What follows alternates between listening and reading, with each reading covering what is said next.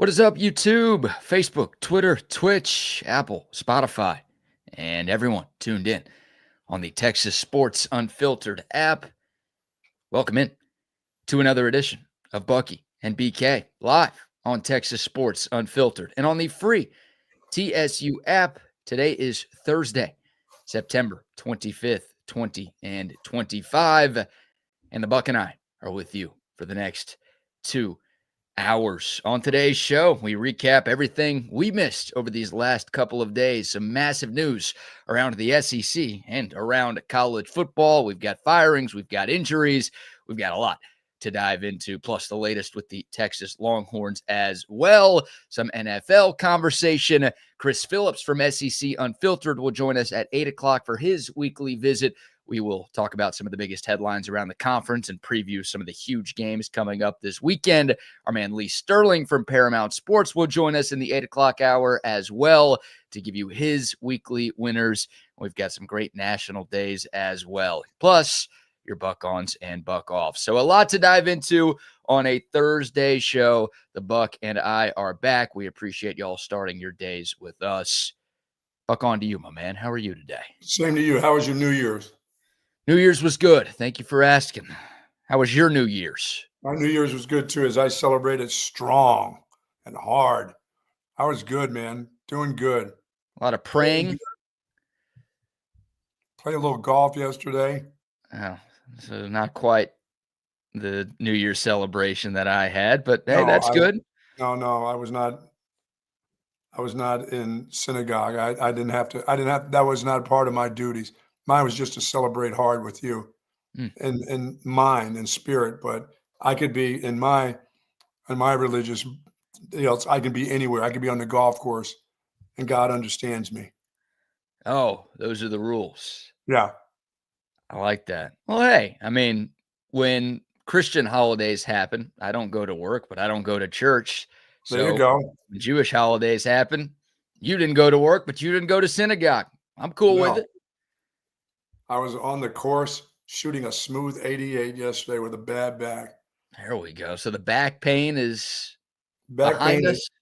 No, it's not. It's behind us. All right. It's still back there, but it's a little sore this morning. But I went to I'll say there's a fabulous place, and they're all over this area called Stretch Zone. And I got stretched pretty good without hurting myself on, I guess it may have been Monday. No, it was Tuesday, and I played Wednesday, and it felt really good. They did a really good job. They have levels of stretch that won't take you. They're not trying to make you into a figure skater or anything like that. They just, for old people, they can stretch the hamstring, the Achilles tendon, and everything. BK, it felt absolutely good. I went out there, didn't swing hard, making contact with the ball yesterday pretty good, without that hard swing, that Arnold Palmer looking whip it around swing, and played some of the best golf that I played in a long time. Hit the ball pretty well, but I'm sore today. I'm paying for it a little, but not as much as I thought. I know if I was going to be able to stand. So it was a good thing. It was good to get outside. I hadn't been out, been laying around, just hoping this pain would go away. But I think the best thing is to just keep moving. Got to keep moving, brother. Stretch Zone, is that similar to a place that Deshaun Watson would go to? No, that's Massage Zone. Massage Zone. Okay, so you didn't get that type of stretch. No, this is just a 30-minute stretch. That's all. I joined I've joined now for 2 months, and it's, and then I've got some rehab stuff. I'm finding out that my prostate deal is, I got a clean bill of health from that. I've just got a enlarged prostate that's real big, and it's pressed against my bladder, and that's why I go to the bathroom a lot. But there's nothing in there. They don't see anything low risk of cancer. So that was great news. And now just go on living. That's a buck on right there. It is, brother. Just keep on keeping on. But boy, oh boy, I was expecting my back this morning for me not to be able to move, but it's okay. But I'm going to take care of it. Lots of water, lots of stretching. Oh my God. Every place I go now, I'm just like bending over and stretching, putting my feet up. But I'm excited. I'm excited. Hopefully I'll be able to stand for the St. Jude's Children's Research Hospital to walk on Saturday morning. Actually going out that way, you know, I'm going out there for Friday's deal and then be ready for Saturday early.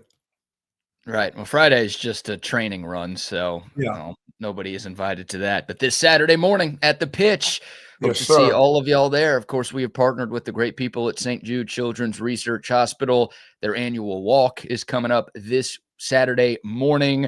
Still some time to register, still some time to donate.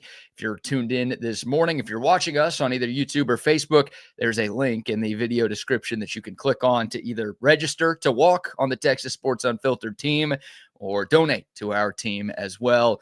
And of course, 100% of the proceeds go to St. Jude. So Bucky will be emceeing the event along with Bob Pickett.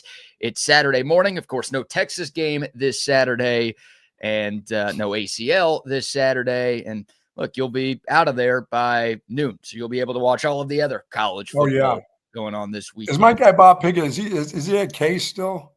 Bob Pickett is 98.1 KVAT, which, them and Case are basically sister stations. So he's in that same building. Is he 98.1 KVAT? He's been there country music classics on KVAT. Yeah, man. He's been around there for a while. Yes, he has. That guy's an Austin radio legend. He certainly is. No doubt about it. That'll be fun to see him. I hadn't seen him in a long, long time. Well, good morning to the soldiers at Fort Hood, Texas, the soldiers in the state of Texas, and all those that fight for us each and every day. Thank you so very much for what you do. We all do appreciate it. We appreciate you and your families. Definitely appreciate your families sharing you with all of us. Couldn't do it without you. And do be safe out there, please. Yes, indeed. Shout out to the boys from Chaos Theory, Wags and Double R for holding it down for us the last couple of days.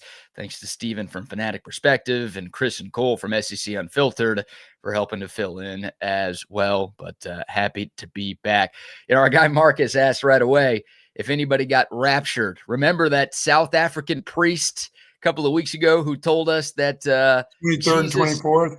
Yeah, he said Jesus was coming back on September 23rd or September 24th. Did I miss him? Did he leave us behind? What happened? No, we're coming back for the second taking. Maybe some people left on the 23rd. Oh, he got the There's best. There's definitely some people that left this earth on the 23rd, but I don't know if the rapture came. He got the good people early. He's saving us for later. Oh yeah, we're in the back of that bus for sure. I won't even be on the bus actually. So I was wondering if I wouldn't see you today. Just all of a sudden you're gone. You've been raptured. Poof, no. Didn't happen. Not yet. All right, so plenty of sports to dive into. Look, it's an open week. Normally during a Texas bye week, there's not a whole lot going on, but there's a lot that has gone on around the college football world that directly impacts Texas. And how about two huge quarterback injuries for the Longhorns' first two SEC opponents? Within the span of, 30 hours, Buck, we learned that Florida starting quarterback DJ Lagway has been walking around Florida's campus in a walking boot. And also we learned that Oklahoma starting quarterback John Mateer is undergoing surgery on his throwing hand. So we've gotten some more clarification since those initial headlines dropped. Billy Napier told the Florida media that it's precautionary and DJ Lagway is fine and he'll be ready to go for the Texas game next Saturday. Florida is also on a bye week.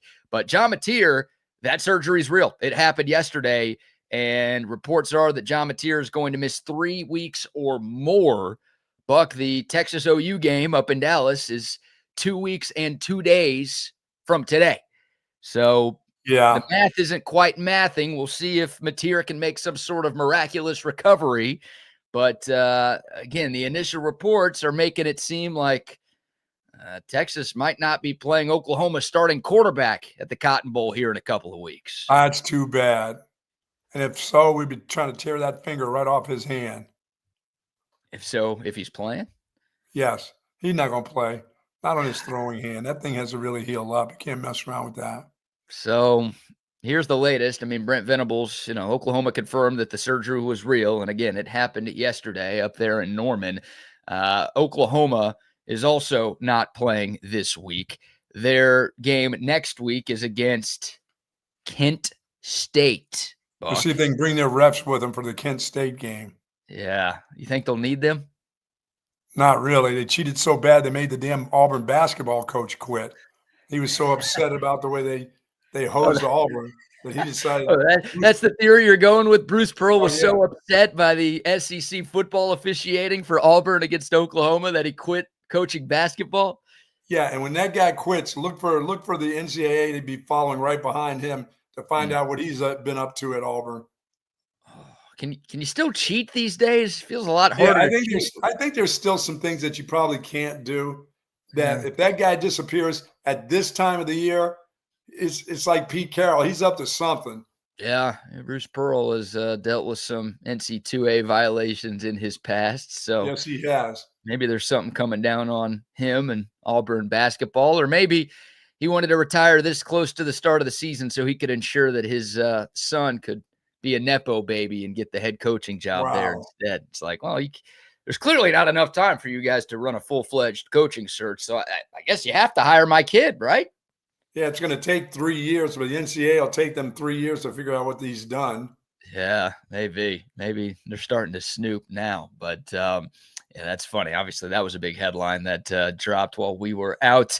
But yeah, Brent Venables, or Burnt Vegetables, as we like to call him, he has already announced that John Mateer is going to miss Oklahoma's game against Kent State. And Michael Hawkins Jr., the Sooners' backup, will get the start in that game. And of course, that is 7 days before Red River. Yeah, we've seen that no-playing dude play before. Yeah, if that name sounds familiar, he was the starting quarterback for Oklahoma last year in Texas's 34-3 victory at the Red River game, and he did not look good at all. Yeah, that's too bad. That's too bad for Mateer. I mean, he was, in the Heisman race, he was right up there now too, and that's too bad. Yeah, he was the front runner, according to Circa, according to FanDuel, according to a few different sports books. Before the news about this injury dropped, he was the Vegas favorite to win the Heisman Trophy, which I felt was a little premature, but obviously he's done a great job. I mean, Oklahoma was 6-7 last year, and right now they're 4-0, sitting in the top 10 in the country, and I fully expect them to beat Kent State even without Mateer. So they're going to be 5-0 heading into Dallas. And yeah, they've been one of the most impressive turnarounds in college football here in 2025. And he's been the biggest reason why that they're a completely different team. So he's looked good. He's played really well. His game is translated to the SEC level. And yeah, I mean, it's a tough loss for them. And I wonder, like, what does Oklahoma do here, Buck? Like, maybe they don't have a decision to make. Maybe the doctors just can't clear Mateer by October 11th. So it's out. Yeah, I think it'll be, he just can't, that's just not enough time to heal. Okay. That's too risky for a guy that wants to move on too, Right. Yeah, I just wonder, like, does Oklahoma rush him back for that game? That's their biggest game of the year. Too many people around him saying, you're not rushing me back for this. That doesn't make any sense. Yeah. Yeah. I mean, it's not like he went there, like he chose Oklahoma to chose to be in this big time, game against Texas. He wasn't there as a freshman. He just showing up. He's not going to jump in here on a whim and screw up his football career if his hand's not ready. Right. Yeah, you might be right. And look, for Oklahoma, assuming they are 5-0 going into Dallas, they could lose the game against Texas and still make the playoff, still make a run to Atlanta. Like, they'll still have all of their. Dude, they lose the game to Texas, they're going to have a few more that they're going to lose with that other quarterback. Well, yeah, obviously, if John Mateer, if this turns into a season-ending injury, then Oklahoma's in serious trouble because their run game still sucks. I don't think their offensive line is much better than last year. Right. So, and their schedule gets a hell of a lot tougher in the second half. So, or does it ever? Yeah, if this is John Mateer, like they're lying and the injury's more serious than we thought, or just it doesn't recover the way that they want, then yeah, Oklahoma's season goes off the rails pretty quickly. And I don't know if conversations about Brent Venables' job security pop back up because he's got this excuse of, hey, my starting quarterback got hurt, so you can't fire me. Oh, my God, that's right. He's got a built-in excuse now. So he's got the built-in excuse right there. But, yeah, I mean, I just wonder, does Oklahoma try to rush him back because they hate Texas so much and they want to win that game so badly? Or do they say that, no, we could still make the playoff if we lose the Texas game and just try to get John Mateer as close to 100% as we can for the second half of the year? Sure. So that's something to monitor for sure. But again, the timeline, if it's really 3 or more weeks, which is what the Oklahoma insiders are saying, then John Mateer won't be on the field for Texas OU this season. Yeah, what a classic game that would be with that dude playing. That'd be awesome. No, Arch versus Mateer. That'd be fun. And look, I think it's going to be a top 10 game either way, right? Like you're not going to fall from the ratings if your quarterback doesn't play or isn't expected to play. So I think OU will still be in the top 10. I expect Texas to beat Florida next Saturday. So I think the Longhorns will be in the top 10. Obviously, that game is always huge, but anytime you're talking about, two teams that feel like playoff contenders, then it becomes even huger. So, yeah, I mean, a lot of the intrigue, a lot of the storyline would go away if it's Mike Hawk, as they call him, Buck. He was awful. I think that's what they call him. Yeah. I mean, he threw for less than 150 yards on 4.8 yards per attempt. He got sacked 6 times. He lost a fumble. He ran it 20 times for 27 yards last year. And again, Oklahoma scored 3 points. They didn't get into the end zone in Red River 2024. So I'm sure he's gotten better. And again, the talent around him on offense is better. The wide receivers are definitely better. The receivers are definitely better. Yeah, because in that game, weren't they missing like 4 dudes? Yeah, they had nobody to throw the ball to. And they had nobody to block. They had nobody to run. I mean, they still got nobody to run or block. So, yeah. So you're right. The running backs, I'm not sure any better than last year. The offensive line, I think, is marginally better than last year.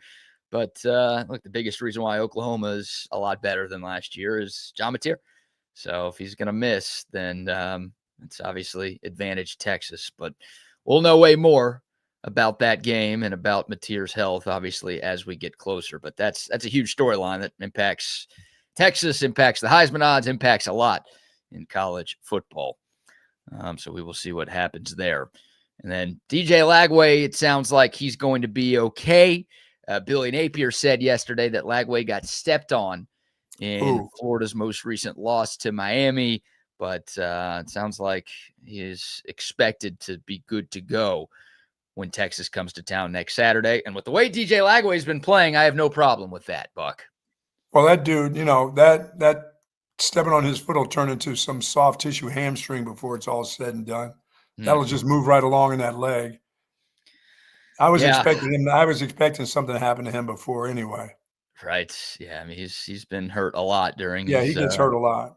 2-year Florida career. He's not having a great season. Obviously, we all saw him throw 5 interceptions in Florida's loss to LSU on September 13th. And then this past weekend against Miami, Buck, I don't know if you saw DJ Lagway's stat line in that game. I know you watched that game. I did. 12 for 23 for 61 yards passing. In a 4-quarter football game, in a 60-minute game, he threw 61 yards. So last year Texas had the excuse of beating Florida without their starting quarterback, or maybe Florida had the excuse. Texas got what was regarded as a gift. I was telling everybody it didn't matter because DJ Lagway is not good enough to overcome the talent gap and the coaching gap between these two teams. I want DJ Lagway on the field because I don't want to hear that, Texas got to beat another backup quarterback. I want them to beat that dude, and I would love to see DJ Lagway try to throw against this defense with how he's looked against LSU and Miami's defense the last couple of weeks. I'm not worried about that. He has not been good. No. And obviously, Florida has not been good. They're 1-3 right now, and their head coach is on about as out of a seat as you could possibly be on. So, yeah, I still worry about that game. Sorry. You don't have to apologize. When you say you worry about that game, what are you picking Texas to lose? It's too early yet. I got to wait till next week. All right. See who's playing. See if Trey Wisner is ready to go and play in this football game. That would be the difference for you? That would be a big difference for me because the Pep boys that they're running out here right now, running back at Texas, that's not going to be good enough down at the Swamp. Okay, so you don't think Texas would win if Trey Wisner didn't play? I think it would be a very close game, and that could be my deciding factor why they wouldn't win. Is because they couldn't run. Okay. Yeah, Trey Wisner's trending in the right direction. I think he's going to play. I think he's going to be good to go. That'd be great news. I think if Texas played a game, or if Texas was playing a game 2 days from now, Trey Wisner would be out there. And I was told if Texas played Florida last weekend, Trey Wisner would have been out there. It's just they were playing Sam Houston, and they didn't need him. So they're being overly cautious. But, yeah, I think Trey Wisner is expected to be all systems go. In 2 weeks, yeah, I would expect so. It seems like he hadn't played since, when was that, the first game, right? Yeah, August 30th. So wow. The Florida game is October 4th. That's more than a month off for him. So he should be just fine. And it sounds like it's a hamstring tweak and not anything major. So yeah, no surgery or anything for Trey. Just dealing with that hammy. So those things tend to linger, and it sounds like it has lingered a little bit. But people were reporting after the Ohio State game that Trey Wisner's hamstring injury happened during fall camp. And he still played the Ohio State game, and he averaged 5 yards a carry, and he was by far Texas's best running back in that game. So he may have been playing hurt in that one, and I think we thought he played pretty well in that one. Yeah, he wasn't at full tilt then in that game, probably. Yeah, it didn't sound like, again, we didn't know anything going in, but that was the reporting after the game, is that maybe what he's dealing with now was something he was dealing with before the year even kicked off. But the other kid should be ready by then in 2 weeks too. Yeah, Baxter, I think, is less of a sure thing. If you ask me right now if he's going to play, I would say yes. But I think and obviously he got hurt later than Wisner, and he's played more recently than Wisner. All hamstring injuries are not created alike, so I don't know if the timelines are exactly the same. But I feel better about telling you that Wisner's going to return than Baxter right now. But the hope is both of them are ready to roll when SEC play rolls around. So it'll be interesting. Yeah, I would love to have those guys back in the Swamp. I would pick Texas either way, but I'd definitely feel better about Texas's chances if they're 100% in their running back room. No question. You mean you'd feel pretty good with the guys that they have running right now to be the Florida team in the Swamp? Yeah, it's this Florida team in a Swamp, not 15 years ago Florida team in the Swamp. No. This year's Florida team in a Swamp. They're really bad. And I keep hearing that they're going to be desperate. They're playing for their coach. It's like, well, they were supposed to be that in LSU. They were supposed to be that in Miami. And that offense scored a combined 17 points in those games. Yeah, that's not. Yeah. I'm not 100% sold on the Texas offense being 100% fixed. I got to see it against a good Florida defense, and I do think Florida has a good defense. But they can give you some scores on their offense can give your defense a score. Yeah, or two. That's I wonder how Florida's going to move the ball against the Texas defense, because all the issues Texas has had on offense, they've been better than Florida on that side of the football. Yes. So I feel good about that. So obviously plenty of time to preview that game. 9 days from now, Texas at Florida, but some big news on the horizon. Again, DJ Lagway and John Mateer dealing with some injuries. It sounds like Lagway will be ready to return for Texas, but Mateer, obviously, we're still waiting to see. Buck, we missed this story as well. This one doesn't directly impact Texas, but a guy that Texas dealt with for a long time in the Big 12, Mike Gundy lost his job on Tuesday. Gundy is Dundee. Gundy is Dundee. Fat? He's fat. Oh, he's gone. I don't know if he's fat. He's gone. Gone. They took that $15 million buyout and said, yeah, we can't do this anymore. I'm not surprised at all. Yeah, I don't know. I'm a little surprised that this happened. I mean, he's the winningest coach in their program's history. I played there. He's given a lot to that university for like 3 decades. And they're just giving him a lot too at $15 million. For sure. They're paying him to leave. He can head to the farm and chill out now. Hey, my dream job is to be a fired major college football coach, because wow, you get that. I mean, ask Jimbo Fisher. I can't figure out why Jimbo Fisher's talking about wanting to coach again. Like, that dude should just be laughing every single morning when he gets out of bed. And every time he watches A&M football, he should be laughing at the TV. Oh, my goodness. Way to go, idiots. You paid me $75 million to leave. Thank you very much. But, yeah, I mean, Gundy, winningest coach in school history, second longest tenured coach in college football. It's amazing how fast things fell up there. Like, Texas played them for the Big 12 title 2 years ago. Oh, yeah. They started last year 3-0, and then they didn't win a game the rest of the way, ended 3-9. And then this year they started 1-2, and they just lost to Tulsa at home. I mean, they went from playing for a conference title, Buck. They've lost 11 straight games to FBS teams. That Tulsa game did it. That's secured right there. Yeah. Like, how can you – how does it fall that fast, that far that fast?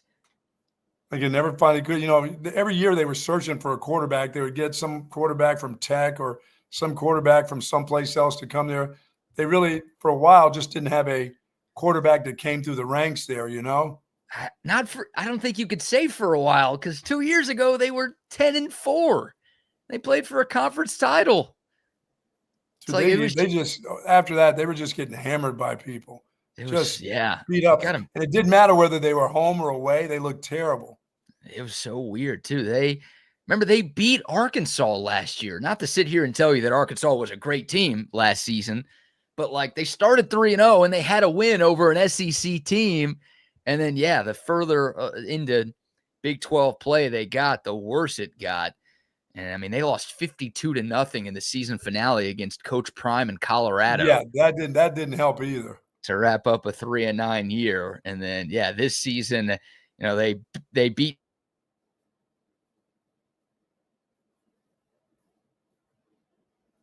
the Tulsa loss at home was the Tulsa loss was too much. Yes. Yeah. I mean, they became a joke. So I thought it would take a while. I thought they'd give him, the rest of the season, but it's clear the locker room just turned on him. Like, the guys in the locker room don't want to play for him right now. I don't know what happened. That place is going to be an empty hole. Guys are going to be in the portal. They're going to be gone. If they're any good, they're going to be gone. Maybe they've only played 3 games. And of course you've got the 4-game redshirt rule. So maybe it's Oklahoma State trying to be like, hey, don't leave. Like, we got rid of Gundy. Maybe you didn't like Gundy. He's not going to be your coach. So maybe consider giving us a try. I don't know if that'll work, but I'm fascinated. I think there's a couple of coaches in the state of Texas. Your guy, G.J. Kinney at Texas State. No, he needs to hold out for UCLA. UCLA is not going to hire G.J. Kinney. What? Why not? He's got no ties to that area. Yeah, the last guy that had ties to that area sucked at head coaching there for them. He had ties. Yeah. Look at what he did. Yeah, I can't argue against that. He did. At least he knew where UCLA was located. I'm not sure. Yes, he did. Not sure if G.J. Kinney knows that UCLA is in Los Angeles. I don't know. I mean, obviously UCLA is open too. I wouldn't think they'd be interested in a smaller Texas school head coach. I would, but I could be wrong. Being in the Big Ten, they're probably thinking a bigger. Yeah.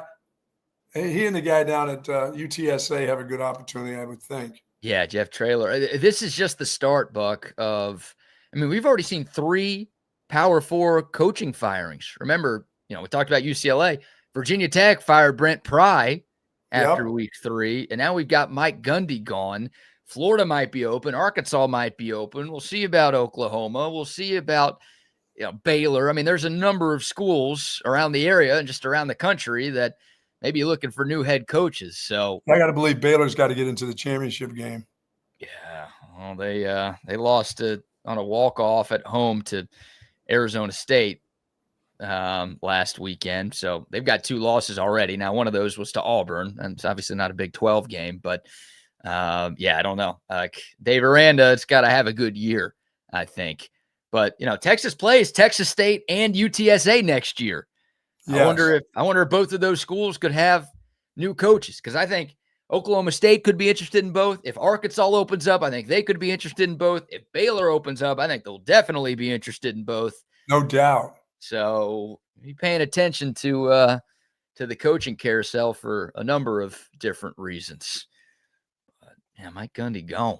Yeah, that Oklahoma State job is a tough one now, because those guys are all, they're going to bail if any of them are any good, they're bailing.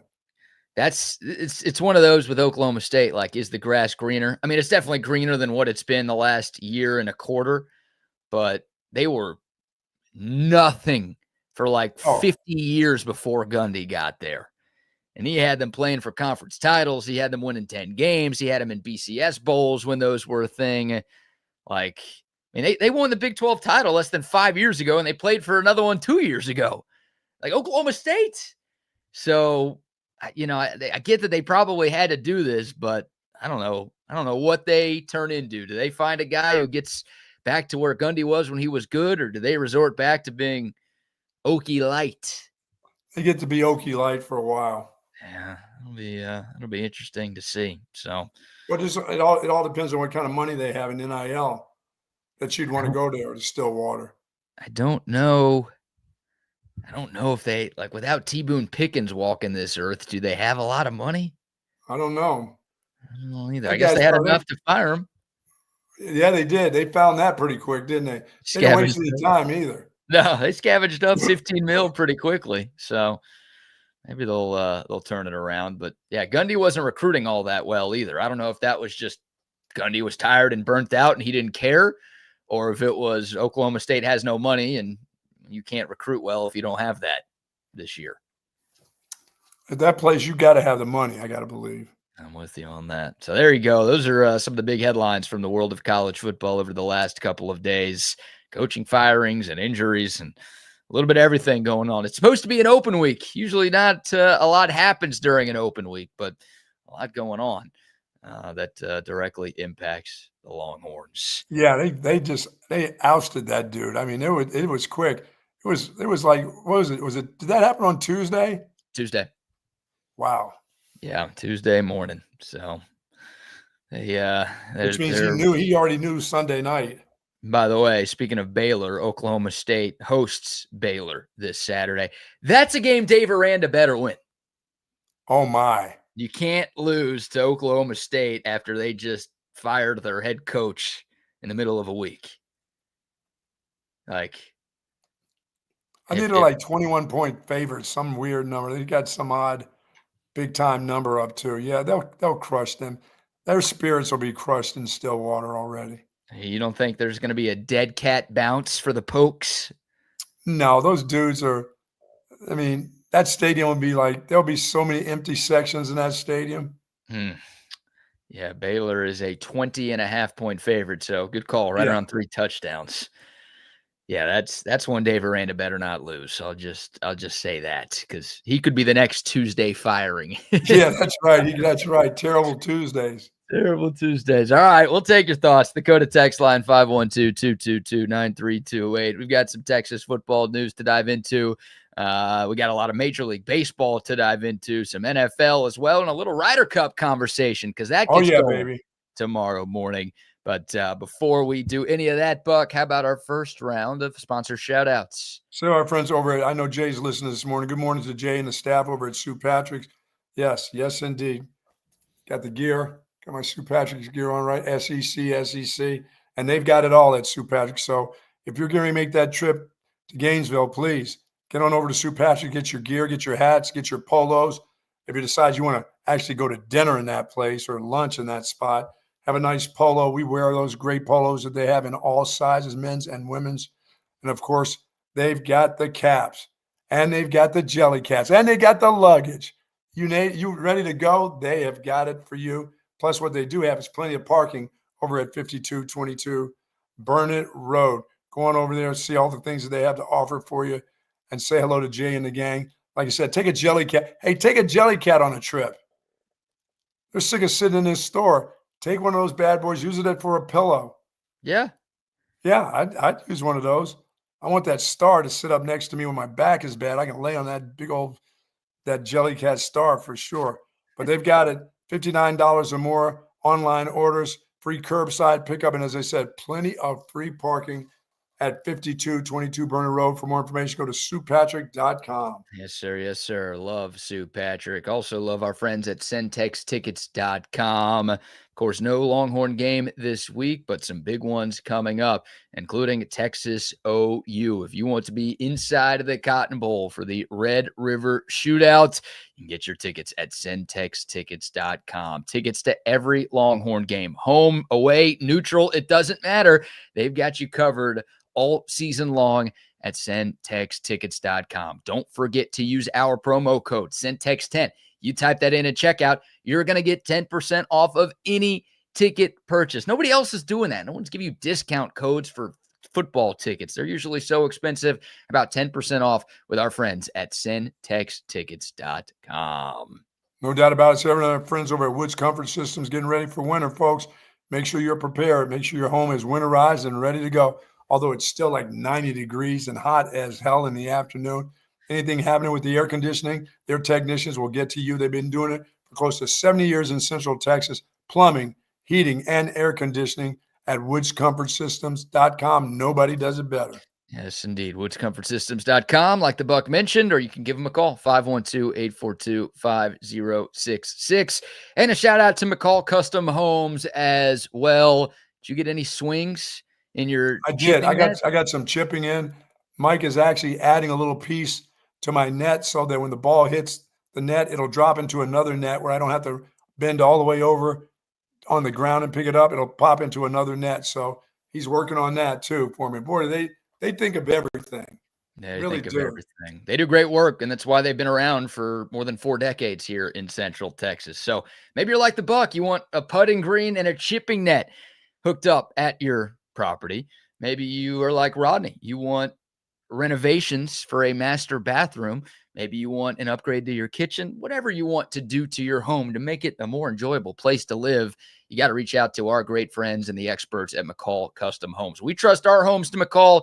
You should too. They're A+ rated by the Better Business Bureau. And again, they've been around for 4 decades, so they know what it takes to turn a Central Texas home into something truly special. McCall Custom Homes, ATX.com. Right now, they're offering free estimates to TSU listeners. Again, McCall Custom Homes, ATX.com for more information. Love it.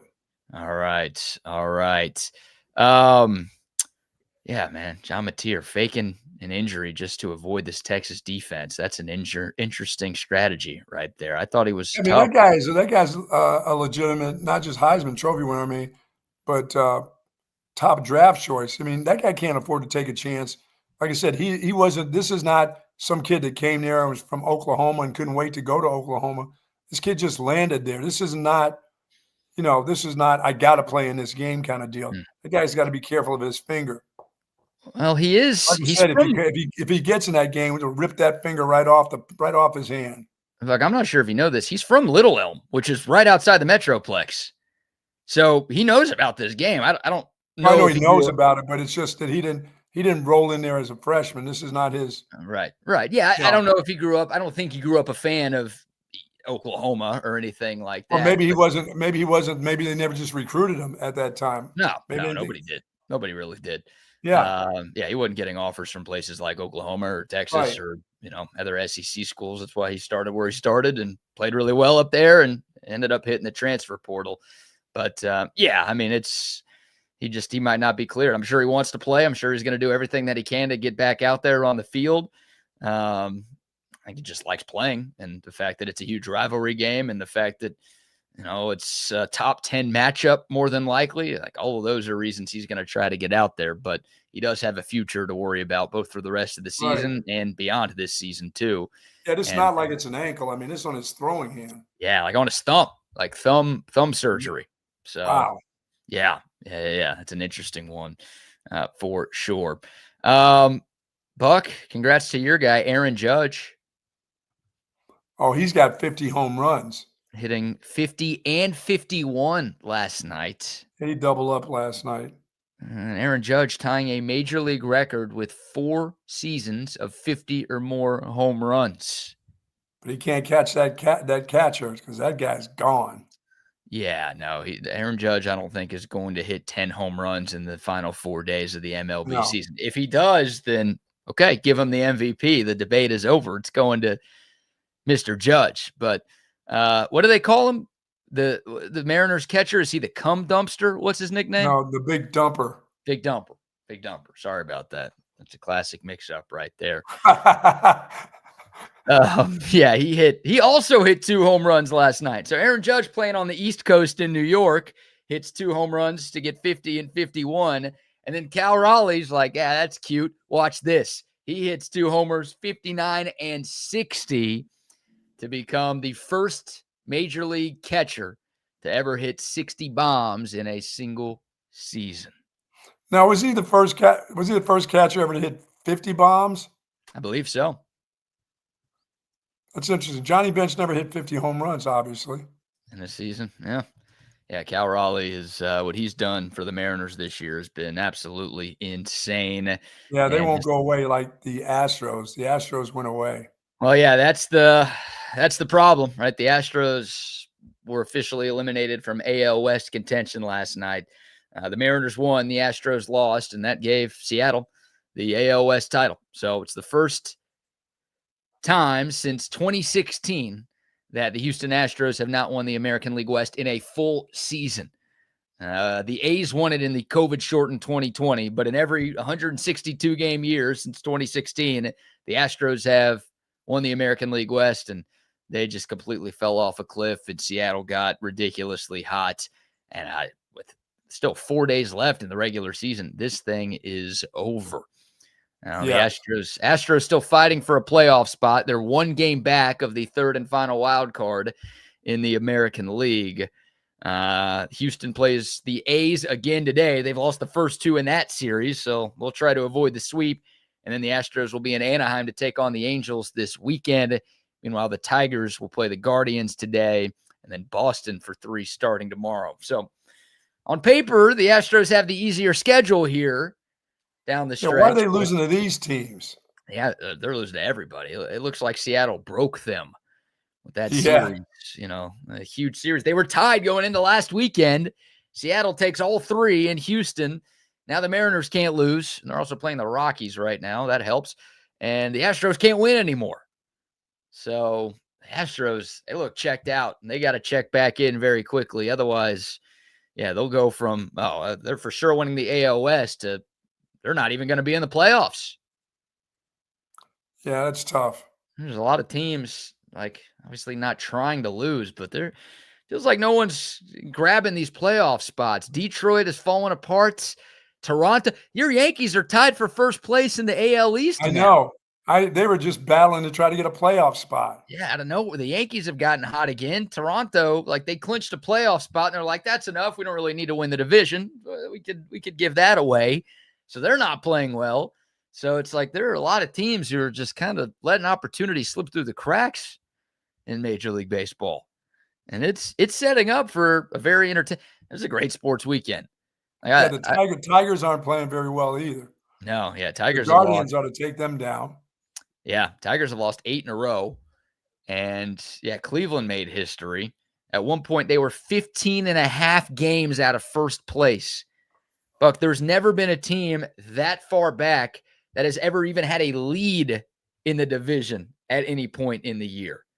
So Cleveland right now is in first place, so they've already made history. Obviously, if they hold on, then it'll be even more history for them. But, yeah, the Tigers, of course, who are managed by former Astros manager A.J. Hinch, there's a lot of collapsing going on with Houston area baseball right now. Yeah, that's going to be interesting to see what the Astros do if they don't make the playoffs, what they're going to do with their manager. He may be gone. Joe Espada? Yeah.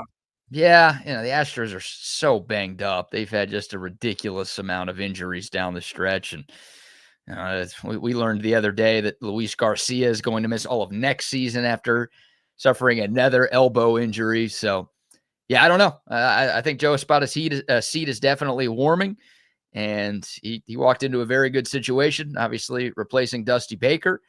And the golden era of Astros baseball that has been going on for nearly a decade, if they don't find a way to make the playoffs, then it appears that it's come to an end. So, Man.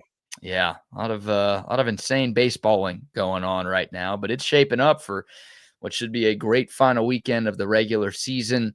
Absolutely. And I'm never like upset that, or excuse me, I'm never not upset that Texas isn't playing, right? I like watching the Longhorns every Saturday, but with all the baseball happening, all of the other great college football happening, the Ryder Cup happening, like there's plenty of sports to be watching on the AV Consultations TV setup this weekend, and I'm okay not getting to watch the Horns because there's plenty else on TV. I have my USA cap on. I'll be ready to go Tomorrow? Yeah, it Yeah, starts. enough of that Tommy Fleetwood crap. That's over with. Any thoughts, any picks, any hot takes on the Ryder Cup that starts early tomorrow morning? How nasty are the fans going to be in New York? They're going to be on Rory. Chris. They're going to be on Lowry. They're going to be on all those dudes. As they They're going to be in should. their. They're going to be in their ear like nobody's business. I would like this to turn into a Happy Gilmore situation where they're booing during backswings. It could be. To me, like that's Ryder Cup right there, you know? I like when in the fairway, when the caddy yells over to the crowd that's off the fairway, he's way out 100 yards away. Quiet, please. Or can you stop moving? Yeah, okay, sure. I want Sure. this to be like Waste Management Open on steroids. Oh my God. Everybody, the crowds get a little ridiculous. I don't want people throwing stuff at the golfers. I don't want, people streaking across the course. But in terms of the noise factor, like to me, I get it. I get why you can't talk or yell or scream or cheer during a backswing. I understand that's not how the game usually works. But for the Ryder Cup, we're talking about a real home field advantage. The only real time you get that in golf. Shouldn't you open up the rule book a little bit? I just don't think you have to be deathly quiet. That's all. Yeah. You can play through some chatter. Let's go. Hit the ball. Yeah, obviously, like I guess after the swings and while guys are walking the course, there's plenty of chirping going on from the fans. Hell yeah. I want the whole thing to be a nightmare for Team Europe. Absolutely. That would be great. So yeah, Ryder Cup gets going tomorrow. You're picking USA. All the way, yes. Yeah, that'll be. I haven't seen any pairings yet. I may have missed it. I wonder who Scotty's playing with right off the bat. Let me see if I could pull that up real quick. Does he have a buddy? Who's his buddy there? You got practice round pairings. Do we care about that? No. I don't think they've even announced the pairings just yet. All right, well. Who's my guy, JJ Spawn? Little round-shouldered Spawn he playing with. They announced the pairings 3:00 this afternoon. Nice. So I want Scotty to play with JJ Spawn. Oh, you want those guys to be together? Yes. Do you like JJ Spawn? You always call him fat. No, I never called him fat. He's just got a little round-shouldered. Okay. You've always called him fat. I think those mean the same thing, sir. I didn't call him pudgy or anything. He's not even pudgy. He's just got little round shoulders, little round head, little round shoulders. Okay. All right. Well, the Ryder Cup starts tomorrow. Buck, some more Texas football related news that dropped when we were out the other day. The Longhorns' future SEC schedule has been announced. Oh boy. We now know their SEC opponents for the next 4 years. 9 games, right? We're in the 9 games. Starting next year, yep, there will be 9 SEC games. I'll do up a little screen share here. Pull up a little screen share here. We don't need to talk about all 4 games. We really can just focus on 2026. But here's the next 2 years worth of opponents. I should say SEC opponents for Texas football. We've already known the 3 non-conference games for a while. They're all here in Austin. It'll be Texas State, Ohio State, and UTSA coming to DKR to open up next season. Now we know all of the SEC opponents as well. And we're looking at the left column here. My big takeaway, Buck. The SEC really expects Arch Manning to be back at Texas next year because Ole Miss is on the schedule. Tennessee is on the schedule, and LSU is on the schedule. Yes. That's ultimate Manning tie-in right there. Get massive storylines. Obviously, Peyton played at Tennessee. Eli, Archie, and Cooper were at Ole Miss. And, of course, Arch grew up in the state of Louisiana. And the Manning family has a ton of ties all across that state. So all three of those teams. Now, look, Texas hasn't played those teams in either of the last 2 years. So that also makes this easy to do. But I don't think this is just random coincidence that the conference is doing this. I think they're trying to take advantage of all of the Manning mania that they could have. Absolutely. Also, the other games. So the SEC announced the 3 annual rivals for Texas for the next 4 years. No surprise, it's OU, A&M, and Arkansas. Conference got that one right. They didn't get a lot right with some of the other teams, but for Texas, this felt like a no-brainer. So obviously those 3 games are on the schedule. It'll be Arkansas at home again. So 2 years in a row with Arkansas at home. The A&M game will be back in College Station next year. And, of course, Oklahoma will be in Dallas. Do I not see a Vandy there anymore? No Vandy next year. No, sir. Damn. You will see Vandy. Will be gone. Yeah, well, we'll see. I mean, Texas plays in Nashville in 2027. Maybe Pavia will sue the NCAA and he'll get to keep playing 2 years from now, too. No, he'll be working at Tower Records by then. That's where you're giving him the job, Tower Records? Yeah, he'll be working at Tower Records in Nashville or something. Is Tower Records a thing? Does that even exist anymore? I don't think it does. I don't know if it does either. But yeah, your 3 other home games. Texas will play Florida and Mississippi State again next year. So it'll be 3 years in a row where those 2 teams are on the schedule. And then Ole Miss is the other SEC home game for the Longhorns. And then the road games. South Carolina? Yow. The road games next year. Still talking about next year. The road games next year at LSU, at Missouri, at Tennessee, at A&M. Pretty good ones. I like that. I like that schedule. Do you? I do. I how long before Roll Tide gets in here? 2027. Well, that's at Alabama, but Texas will play in Tuscaloosa in 2027. I think Bama returns here in 2029. Yeah. Yeah, I like to see an easy one in there. I like to see Vandy jump back in there. What the hell's going on? We got Lane Kiffin. The Lane train coming to Austin. Hide your daughters, parents. Man. Hide the co-eds around here. Yeah, I don't know. It's an interesting he's matured. Schedule. I've seen the SEC thing on him. He's a grown-up guy now. Lane Kiffin? Yeah. Yeah, he's matured a lot since I've seen some teasers for that. I haven't watched it yet. I've seen it. He's pretty grown up. He's pretty into his kids. He's pretty into hanging out with his family. Yeah. All right. That's good. He didn't have kids when he was with the Raiders, did he? Maybe his kids were really young. I don't think so. He's so young when he took that job, and that thing was an unmitigated disaster for everybody involved. But, man, some fun road trips at LSU. Texas and LSU haven't played one another since 2019. They were supposed to play in 2020, and COVID obviously knocked that game off the schedule. But I'm so pissed about that because I was going to go. So many Texas fans were going to go, and LSU was so bad that year. Texas was going to roll into Death Valley and win that game, I think, pretty easily. But Texas fans will get their opportunity to head to Baton Rouge for a game next year, which will be fun. Obviously, you get the old, I don't want to call it a rivalry, but the old Big 12 matchup with Missouri. Texas 6-1 all time against Mizzou. The last game between the two teams was the Tom Herman secure the bag dance at the Texas Bowl down in Houston, and then obviously the trip to Knoxville to play Tennessee. That'll be fun. That'll be fun for Texas fans there. The battle of UTs. Of course, people for some reason care so much about the real UT. They can both be UT. I don't know why that's such a big deal. Tennessee fans get all butthurt whenever Texas fans call themselves UT. It's like, all right.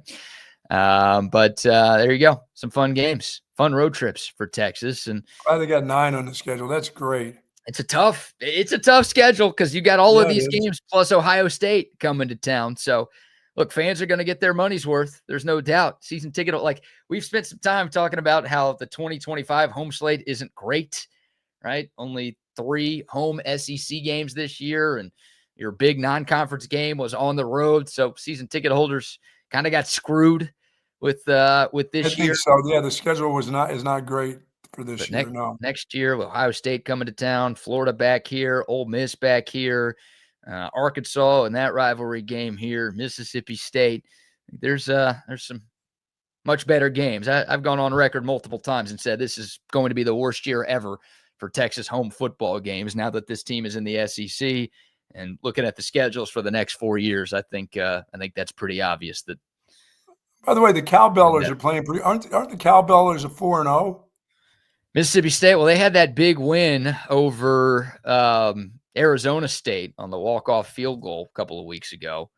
They are hosting. They're 4-0. They're hosting Tennessee this weekend. Yeah, they'll get their comeuppance this weekend. Yeah, they are 4-0. They play their other 3 games are Southern Miss, Alcorn State, and Northern Illinois. Yeah, so nice. Very nice. They took advantage of their 3 non-conference cupcakes. But we'll learn a lot about Hail State this weekend when Tennessee comes to town. That'd be an interesting upset if it can happen. Yeah, I don't think that's happening. I don't think it is either. So there you go. There's the Longhorns 2026 SEC schedule. And again, kudos to the SEC for getting it right, with Oklahoma, Texas A&M, and Arkansas being the 3 annual opponents for Texas. It would have been sacrilege. I don't think there's any doubt that Arch Manning will be back for another year. Okay. You've moving on from the take that he might go pro after this year. I'm moving on. Yeah, I've moved on for that take, unless he just gets sick of college football, and just decides, I don't care where I am in the draft, I just need to get out of this college football deal. That would be the only thing for me now. I just think he needs another year. All right. Yeah. I mean, I think with what we've seen from him right now, he's not ready for the NFL. Of course, there's still 8 games left this season. So an opportunity for Arch Manning to put some things together and, show that maybe he's ready to make the leap. But I don't know. We'll see. I've maintained the stance that I fully expect Arch Manning to be back next year, and I hope he's back next year. But I wonder if the NFL draft was next week, where Arch Manning would hear his name called. This is a pretty stupid exercise because it's not. But I still think he would be a first-round pick if it was next week. I do not. So I think the talent and I think the last name would get him into the first round. And most of the mock drafts that have Arch Manning still in them, they still have Arch going in the first round, kind of high in the first round. Wow. So I think there's still going to be some scuttlebutt throughout the season. And again, if he starts playing the way he did against Sam Houston, then that chatter will increase again. But yeah, I still believe he's coming back after this season, and I think the SEC clearly does too when they put LSU, Ole Miss, and Tennessee all on the Texas schedule next season. Yeah, if he plays the rest of the year like he played against Sam Houston, that would be wonderful. But the competition kind of ratchets up on the other side of the football. Oh, of course. I mean, he's not going to go 18 of 21 for 300 yards and 5 touchdowns in 2.5 quarters every week. But if he does some of those things that he did in that game, and that can translate to some other games, then that will be good for him. Obviously good for Texas. Absolutely. And I think it's still a storyline that could be out there. So, and yeah, Arch Manning does have 2 years of eligibility remaining, so he could come back for 26 and 27. I don't think that'd be a great thing for Texas if he's back in 2020. Hey, he likes school, man. You think so? I think he likes school. I think he likes to be. Yeah. Wouldn't you like school if you were him? Money in your pocket, play a little ball. Yeah. Well, I'd like school, but I'd like being a pro football player at some point if I were him. I wouldn't Spicoli the thing and just stick around forever. I would go. Yeah, you would. Yeah, you would. You'd try to be here for 8 years, 8, 9, 10 years if you could. Well, if I could, if BK could, for sure. But if I was first round NFL quarterback and you're telling me, well, I could still come back to Austin and get the Austin tail, and I could go be an NFL quarterback and travel the country or travel the world with all these international NFL games these days. And I could take advantage of that. Yeah, shit, yeah, I'm out. They're playing in Ireland this weekend, 9 a.m. game. Yeah, there you go. So I'm taking advantage of all of that stuff right there. All right, we'll take your thoughts. The Coda text line 512-222-9328. The YouTube, Facebook, Twitter, and Twitch live chats are rocking and rolling as well. Our man Chris Phillips from SEC Unfiltered is going to join us here momentarily. We will talk about some of the big injuries around the conference and preview some of the huge matchups coming up this weekend. But before we do that, how about another round of sponsor shout-outs? Folks, our good friends over at Relax the Back give me the right support that I've always been looking for. And these have been difficult times for me with my back. And thanks to Relax the Back, I can sit here for a couple hours without being in pain. I love this chair. I don't know what I'd do without this chair. I don't think I'd be able to do the show with that lawn chair that you have out there that you stole from the pool. I got to have a chair from Relax the Back. And folks, if you've got back problems, neck problems, shoulder, thoracic, lumbar, you name it, they've got an accessory for you over at Relax the Back. 2 great locations in Bee Caves at the Hill Country Galleria across from Whole Foods, and in North Austin at the Gateway Shopping Center across from the Container Store. Live pain-free, sometimes like the Buck, at Relax the Back. Yes, indeed. Love Relax the Back. Love my Relax the Back chair that I'm sitting in this morning. Yeah. Fantastic stuff. Also love AV Consultations. Y'all see the 2 TVs behind me hooked up by AV Consultations. They look great. They work great. They're perfectly aligned. There's no wires sticking out. It's beautiful. That's the work that AV Consultations can do. Y'all hear me talk about the 4 TV setup that I have in the other room. You guessed it, done by AV Consultations. If you want that multi-screen man cave style setup, the woman cave, then AV Consultations can make it happen for you. If you want the big screen TV like the Buck has, if you want the home theater room, if you want the patio TV setup, whatever, AV Consultations can turn your home TV dreams into reality. They've been around since 1988. They've hooked up thousands of Central Texans, over the last 3 decades plus, and they can do the same for you. TV, speakers, whole home lighting, surveillance cameras. It's all automated. It all looks great. It all works great. They're the pros at AV Consultations. Just give them a call, 512-255-8678, or find out more online at avconsultations.com. And, of course, you're looking for a happy hour or you're looking for a great meal, our friends at the League Kitchen and Tavern would love for you to come on by. Today is Thursday, which means it is prime to wine. That is half-price bottles of wine with a great prime rib dinner at the League Kitchen and Tavern in their 4 great locations: Lakeway, Belterra, Bee Cave, Avery Ranch. Plus the weekend, how about this? Lonnie's famous fried chicken is back. It is time for Lonnie's. As I said, it's really good fried chicken, Lonnie, but you're not famous. You're famous for the Cobb salad at the League Kitchen and Tavern. Your chicken is not famous. It's just really, really good fried chicken. Lonnie's famous, and he called it famous fried chicken at all their League Kitchen and Taverns. You know, they got the NFL games on. They got all the SEC games. They are awaiting you too. Teriyaki glazed pork chops, Cobb salad, all day breakfast, brother, at the League Kitchen and Tavern. Once again, there are 4 locations: Lakeway, Belterra, Bee Cave, and Avery Ranch. Lonnie Johnson, the former Kentucky Wildcat, now with the Raiders. Lonnie Walker, Lonnie the Aggie. Lonnie the Aggie. Famous fried chicken. Doesn't have the same ring to it. And a quick shout out to Lonnie, whoever you are. And how about some Altstadt beer to wash down that famous fried chicken? There you go. Altstadt, the best beer that you could find. What a great sports weekend we have. Oh, my God. Like, again, I'm usually upset when Texas isn't playing, but there's so many good college football games this weekend. The Ryder Cup going on. Final weekend of the regular season in Major League Baseball. I'm going to be sitting on the couch watching my AV Consultations TV, drinking more Altstadt beer than I probably should.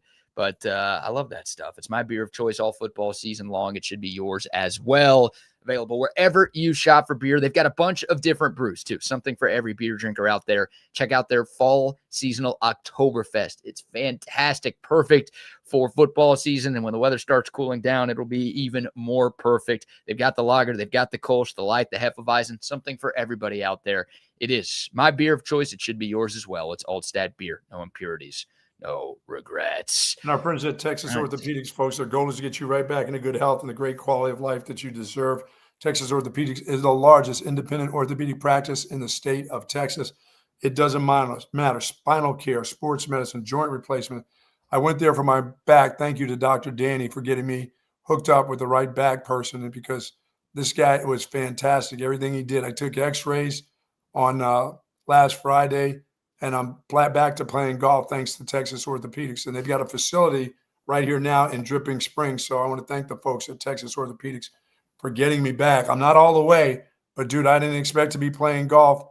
Well, I expected to play golf last week, but the odds of me doing that last week were 100% that wasn't going to happen. I'm happy that I got a chance to do it. Thanks to the folks at Texas Orthopedics yesterday. I appreciate it. Yes, indeed. All right, we've kept him waiting long enough. One of our favorite segments every week. We normally do this on Tuesday, but of course you and I were out this Tuesday, so we pushed it back. Celebrating. We had some things we had to do. Celebrating the Jewish New Year. Absolutely. Yes. I'm sure Chris Phillips was doing some heavy praying over the last couple of days. But our man Chris Phillips from SEC Unfiltered joining us to talk all things SEC football. CP, good to see you, my man. How are you today? BK, Buck, I'm doing well. I appreciate you guys having me on a Thursday.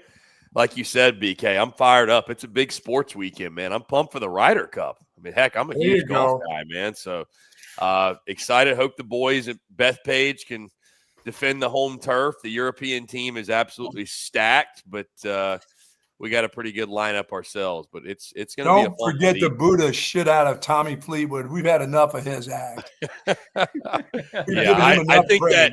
I think that New York crowd is gonna handle it, hold their own. Yeah. But, no, it's a great sports weekend. Funny enough, I've actually got a buddy of mine that not a guy I'm super tight with, but over the years, just somebody I would call a friend. But I saw his Instagram story yesterday. He's headed to a wedding this weekend, and I sent my condolences. I can't believe it that he's doing that. But yeah, poor weekend to go to a wedding. I'll be heading out to Athens, Georgia later this afternoon to get to see the Dogs and the Crimson Tide. And we got a jam-packed weekend already. Going to start our weekend off tomorrow morning playing golf at Athens Country Club, which is I somehow, some way finesse my way out there. Super, super private, pristine. The Dogs are good recruiters, boys. What can I say? So they got me out there. But, no, it's going to be a great weekend, man. I mean, listen, I was at this game last year in Tuscaloosa, and it delivered, and the atmosphere was incredible. And I love going to these because, you know, especially for these fan bases like Georgia and Alabama where they're so used to winning. And, you know, on a week-in, week-out basis, the atmospheres are good, but you rarely get to see it in rare form. Like I'll get to see it Saturday night, and I know the top's going to come off of Sanford. And should be a classic. So, yeah, we're in for a fun weekend of college football, no doubt. Yeah, Chris, before we talk about that game and some of the other huge matchups coming up this weekend, just a quick look back at last weekend, and these are sort of more macro conversations. Arkansas loses to Memphis. Florida isn't very competitive against Miami. Now, Sam Pittman and Billy Napier, two coaches that I think a lot of people thought should have been fired after last season. They both got one more year at their respective schools, and both of them are off to pretty sluggish starts here in 2025. Which coach gets fired first, and does either coach see the end of the 2025 season?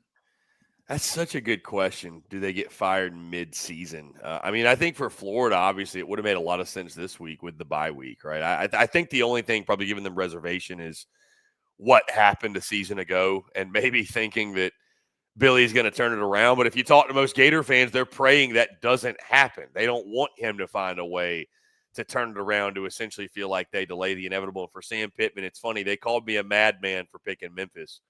They said I was crazy. And sure enough, the Hogs did what they do best under Sam Pittman, and that's choke at the very end. So,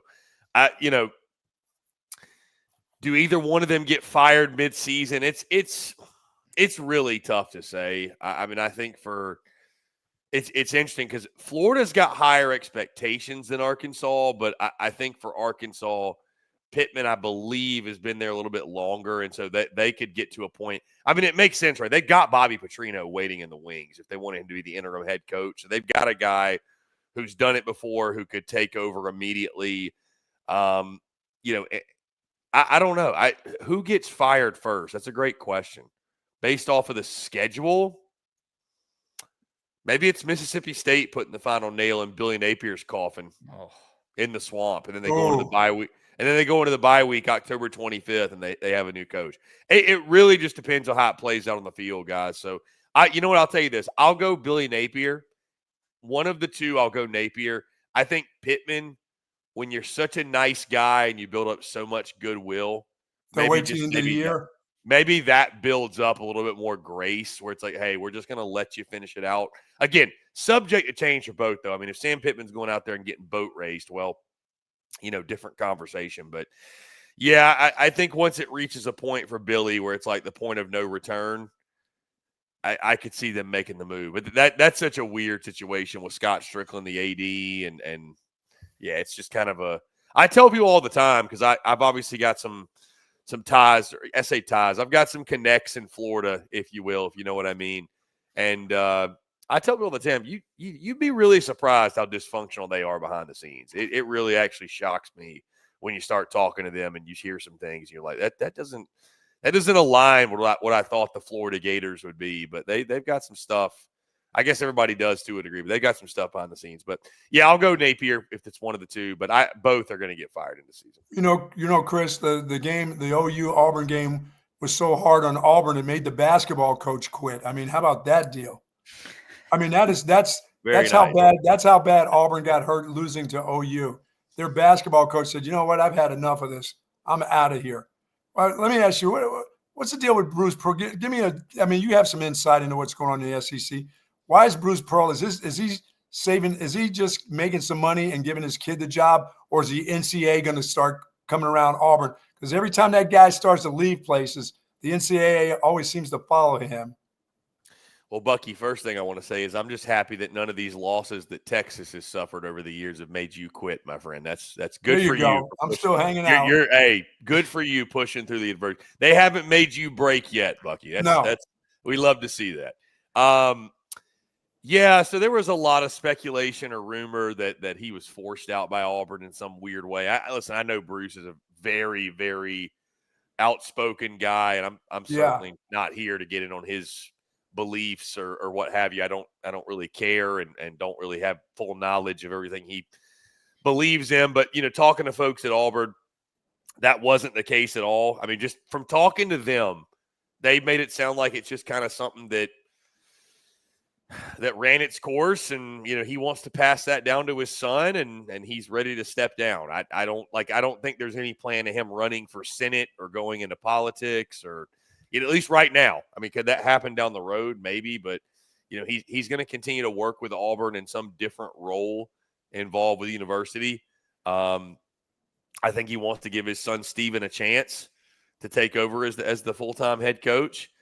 It's interesting, though, because Auburn's a unique fan base, right? Auburn's a fan base in which it is very small-town vibe, like good old boy vibe. Don't you dare say something critical about my Tigers. And I like Auburn people, but, for example, them hiring Stephen Pearl to me was it felt very unserious, if you want my honest opinion. It's like you're a big-time college basketball program. I get Stephen Pearl has been being prepared for this moment for his entire life. And, man, good for Bruce.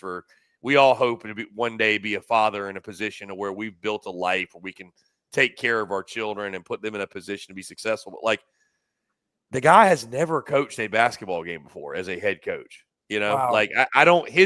It's not like he has this laundry list of qualifications that say he's gonna succeed. But of course, when you say that, Auburn people turn it around as you're a hater. Watch this. You're adding fuel to his fire. It's okay, but we're just making valid points. That's all it is. I hope he does well, but Auburn's.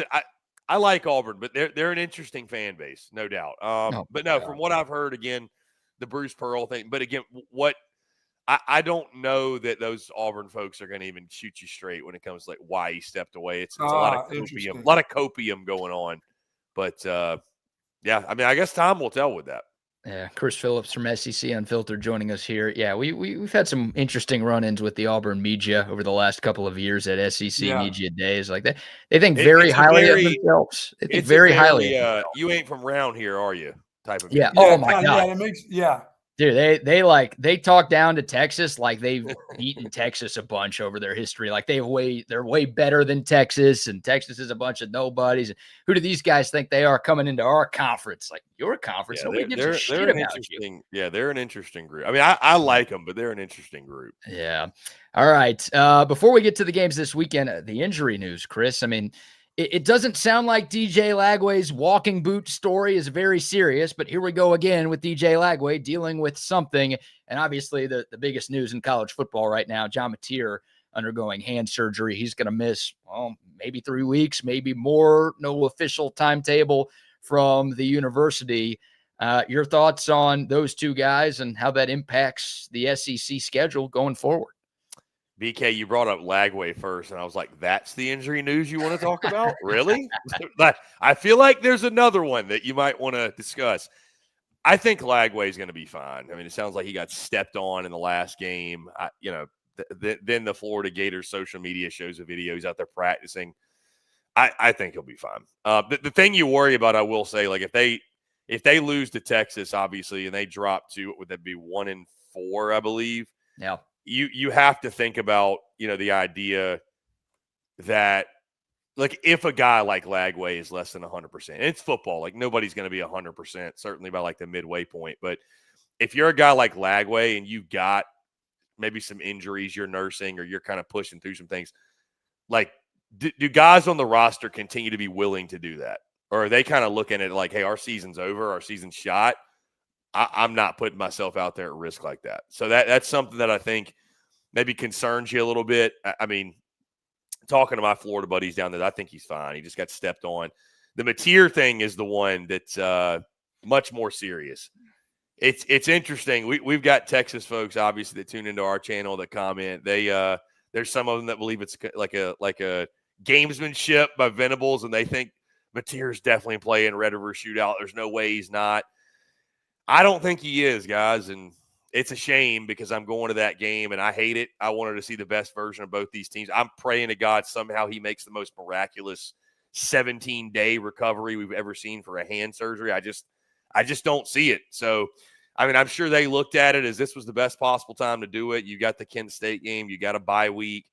Obviously, you go into Red River, and it sucks. But, like, I guess if you're Oklahoma, you think about it like, hey, if you'll roll the dice with Michael Hawkins and a great defense and hope and pray to God that Arch Manning pisses down his leg. And, if you suffer a loss, so be it. You got the rest of your season to play for, and that kid still got like the rest of his career. So you're not going to ask him to play through a broken hand. But, yeah, No, it's a tough deal. It changes them as a football team. I mean, it just flat out, it does. It changes their offense. They can't run it conventionally. They need John Mateer for the creativity side, and he was their leading rusher. And, Michael Hawkins Jr., I've already seen some of the pro Michael Hawkins Jr. propaganda on the timeline. And I'm not saying the kid is just totally inept, but he ain't John Mateer, because if he was, they wouldn't have brought John Mateer in, right? So he looks a lot like how Chris, he looks a lot like how Arch Manning looked a couple of weeks ago. Yeah. Last time I saw Mike Hawk play, that's kind of how he looked. He was really, really bad. And for Mateer, that guy's got a future. If that hand isn't close to 100%, it's not the OU people, it's his people that have got to say to him, dude, the NFL's looking at you. You can't, I mean, forget Heisman Trophy, but you got a future in the NFL. You can't run out there if your hand is 60%, 70%, because I would tell everybody on my defense, I'll be stepping on that hand. I'll be trying to pull that finger right off the hand. I mean, everything goes in that game. You know that. I mean, that would be bizarre. He'd have to be really, really. How can you be careful on the throwing hand? Impossible, really. Yeah, Bucky out here, he's saying, I'll give you 100 per finger, 500 for the whole hand, 1,000 for the arm. Oh my goodness! It's Bounty Gate, but with a hand. Yeah. Oh my goodness, it's crazy. Yeah, I mean, you're right. I mean, it's his. We've seen the image of the hand hitting the Auburn guy. It's the throwing hand. It's a big deal, man. It's how you grip. I mean, obviously, it's how you grip the football. Like it's not some small thing. So no. Yeah, I mean, listen, I think realistically, he's going to miss the Texas game. I even look at the following week at South Carolina, depending on what they are. I mean, maybe you feel confident you could go in there and beat them with your backup. And then that following week, the final weekend of October, is Ole Miss at home. If I had to guess, I think that's when he'll be back. Maybe the South Carolina game, but I just, the big speculation right now, obviously, is Red River, and I don't see it as much as I would love to see it. And again, I hate it. If I go down there and it's 34-0 or whatever it was last year, I'm gonna be very upset. But nah, just come hang on the Texas side, Chris. It'll be fun either way. But last year was 34-3. I had a great okay, time. sorry. Okay, I had a great time. We'll show you a great time if that happens. No, I get it. I mean, we want best on best too, of course. Like that's it's for Oklahoma. It's what does it mean for the football team? It is a blow. I mean, they are, that defense is elite. Offensively, John Mateer is the offense. So, I mean, our good buddy CJ Vogel, I thought, put out a really good stat. He was talking about their running backs and statistically where their running backs rank for statistics for running backs. And it's essentially 16th for every category. Like, he has been the offense. He has been the running game. So, they got a couple weeks, but if they can't run the football conventionally, hand the ball off, and Hawkins can scoot, but it's just not John Mateer, man. So it definitely changes their offense. Chris, let me ask you about Mississippi State right now and what they're doing. And Tennessee's going to play them. Mississippi State's undefeated. Does Tennessee just take care of them and get them back to where they need to understand they should be at Mississippi State? Well, what's the Mississippi State hate for, Buck? Come on, is this the week? What is wrong with you? They're 4-0. They're a great story, Bucky. Come on. No, it's not good. How long is that? My God, does that story end this week? Yes. Do they still think even if they lose to Tennessee, do they think they still can make it to the college football playoffs? I'd hate to hear you talk about those other schools in the state of Texas if you talk about state this way. He loves the Texas schools, Chris. You got any thoughts about Texas Tech? Oh, man, loves Texas I don't know. Tech. I don't like Tech. Everybody keeps saying I'm such an Aggie lover. I just want them to do well until they play Texas. I want them to go undefeated. I don't want the Aggies to lose a game. He wants the Aggies to make the playoff, but he wants Mississippi State to go defeated. That's it. That's most confusing. He's rooting against the wrong maroon. Can they beat Tennessee, or is Tennessee? Yeah, I think they can. I actually think they can. Here's the thing you got to keep in mind, too. Josh Heupel's signature road losses has become a thing for them. 1-3 of the last 4 road games, and it's just like every year. And, I mean, listen, this may not be the one. They still got to go to Bama, which wouldn't really align with the road losses that I'm talking about that they've had. But they got to go to Bama, to Kentucky. Guys, Kentucky, I heard something, I think, when they were talking about when they released the permanent opponents. I think it's like Kentucky's beaten them 3 times since 1985, so it ain't going to happen this year. At Florida with the swamp, and that game is its own separate thing. So this game at Mississippi State kind of lines up. So 2022 they lost at South Carolina. 2023 they lost at Mizzou. 2024 they lost at Arkansas. Like all these games they got upset, right? So yeah, I mean I think they absolutely could lose. I mean I've seen Josh Heupel lose a game like this before. I am picking Tennessee in the game, admittedly. I just, because of the way their offense is playing, Joey Aguilar has looked so impressive to this point. Again, I got to see him firsthand slice up a Kirby Smart defense. But I'm impressed with what Jeff Lebby and Mississippi State are doing. Blake Shapen's a good quarterback. I think he's been really good. Fluff Bothwell, Devon Booth, that two-headed monster at the running back position. Most importantly, their defense actually. Yeah, what's the change in the defense? That's the deal. Yeah, I mean, they've actually got a pulse this year, man. I think they went out in the portal. They got some guys, and, give Coleman Hutzler, the defensive coordinator, a lot of credit. I mean, he was a guy that I thought State should probably move off of after last year, and sure enough, he's getting the most out of those guys, and they've added some personnel, Jimmy's and Joe's. They've just added some ball players on that defensive side, and they're playing much better. But this will be their stiffest test yet, because, I mean, even with Arizona State, who they beat, Sam Leavitt, this is a different beast with what Josh Heupel and company do offensively, and again, the way that Joey Aguilar has been playing. But yeah, I mean, could they go into Starkville in the midst of the cowbells, and could Joey Aguilar throw a couple picks and they lose the game on the road? Yeah, I think it's possible. I mean, listen, as good as Joey was, he was electric against Georgia. There were a couple of those shots down the field that were 50-50 balls. Oh, no doubt. That went Tennessee's way. So what if this is a Saturday where they don't go your way? You're right. And those turn into 2 to 3 picks instead of 2 to 3 long completions.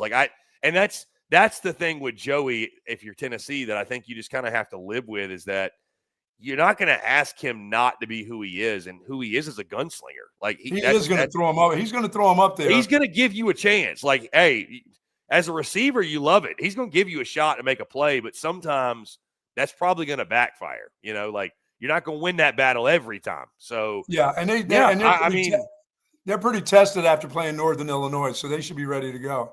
Yeah, no doubt. I mean, listen, think about what NIU did a season ago.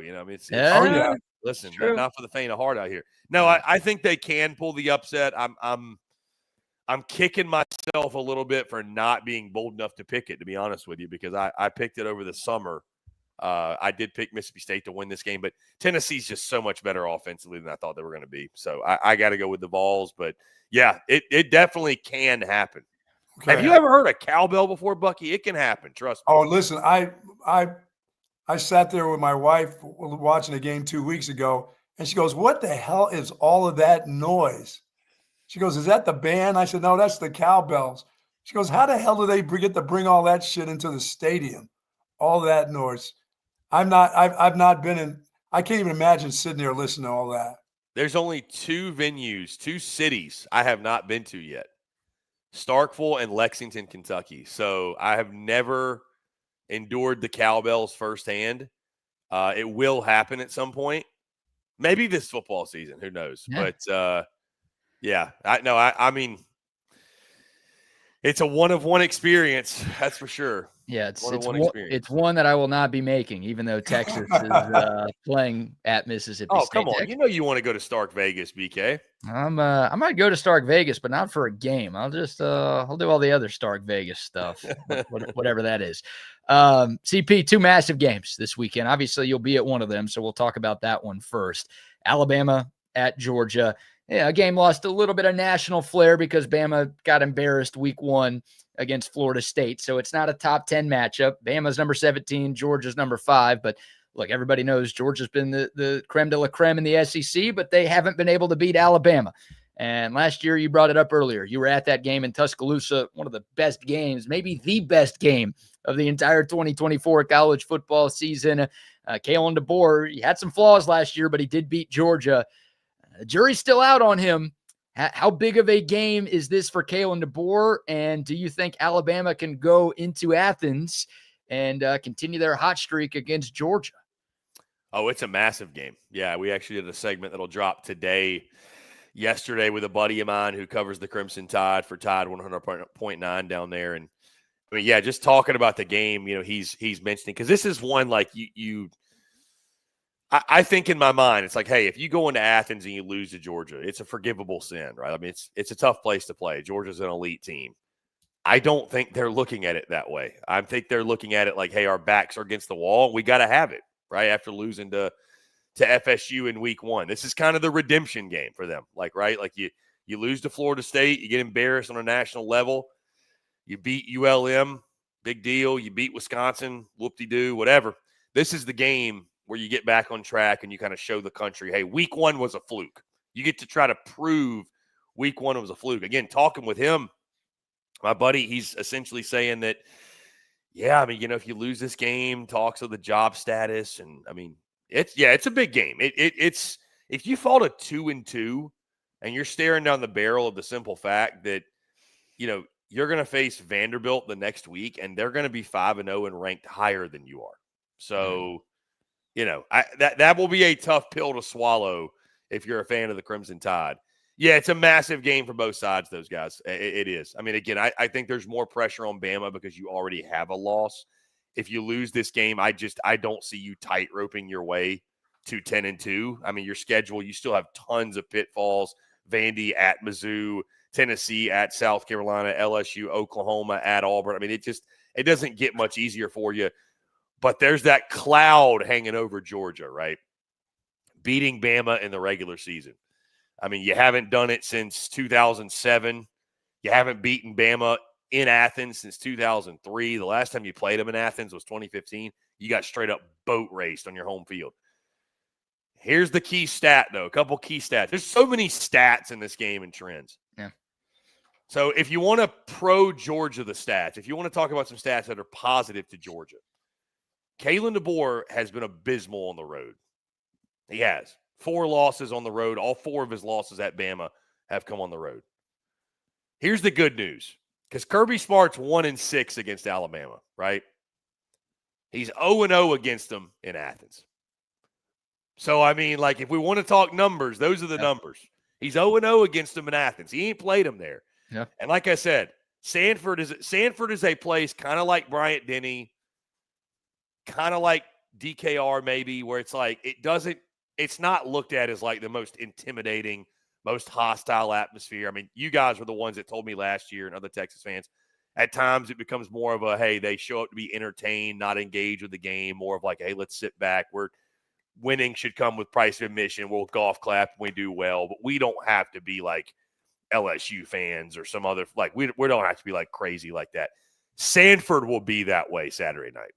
And that's what I'm pumped for. Like, they will be a difference maker. There is years of frustration and pent-up energy that the Dogs will unleash on Saturday night. The amount of barking that will be taking place at other grown men should be illegal, but I'll be there embracing it all, soaking it all in. I do think Georgia wins this football game and they finally snap this streak. And I don't trust Bama either, guys. I cannot get it out of my head what happened week 1. I can't. Listen, again, my Bama buddies are all fired up, you know, and I get it. Ty Simpson has played great. I've got a Ty Simpson Heisman ticket from the preseason. He has played great. They've looked better. But this ain't ULM or Wisconsin, boys. Yeah. This is Kirby Smart and the Georgia Bulldogs. And I think it's going to be a high-scoring game. I think it's going to be a thriller. I do think both quarterbacks will have success. But I just think Georgia's going to have one more punch than Bama. I think they're finally going to get this done. I think they're going to take advantage of the opportunity. You haven't played them in Athens in a decade. Kirby Smart was on Bama's staff the last time Georgia-Bama played here in Athens. So I think Georgia finds a way, man. I do. I really do. And I know that Kalen DeBoer gets up for these games. He's great in these games, not so great in the games like a Vandy the following week. But I just don't trust him. I just flat out don't trust him right now after what I saw in week 1. I think Georgia, and I do trust Georgia and Kirby Smart at home at night. Streaks are made to be broken. So I think they get it done. Let me ask you this, Chris. The Ole Miss, what are you more surprised at? The way they're playing offense, or that all the losses that they had, you know, on the defensive end, they're still playing pretty good defense? I would probably say the defense being where it is. I mean, you know, I think the key in this game is, can LSU exploit Ole Miss's defensive front? Because Ole Miss has struggled a little bit to stop the run. And LSU have been able to run the ball. So it's like, what gives in the game? Right, yeah. And the Trinidad Chambliss story has obviously been, I mean, I thought it was going to be, we were talking about Austin Simmons this way. You know, Trinidad Chambliss has just lit the world on fire. And, you know, I think what's interesting about this, so the injury report came out. Austin Simmons isn't on it. So I think technically, like, he's good to go. But there's no way you take Chambliss out. You can't. Not with the way he's playing, right? Not with the way that he's playing. I do think LSU can make Chambliss finally look mortal, though. This is an elite level defense, right? I know you sliced up Arkansas, you sliced up Tulane, not taking anything away from it, but this is a different battle. This is a different test. I actually love the under in this game, despite what Lane Kiffin's been saying on the timeline. Everybody, take the over, take the over. Coach Kiffin, I'm fading you respectfully. Nice. Wow. Coach is throwing out some gifts for folks. Oh, is he throwing? Dude, Kiffin's just one of my biggest flexes is that Kiffin follows us on Twitter. So I appreciate it, Coach. But no, I mean it's this game is really interesting. Ole Miss is the favorite, right? Yeah. Like that's astonishing as well. And I think Ole Miss has got a really good team. I just think there's a lot of uncertainties with LSU and the offensive side. And what do they give you? And again, can they run the football? What do you get out of Garrett Nussmeier? We know, I think, what they're giving us defensively. They're an elite bunch. But Ole Miss offensively has been incredible themselves. I'm going with LSU in this game. I think LSU goes in, finds a way. I think defensively they're going to make Trinidad Chambliss look as human as he's looked all season. I just, as good a player as he is, I think LSU can do enough to slow him down. And I think offensively they'll find some semblance of a run game. I do. If you can't run it in this game, I don't know when you'll be able to run it. I mean, it's an Ole Miss defensive front, like we mentioned. It's just replacing so much from a season ago, and you've got the weapons on the outside to have balance as well. So you should be able to move the football somewhat. I think it's a lower scoring game, like a 24-17 game, but I am going LSU to go in there and get the win. You expected a good game there. I think it'll be a good game. I do. I mean, listen, I think Ole Miss absolutely could pull off the upset. It's the Magnolia Bowl, boys. We expect weird things to happen. I don't know the exact stats, but the home team has fared really well in this series, like really well. So, I mean, there's a reason Ole Miss is favored. There's a reason Ole Miss is favored. So, yeah, it's weird to think LSU would be pulling the upset if they get the win. But I'll tell you this is also, you want to label this game like the fraud watch game of the week. Like one of y'all two is fraudulent. One of y'all two is not who you say you are. Like one of y'all really ain't about that action. And I think we're going to find out who it is. You think one of the two, if they don't do it, they won't play. Are they going to be good enough will they be good enough for the playoffs still though? Who is that? Like either one of them? Yeah. I mean, the fraudulent team, you think they're still going to be good enough to make it? Yeah. I mean, I think I'm saying fraudulent from a standpoint of like, they're both sitting here at 4-0. They're both sitting here undefeated. But like for LSU, for example, it feels like the flimsiest 4-0 you've ever seen, right? Okay. Like the Clemson win was great, but like the Florida win was great, but the offense has been so bad. And then for Ole Miss, I mean, I know you're 2-0 in conference, but like who have you played? Kentucky and Arkansas, and then I'm supposed to crown you because you beat the dog piss out of Tulane. Yeah. So like, I just think we're gonna find out like who. Maybe fraud is strong, but who are you really? Yeah. Who are you really? Yeah. It's like you got called up from the minors of the big leagues. Let's see if you can do it against these guys. Like that's kind of more so. Pick on somebody your own size and let's see how long you last in the fight. There you go. So that's kind of what it feels like. So it's going to be a fun game. Magnolia Bowl, like I said, it never disappoints. There's a lot more hatred there than people realize. The old heads of both those fan bases despise each other. So it's going to be a fun one. Yeah. Home team, by the way, has won 5 straight in that series. Yeah. So there's your stat right there. Chris, thanks so much for joining us, my man. Safe travels to Athens. Enjoy the game. And how about, by the way, in Ole Miss, Lane Kiffin's daughter, Buck, is dating an LSU football player. That was announced earlier this week. They're playing each other this weekend. Lane Kiffin's daughter is dating one of LSU's best players. So I don't want to hear that it's a big rivalry. That ain't a big rivalry if that shit's happening. Give me a break, CP. I mean, listen, I think the biggest winner out of that is Whit Weeks. I know people were trying to like decipher which angle that's from, who's playing mind games with who.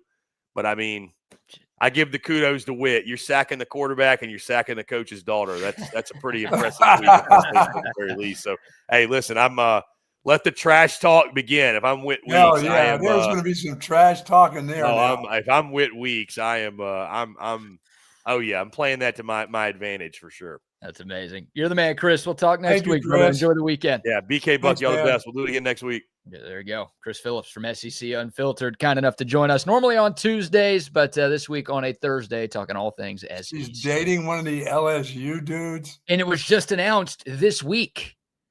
Like, I'm sure they've been hanging out behind the scenes for a while, but they didn't go public with their relationship. Until, they were holding back for this week. Yeah. Why this week? Why not do it like 2 weeks after the game? Why are you going to do that? I'm like, how is Lane Kiffin's daughter going to do that to Lane? Or maybe she's trying to get into LSU's head, trying to get into her boyfriend's head. Like, I'm helping my dad by announcing this right now. I don't know. No, Dad knew about this. Yeah, I'm sure. Again, Dad and daughter, he already knew. Oh, they're very close. I mean, he's on her TikToks all the time. She's like kind of she's not like a huge social media star, but like she's got a pretty decent following because she. Yeah, like I said, I saw that 30 for 30 with him, and he was real close to his Yeah. daughter. It sounded like. Yeah. No, definitely. But yeah, I was like, oh, no way. Like Whit Weeks, who's one of the best linebackers in the country, is dating Lane Kiffin's daughter, and they're announcing it like 4 days before they play each other. Like, how does? Yeah, what am I going to be doing? I can imagine going to dinner, dad getting home at dinner time, and she's there, and they're talking about the game. Oh my God! We call sports the best reality TV there is. Oh and, yeah, case in point, right there. All right, we're about to go from guest to guest. Our man Lee Sterling is going to join us here to give some winners for the football weekend. But before we talk to Lee, Buck, how about a few more sponsor shout outs? Let me say hello to the guys over at 34 Wine and Spirits. They wanted to say, give a big shout out. They're busy couple weeks coming up. F1 coming up, ACL, the whole works. They said, come on by 4601 Southwest Parkway. Pick up all of your booze. They got plenty of it. As I said, BK, you've already talked about Altstadt. They've got tons of that there. They got tons of all your different liquids and liquors, wines, the whole works at 34 Wine and Spirits. Yes, indeed. And now a quick word from our friends at Covert Bee Cave. You see Covert everywhere. That personal level of just feeling like it's a personal family interaction. The customer service, it's impeccable. It's unlike anything I've ever experienced buying a car. Over the 30 years that I've been buying cars from them, I feel like I know them and they know me. Covert's done an amazing job of making me feel valued. If you purchase a vehicle and you want to feel like you're part of a family, join the Covert family. Come and experience it for yourself. Covert, born and raised in Austin. Time to head on over, of course, to Daymaker's Half Day Cafe right there on South Mopac. Classic buttermilk stack, fork and knife cinnamon rolls. Hey, today is my day for the big cinnamon roll. You know what? I'll be able to sit there at the counter, those 14 seats at the counter. I don't have to worry about falling off with my back because my back feels good. But what's going to really make it feel good is that big monster cinnamon roll, BK. Ooh. And they've got it all. They've got, you name it, they've got it. Migas. They've also got the smash burger. I told you one of these times I'm going to have that stinking smash burger for breakfast. Not today. It's all about the buttermilk stacks this morning over there. But, folks, you can get your drink on also there. They'll serve you margaritas nice and early in the morning. It's Daymaker's Half Day Cafe. Yes. Right on South Mopac where the old IHOP used to be, right beside Salt Traders. Yes. You're going to love it. Love Daymaker. Great spot. Also love Hurricane Hecht and the Hecht Law Firm. Got a chance to meet him this week and last week, and that was fun. Yeah, he came out to our pregame show at Schultz Garden. I actually went to the game with Hurricane Hecht, and he's a great dude. That's one thing, but what can he do for you? Well, if you or somebody you love gets hurt in a car accident, gets injured on the job, whatever, reach out to Hurricane Hecht. He is the best personal injury attorney here in Central Texas. He's been fighting for justice and big results here in Central Texas for a decade, and he is going to be by your side every step of the way to help you get every dollar that you deserve. If you get injured in a car wreck, you're going through enough trying to get your life back on track and trying to get healthy. Don't fight the insurance companies alone. Call on Hurricane Hecht and let him flood your wallets with cash. 512-938-8929. Or you can find out more information on his website. Perfect timing. You see the logo right over my right shoulder, hechtlawfirm.com. That's HECHT lawfirm.com. Sweet. All right. One of our favorite segments each and every week, coming off of a 4-1 week of picks on our show last Thursday.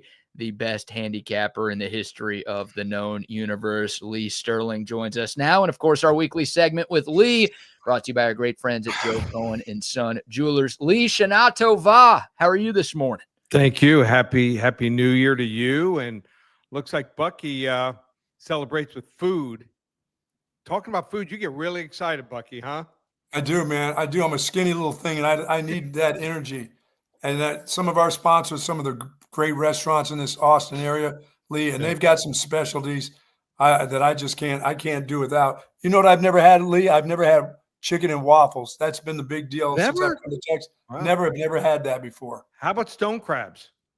Of course I've had that. I just want to make sure, I'm from back, I get those Maryland stone crabs. I get any, right. Me. No, that's not, no. The different type of crabs, stone crabs. Not the ones down here in the coast, these kind of crabs, right? No. These are stone crabs. Oh, Bucky. Did you You must not have recruited South Florida when you were at Texas. Of course I did. St. Thomas Aquinas, Dillard High School. Did any South Florida players play for Texas when you were around? No, I had them at Illinois. Yeah. All right. So you were taking them the wrong place. You got to take them to Joe's Stone Crabs. So took Bill there. Bill loved it. I mean, and what Bill did, he wanted a table that was literally right as you walked in. So this was when A&M was playing Miami. Every single A&M fan that was dressed up, we heard whoop. I mean, he was out of control. I mean, wow. They're all dressed as milkmen. I must have spent too much time. I must have spent too much time taking my people to our donuts. Yeah. No, see, when if you're recruiting, a recruiter knows if you're taking a kid out, Joe Stone Crabs. So, and it's not just the Stone Crabs. They have fried chicken. They have this tomato dish, tomatoes with spinach and a couple different types of cheese on the top. When I go there with friends or clients, my wife is like, listen, if I'm not going with you, bring home like 5 or 6 tomatoes. I mean, they're never seen anything. They taste like it. Then you have the hash browns and sweet potatoes, and then you finish it up with key lime pie. See, I thought Florida was nice, and you're telling me Joe's Crab Shack is the best place to have Joe's Stone Crab. Look it up. Look it up here. I've been to Joe's Crab Shack before. It's not on BK's budget. You know? Yeah, no chance. It sounds way too nice. When he gets engaged, he might break out for one dinner there. No way. Hey, if that happens, the girl is getting imitation crab, Lee. That's what she's getting. All right. Oh my gosh. Hey, some great games coming up. By the way, coming off of a 4-1 week. Kudos to you. Very impressive with your show picks last Thursday. But my God, what a great slate of games. Buck, I'll actually throw it to you first. You want to start off this weekend? Yeah, from my state, from which I'm from, Penn State Lee is playing Oregon this week, a big whiteout on Saturday night. That is a massive game. I like where the line is, but man, that Oregon team, they look a lot faster than Penn State. But this is kind of the one that James Franklin really needs this one, Lee. I don't know. What do you think? Does he get it? So you know what they do. It's like when teams used to play Miami. They grow the grass when you play Notre Dame or you play wet it down. Yeah, they have the sprinklers going all night. They somehow forget to use the tarps to put on the field if it does rain. But Oregon is good, but they're going to go in with a young quarterback, never been on the road here to play this type of opponent. So playing Northwestern is a totally different ball game where you're playing on turf, playing on grass, playing really good defense. And you're like, okay, well, how good are they? Well, their new defensive coordinator, Jim Knowles. And you're like, oh, I know that name. Oklahoma State used to keep mediocre talent, used to make them much better. Then he goes to Ohio State last year, and he faced Oregon twice. The first game they did lose to Oregon on the road. But what did he do in the playoff game? Totally changed everything around. Brand new blitz package, shut down the Oregon Ducks. So he might be the X factor in this game. Yeah. On offense, how is Penn State going to score? Their offense last year was painful to watch.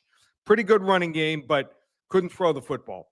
I think Oregon's run defense can be had, only 50th in the land. Haven't faced a running offense with two backs like Nicholas Singleton and Katron Allen. They're both back. And then they added 2 really good receivers. So I think they can throw a lot better than last year. And who are they? Trevor Pena from Syracuse and K-Ron Hudson from USC.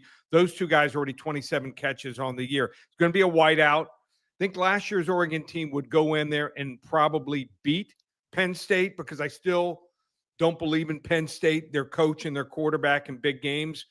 But playing at home, not on the road, playing at home, I think they get it done, win this game 24-17. I like it. All right, another interesting Big Ten match. I I'm still wrapping my brain around Oregon being in the Big Ten, and now we're going to talk about Washington being in the Big Ten. Interesting trip. Ohio State, the number one team in the country, in Seattle to take on Washington. Husky Stadium, generally a tough place to play. That program's been playing pretty well. They're 3-0 this season. Ohio State's only a 7 to 8, 8.5 point favorite. Any chance the number one team goes down this weekend? So I love 3 players on Washington's team. Damon Williams, if you haven't seen him yet, quarterback, is dynamic, running and throwing the football. If they knock off Washington, because now obviously Mateer is out for probably 3, 4, maybe even 5 or 6 weeks, Damon Williams could jump into the top 3 with a win here. He's that good. I don't know what kind of NFL quarterback he's going to be, but he's dynamic, running, throwing the football. Really good receiver in Denzel Boston. Guy's going to be playing at the next level. 6'2", 6'3" guy. He can really get by people and go up for ball when it's up in the air. Doesn't drop many. And then they have, I think, a top 5 running back in the country in Jonah Coleman. So those 3 guys have to be very good here because the rest of the team, they have a couple good cornerbacks, big, tall, rangy cornerbacks. But other than that, I'm not impressed with them. Their defense gave up, get this, 21 and 24 points to Colorado State and Washington State, who are not good at all here. So that could ultimately be their downfall. I know it's Julian Sands' first road game, but I don't think it was his fault that they, only scored a couple touchdowns in that Texas game. I think it was more the receivers dropping footballs, and they didn't have the ball much. So their 3 receivers, I think, are the best in the country, best trio in Smith, Innis, and Tate. And I think whoever is on the third of the Washington cornerbacks, probably the guy in the slot the most, is going to do a lot of damage here. So I think Washington, tough place to play. We've seen some teams go down there. I remember Miami in the year 2000 went down and then won every game for like 2.5 years. This could be a tough out early here, but I think ultimately talent will win out here. I think Washington just doesn't have enough. I think they're a year away. I like Ohio State here. I'm going to take them 38-28. 38-28. All right, Lee. We just got through talking to Chris from the SEC network, SEC network. He's, he talked about Mississippi and LSU. The last 5 times the home team has won this game. Mississippi playing really, really well right now. Everybody's not quite sure, it seems like, and that seems like everybody not quite sure about this LSU team and what they can do running the football. Mississippi lost an awful lot of guys to the NFL last year on that defense. Well, what are your thoughts on this game? 1.5 points? I think Ole Miss has the better offense, the better of the 4 units. I think they have the best offense. I think they're that good, Ole Miss. The quarterback, the backup that's going to start is that good. But sometimes it's not your greatest strength. It's your biggest weakness. I think the second best unit is LSU's defense. They're deep. They're linebackers. They come up and make plays in space like DBs, and they hit like trucks. I do believe that's the second best unit. I think Garrett Nussmeier is going to have a coming out party here. Why do I say that? I think he's got really good receivers, and I still think the pass rush isn't there for Ole Miss. They lost 7 of the top 8 guys on the defensive front. Not many teams can replace them like that, and I think that they're going to be able to score enough here against a suspect defense. We saw some teams already do that in games. Arkansas did it. So LSU, even though they don't have that great running back, I think they have enough on offense to score mid-30s. And then I think that Ole Miss's defense is ultimately by far the weakest, and they get beat deep on plays. They can't make stops. They don't have the depth that they used to have. And then if it comes down to it, and they're down 7 to 10 points, Lane Kiffin's going to start going for it. And when he starts going for it on 4th down, it could unravel into a 14, 17-point loss. Yeah. I think ultimately LSU has better talent. And Lane, this might be the game he unravels here. I like LSU here, 38-30. All right. Lee Sterling from ParamountSports.com joining us here for his weekly segment, giving you some winners for the upcoming football weekend. Georgia, Bama, Lee. 2 premier programs in the sport. Anytime these 2 teams get together, it's front page news. Alabama's had the better of Georgia in recent years. It's like the one team Kirby Smart can't beat, but obviously the Crimson Tide And they already have one loss this season. They are underdogs on the road this Saturday night. Can Kirby Smart get the Crimson Tide monkey off of his back, or does Kalen DeBoer get a huge, potentially job-saving win? So when I look at Alabama, the biggest question is their run defense. Gave up 230 yards against Florida State. Dual threat quarterback. Now Georgia has that. Gunnar Stock. He's not going to run as much as Castellanos, but he can when he needs to. When I watched that Tennessee game, I thought Tennessee was the better team. There was like 6 or 7 plays with 8 minutes or less that if any one of those plays goes Tennessee's way, they win the game. Just wasn't to be. So I do think that Alabama's going to be a little bit better on the run defense. I think the Georgia talent level's down. Why do I say that? Just look at the spread record. Since the first game of last year, 3-12-1 against the spread. Kind of tells you something there. Wow. And also feel that their receivers, the trio of their receivers, going to do some damage against the Georgia pass defense. So I think they're special. And even the running game, which has not been good, Jam Miller should be back for this game and close to 100%. That might make them a little more balanced on offense. So I think Alabama is going to be another maybe instant classic. I like them here 30-28 over Georgia. Wrong team favored. Oh, wrong team favorite. Is the last one, BK, on your list, Lee? Is it the Aggies? Yeah, we've got Buck. You ask about the Aggie game, and then I'll ask about the game of the week. Yeah. The Aggie game, Lee.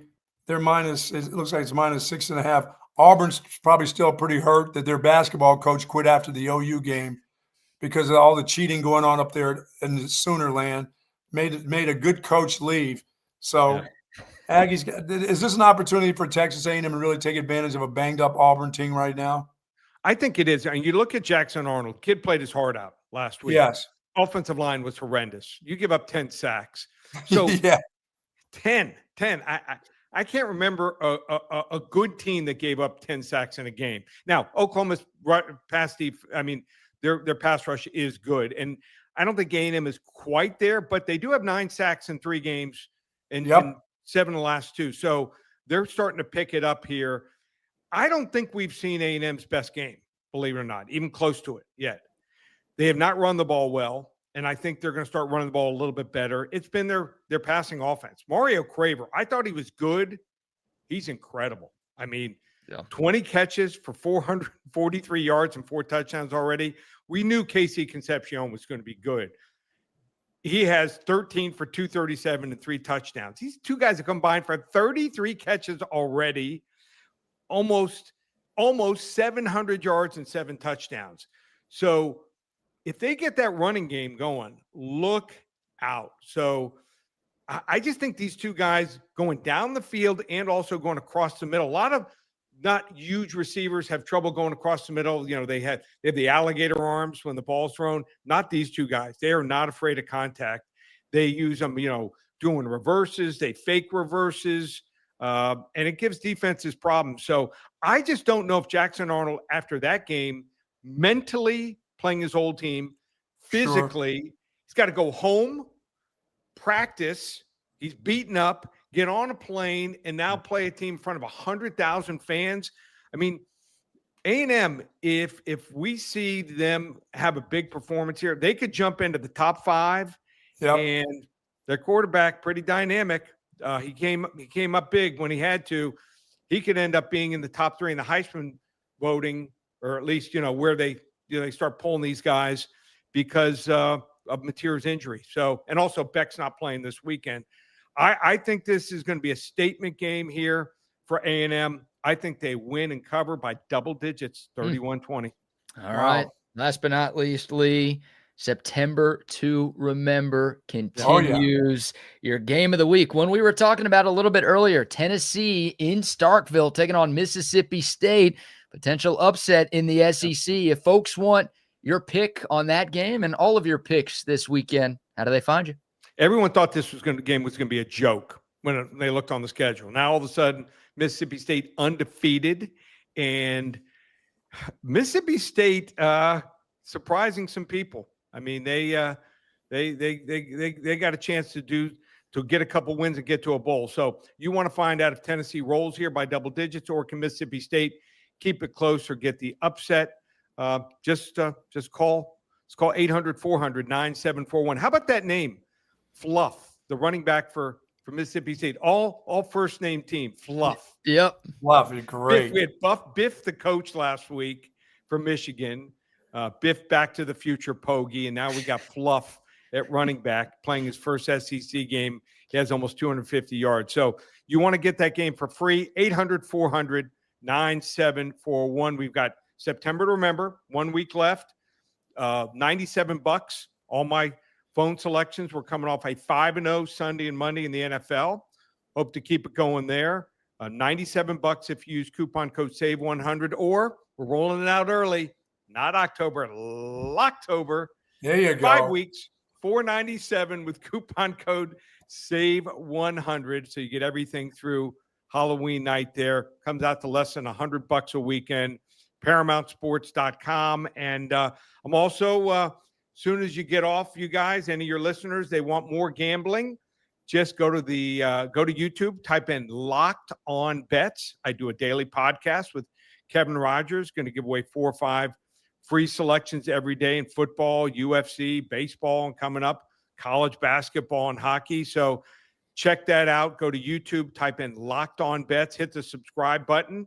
You'll receive notice every single morning when that's up, usually right when your show ends, and they can check us out there. And like I said, it's also available on Apple and Spotify, like your show is, Locked On Longhorn. So going to be a fun weekend. I think this and the opening weekend might be the best 2 weekends in college football. So no room for dating, no room to go out this weekend.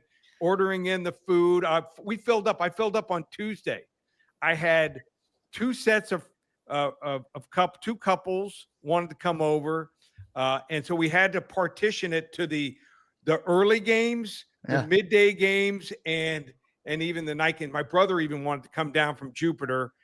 So he gets the night games. He'll be in for the night games, my brother from Jupiter. So, it's got to be big if he wants to come down and watch all 3 games at once. It's a big weekend. And if you want to make some money, ParamountSports.com with our man, Lee Sterling. Lee, enjoy all of the football. Happy New Year to you and your family, and we'll chop it up again next week. All right, Thank Bucky, you, next time you come down, Bucky. Thank you, brother. Joe's Stone Crabs. We're all going to Joe's Stone Crabs on me, because I know BK, he'll definitely leave his wallet when he goes there. I'll take y'all to Joe's Crab Shack the next day. You go. You got to tip the maitre d'. So I got an in now. You got to tip the maitre d' $20 to $50 just to get in, or else you're waiting 2.5 3 hours. Nice. Wow. Oh, all right. Well, yeah. Can you imagine BK? Can you imagine him, Bucky, with like $2 single dollar bills, tipping the guy, and the guy looking at him like he'll give him a 5. He'll give him a 5. He'll give him a Lincoln. Yeah, you might want to we got Burger King down the street, BK. So what is it, Caddyshack, where he's like, get you something nice, and he drops like a crumpled up $1 bill in the valet's pocket? Like that'll be Here's the secret though, BK. You don't do it walking in. It's as you're leaving. It's the handshake. Yes. Like the mafia handshake. The mafia handshake when you're leaving. Hey, yes. You ever seen a Sacagawea dollar coin? You have now. There you go. You have now. Thank you, Lee. Thanks, guys. Lee. Take care. All right. The Lee Sterling Paramount Sports segment, of course, brought to you by our great friends at Joe Cohen and Son Jewelers. Hey, Paramount Sports has been around for 32 years. How about Joe Cohen and Son Jewelers? They're celebrating 142 years. Austin's oldest.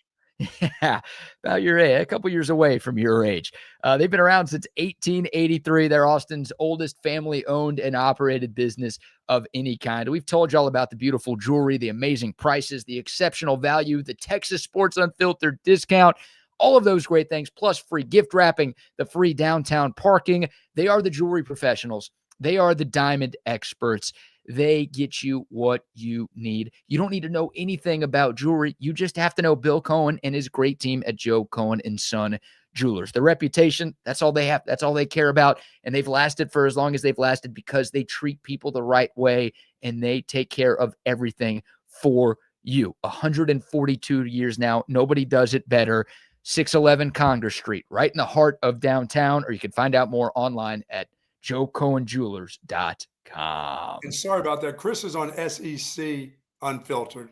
For some odd reason, I thought I may have said like what Howard Griffith is on for some reason. I got those two mixed up. Yeah, you said you gave Chris a job at the SEC Network, which I think I did. Yeah, I gave him a network job. Sorry about that. I'm sure he will happily take that job if it is offered to him. Oh no, he's got to go see. He's got to go listen to a bunch of freaking cowbells. He does. He Oh, does. they've got a better gig. I like SEC Unfiltered better. That's where I go to hear what I really want to hear. If I want to hear the garbled whatever, I'll turn on the other one. So, They do a great job. Gentlemen, good to see y'all. Thank y'all for filling in the What's morning up, bud? the last 2 days. What's up, man? Today is National One Hit Wonder Day. Ooh. I think you guys recently did a top 5 one-hit wonders, but did we? Did we do one-hit wonders? Yeah, we did.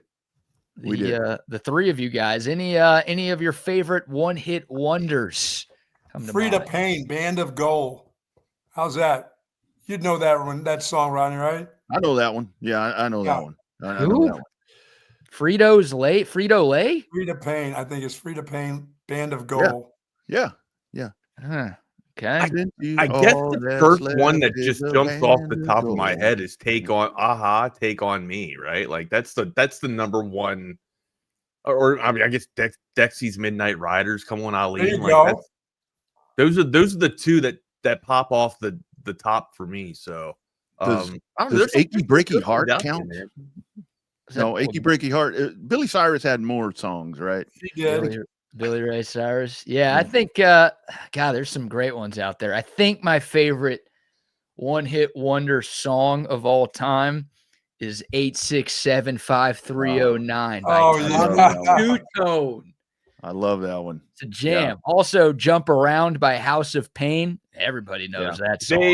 They had more than a one-hit wonder. If you were from the East Coast, you had that thing on front and back. Did they? Yeah.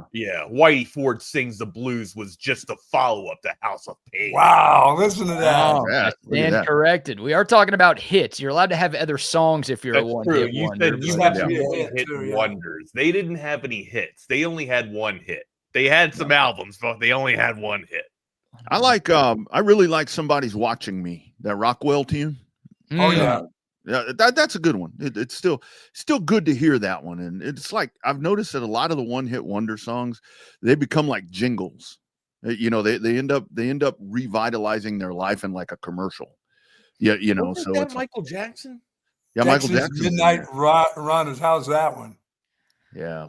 Oh yeah, Wags mentioned that. Michael Jackson. Did you just call Michael Jackson a one-hit wonder, Wags? No, but he was on that track. He was in there. He was the one that I always feel like he's Rockwell's cousin. That was Rockwell's cousin, I think. They were related. So it was one of those things where you call in a favor. You're trying to. It's like me. If I was going to sing and release a hit, I'd call like Bucky and say, "Hey, can you be in the song with me?" That way, people Canadian will listen Idol, and I'm your co-host in Canadian Idol. You're going to call Bucky over me first? I really didn't realize that was Michael Jackson's voice. I didn't know that was all these years. That's Michael Jackson's voice on that song. Yeah. You know what else? All right, so that the one song that everybody gets wrong from Michael Jackson's lyrics, "Mama say, Mama sa, Mama maku sa," right? That ain't what the hell he wrote down. What is he even saying there? What does that even mean? And it means absolutely nothing, right? I'm going to tell you one more time, I can't be stopped. I'm going to say it one more time, I can't be stopped. I'm going to tell you one more time, I can't be stopped. I'm going to say it one more time, I can't be stopped. Whoa. One more time, I can't be stopped. I'm going to say it one more time, I can't be stopped. Oh. Really, Wag? I had no idea. I thought it was the lyrics. Wow. And we got Mama say, Mama sa, Mama maku sa out of that shit. That's what it sounds like to me. That's what it sounds like. That's African. I'm gonna say it one more time. I can't be stopped. I'm gonna say it one more time. I can't be stopped. I'm gonna say it one more time. I can't be stopped. I'm gonna say it one more time. I can't be stopped. Now I'm gonna have to go listen to that because I know. I thought it said "Mama said I can't be lost." Is what I thought it said. Mama said I can't be lost. Mama, whatever. You got to turn your East Coast ears on, boys. What about the Baja Man? Who let the dogs out? Oh, we ever figure that one out? That's classic. Yeah. How about that one? There's some great ones. Whoop? What about Whoop? There It Is. Is Whoop There It Is a one-hit wonder? I saw Tag the team. Tag team back again. Check it, directed. Let's begin. Party on, party people. Let me make some noise. DC's in the house. I saw this parody of that one time, and it was like a bunch of round-shouldered women that were in the video. Oh boy! And it was saying "droop." There it is, because they were like, no. And they were all dancing around. It was like droop. There it is. I did like the "I'm Too Sexy" song too. That's a one-hit wonder. Yeah. Yeah. Right. Fred. Right said Fred. Right. Right said Or Fred. get head Fred. What? Give head Fred. That was appointment setting. Watching was when that top 10 would come down for Right Said Fred's video. I needed that fishnet that shirt that they were wearing, man. Like all the Europeans were rocking it in the club scene. I was like 10 and knew that was the way to go. That was the way to go, huh? Oh yeah. I'm a model, you know what I mean, and I do my little turn on the catwalk. Has there been a one-hit wonder like lately? Like all of these that we're talking about, these are like older. I think people will make anybody a star these days, because I listen to, especially in country music. I listen to country music and I'm like, that has to be a one-hit wonder because that's horrible. And my kids are like, oh no, that's like one of the Gangnam Style. I mean, that guy's like a legend internationally, but like in America, that was his one hit. Yeah. Also shoot, how does it go? I thought he got his thing from Fortnite. Oh, somebody that I used to know. Remember somebody Gautier? Somebody that I used to know. You didn't have to cut me off. That one. So BK, we were talking yesterday, and I know my wife and one of her best friends are totally into this, and this came up yesterday. Do you listen to K-pop? Do I listen to K-pop? I do not, but my sisters are into K-pop, so why? It's a thing. Can I ask you a question? And this is straight up ignorance because I've never listened to it. Can they understand what they're saying? Well, it sounds like Americans. I mean, I didn't know that it was American music. Yeah. I thought it was, you said Korean pop. I'm sitting here thinking it's Korean language. That's where I'm like, because I listen to, Tracy listens to that shit, and she'll have it playing, and a lot of them, I think it's like a female singing. So and I'm like, who's she? And she's like, no, that's K-pop. That's dudes. This is an epiphany because I literally thought that it was Korean language being sang, and I was just like, how in the hell are all these people keeping up with this shit? No, I only listen to 70s on 7. That's not a lot of K-pop on there, I don't think. No. All right, boys. Listen, have a great day. Yeah, in the words of Vanilla Ice, yo man, let's get out of here. Word to your mother. Boom. Word to your mother. Later, boys. Later. Peace. Play that funky music. Okay, so I take it back, right? Apparently, it's a blend of English and Korean, and I mean, to me, it all sounds. I mean, I hear English words, so I guess they throw some little Korean. I guess they sing the way I talk, where I'll be talking in English, y luego voy para hablar in Spanish, and then just kind of go back and forth. So I guess that's what they're doing, because I talk in 2 languages. I'll be telling you something in English, and then I and just thinking something completely different. Yeah, then I go over to Spanish and finish in English. Now I only do that with people that speak Spanish. So, well, what's on the docket today, amigo? Hey, we're back. We've been reduced. I know, right? Been reduced. Back down to size. Back to JV status. Back down to the JV. Huh? It's like in high school. It's like, oh, we got some injuries. We got to move these 2 guys up. JV. Huh? Yeah. I actually never played JV. We had freshman ball, JV ball, and varsity ball. After my freshman year, got moved up to the varsity, never went back down. I was the king. Small school. We actually had, I mean, I can say that I played some JV, but we were lucky because we had the classes that were above us got really good. And so there were a lot of us that were like in my class that played JV that, because the competition was so good. Sure. Yeah. My school in football wasn't really that good, but my school for baseball, they went on like a 10-year run in Maryland for winning state championships in baseball. It's known for baseball, not football. My senior year, we made the playoffs, and that was the first time we made the playoffs in like 5 years or something since the seniors before when I was a freshman. Like 4 years ago, right? So we took a 4-year trip or a 4-year break from the playoffs, and then the year after my class, my senior year, the year after we graduated, my school went to the state championships and lost. So, yeah, that's just and then I guess they got a little bit better as over the past 20 years, but they're still not known anything for football. I did transfer out and go to like a football school or engineering school, Baltimore Polytech, for 2 years. That's where I got a lot of my shine and pub and press. So anyways, you leave a small town school and you go to a Baltimore school. It's basically coming from when we were 1A. We were one of the smallest schools in Maryland, a 1A school, and then you go to Polytech, and that's 3A, and 3A is crazy in Maryland. Down here you got 6A. So oh man, no, mine was boring, dude. I just went to Lockhart High School, ate a lot of barbecue, smoked dope, drink beer. It sounds like you had a better high school than I did, man. Eat fried chicken, stand by bonfires, and that's about it, dude. So we were the Brunswick. Probably why I played so much JV. The only thing that was in our town was a train, a broken down train track. Like literally, like we were the Brunswick Railroaders, and the train station was broken down for years. No money in the town to fix it, right? So the only thing that it had was a police station. And then, no, I'm sorry, it had 6 or 7 liquor stores on every block. I mean, it's just a lot of typical Maryland, small Maryland town. And it was small town Texas was so weird back in those days because it was like we used to, a bunch of underage and again, not condoning this. This is just telling you the way things used to be. Is we would go sit on the Lockhart City Square and we would have beer or whatever, just kind of not with it very obvious. It's hidden. It's put away somewhere. Well, hold on, you'd have it in a plastic bag.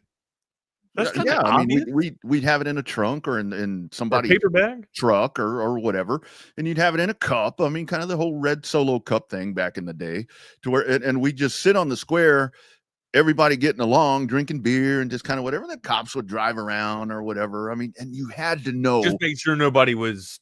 Yeah, you had to know. Not really. You had to know that they had to know that we were. There were other things to do, right, than just sit on the square. Yeah, Yeah, and it would it's just so different now. And like you said, there were beer joints everywhere in a small town Texas. Well, do you know why it's different? It's because that's where you were going to socialize. Like that's where you were going to get on Twitter. You know what I mean? Yeah. Like, you were going to that square to get on Twitter and to talk to people. Like now they don't have to leave their house; they can stay in their bed and they can talk to people. Like instant gratification. And shit, yeah. Well, that's the whole thing, and then everybody gets pissed off now. So it's like, and that's the thing. Back in those days, Wags, there would you'd have a fight. I mean, there'd be like a physical fist fight, and by the time everything calmed down, those dudes or girls that were fighting, they were over there hugging on each other, drinking beer, whatever. It's like, I don't know, man. Double R, you still get down like that? Oh, are you kidding me? I say every day. Don't threaten me with a good time. Every day he does, Hunter. Don't every day. Threaten me with a good time. We got top 5 today. Top 5 soundtracks. Were you able to get it up or get it out? Yes to both. Okay. I got it up and got it out, brother. Right on. There we go. For me, we got that. We got to squeeze that in. We got MLB. I talked to MLB getting hot. Yeah, right? 60 home runs there for the big dumper. Big night last night, right? Now, so here's the thing. If this guy doesn't produce 60 or even close to 50 next year, are we having the Brady Anderson suspect button or raising the Brady Anderson suspect bullshit flag on roids here? No, I think this dude's just getting going. I think the big dumper is pretty natural. I mean, 60 home runs is hard to reproduce.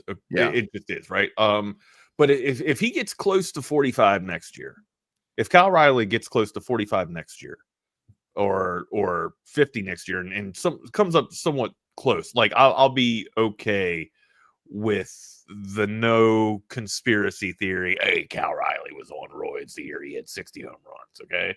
Like I don't know. That's where my first. It's sad that that's where my first thought goes to. Is like, is this guy? Is this tarnished? I don't think he is. Is somebody cheating? Like, I don't care if they're cheating. I just want to know. You sound like Tom Brady. Did you hear Tom Brady yesterday to where I didn't. He writes like a newsletter, and he put this thing out, where people are questioning like his dual jobs, to where he's like a Fox analyst and he gets to sit in some meetings and hears about all these different teams. And Tom Brady He's saying he just wants information. Yeah. Tom Brady pretty much said, everybody immediately goes to the negative and has a conspiracy theory thing. I'm like, dude, what world do you live in? Of course we do. Everything's a fucking conspiracy these days. I always take a big dumper before the show. Always. You got to unload, man. You got to unload. Sometimes. So Chance says on the code at text line 222-9328, K-pop ain't bad. Now I'm getting curious, and my wife listens to it. So.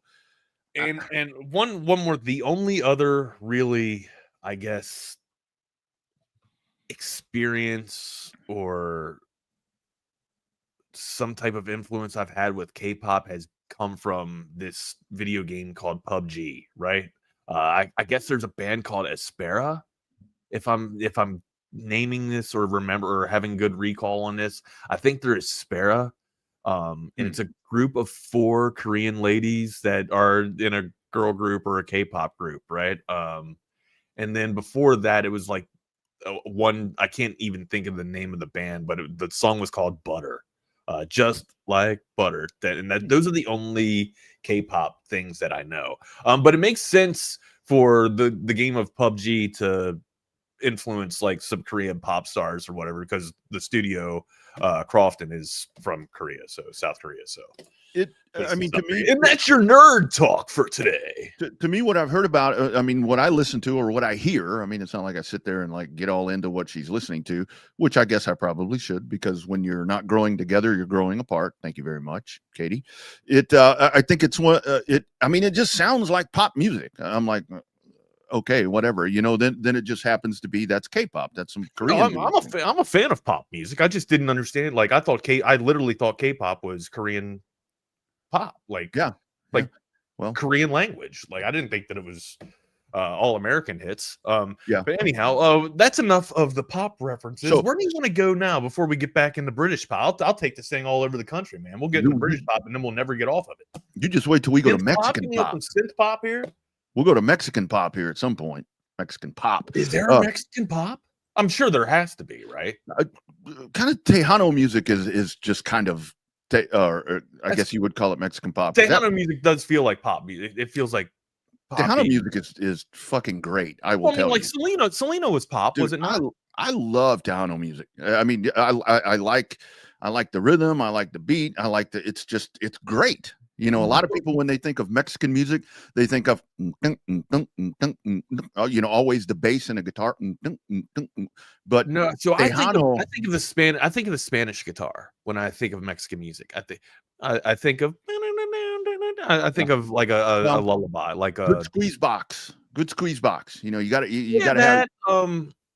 I don't know. I think of a lot of Sturgill Simpson for some reason when I think of Mexican music, which is wild. Which R.I.P. Flaco Jimenez, master of the squeeze box, Texas Tornado, a while back. It's been a little bit. But so what Brady said, I found it. So what Brady said about that whole thing, when you live through uncertain and untrusting times like we are today, it's very easy to watch a person's passions and profession intersect and to believe you're looking at some sort of dilemma. That's what Brady said. Okay. Yeah, Brady and to pull off of what Rob was saying here, Brady needs to live in reality or understand what real life is. Well, it's hard when you live in Brady land, right? Like Brady lives in his own world. That dude's in his own world. He's got his own little planet that he lives on. And it'd be nice to touch down on that thing and see what it's like from time to time. But yeah, you wonder why we can't understand Brady. It's because he's in his own little world. Right? Imagine being that dude's buddy. Imagine being like that dude's, right-hand man. Does he hold his buddies accountable as he holds everyone else? That's a great friend. Right. Seriously, I'm serious. That's a great friend. Call everybody out in the bullshit. 100%. If that dude was my best friend, I think that I would live a much better life. I think. If Tom Brady was your best friend, you'd probably. Well, he'd probably slip me some Dr. money. Ronnie, where are we going with this one, Dr. Ronnie? Where you want? What partner? Come on, we're burning the hours here, man. Let's go to so it's officially done, dude. You were talking about Cal Raleigh. Houston will not win the AL West. Still have an outside chance to make the playoffs, but Seattle, it's Seattle's thing, dude. Since 2001, these guys, and they are the AL West champions. It has happened. 25 years in the making. Bing, bing. 25 years. Yeah. So I don't know. It's definitely. I think baseball is good or better when the Astros are in there. But look, sometimes you just need a little bit of reprieve, and maybe this is a good thing. I think it's a good thing, honestly. Maybe this is what the Astros need, right? Living on a prayer or whatever, always being able to get into the West, even if the team is underperforming, right? They find a way to get in, and then maybe they sit here and say, we have needs, but how critical are these needs that we need to address right now? Like how imminent do we need to address these needs, right? And maybe they, have a chance to kind of, realign and hone in on these things and actually get back to to feeling hungry again, if that's the way that you want to go. I mean, I'm not going to say that they didn't look hungry.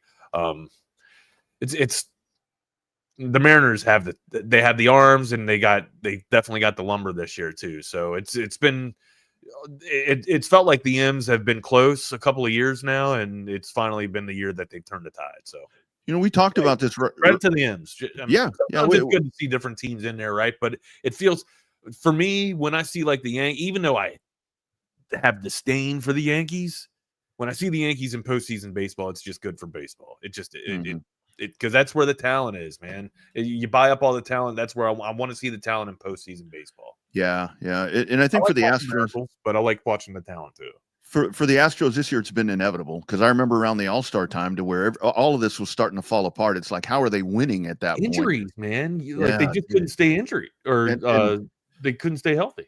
And I think the biggest thing, like last night, like the trades at the trade deadline with like Jesus Sanchez and these guys, those moves that they made. The Correa thing was great. The Correa thing, kind of worked out okay for a lot of reasons. And having him back in your fold is good. And now you've got him for a little bit, but I think the organization is learning from this, because the Sanchez thing, that dude was irrelevant last night. He's not anything that helped you in a pressure situation, where Seattle, their moves that they made at the trade deadline essentially catapulted them into winning, I think, the division right here. And when you get to the Astros, I mean, I saw yesterday Luis Garcia's out for 2026. So your rotation is your rotation that has been injury hampered is already off to a bad start in 26. Next year, yeah. Yeah. So I don't know. We'll see for Houston, but it is going to be weird. It is going to be weird, but I think we have good playoff baseball coming up as Detroit continues to come back. And that's been, I mean, if for Detroit fans to sit there and watch Atwags, it's like, God dang it, man, you were in command, and you have just totally fallen apart right here in the stretch run. Yeah, man. It sucks. It's definitely it's good though. I'm actually on board and a fan of seeing the M's get in here with this thing, right? Just to see it touched up. I think they got the squad, they got the lumber to actually go against the Yankees. I'm not saying that the Astros didn't, but when you're playing against attrition, when you're not just playing against other teams in the opposition, you're playing against your own attrition too. I don't think you're going to get the best baseball in October, right? Or at least the best baseball out of the Astros in October. And I don't want to see a stumbling Astros team, or a battered and beaten up Astros team hobble into a wild card spot and take up or just take up a spot where a team that's actually thriving or starting to catch all pistons firing here, take their spot up, and then have them just get swept, or have them have a maybe win one game out of it. But I don't know. I'd like to see competitive baseball in the months of October. That's just me. I'm sure everybody would, right? Come on. Yeah. And I love what you said right there, because that's the way that I was looking at this, even before the Seattle series this past weekend, to where it's like, if the Astros get in, your key word is hobbling. It's like you go staggering yourself into the playoffs, and then it's like even more painful when that happens. Like you get in, and then you just get wiped off the map. And it's like, reset. Let's get this done. And I think that's what'll happen here. And I mean, the Astros can still make it, Wags. I guess there's 4 games left, whatever it is. They're a game back, I think, at Detroit and the Guardians. but they don't have a tiebreaker over either one of those. So to me, that's 2 games. So it's like, oh, okay, just and it's like you said, they're not playing good baseball right now. So just get it done and let's get to October baseball. Let's get to October baseball indeed. Unfortunately, the Birds will not be there, but I mean, it is what it is. I'll still watch because I gotta find a team. You know what? I need to commit. I need to commit to a postseason baseball team. And I like what Jake says here. Is it going to be the M's? I don't know if I'm going to give the M's my bid or not. I do like what the M's are doing here. What do we got? Yeah, I'm kind of feeling the Brewers.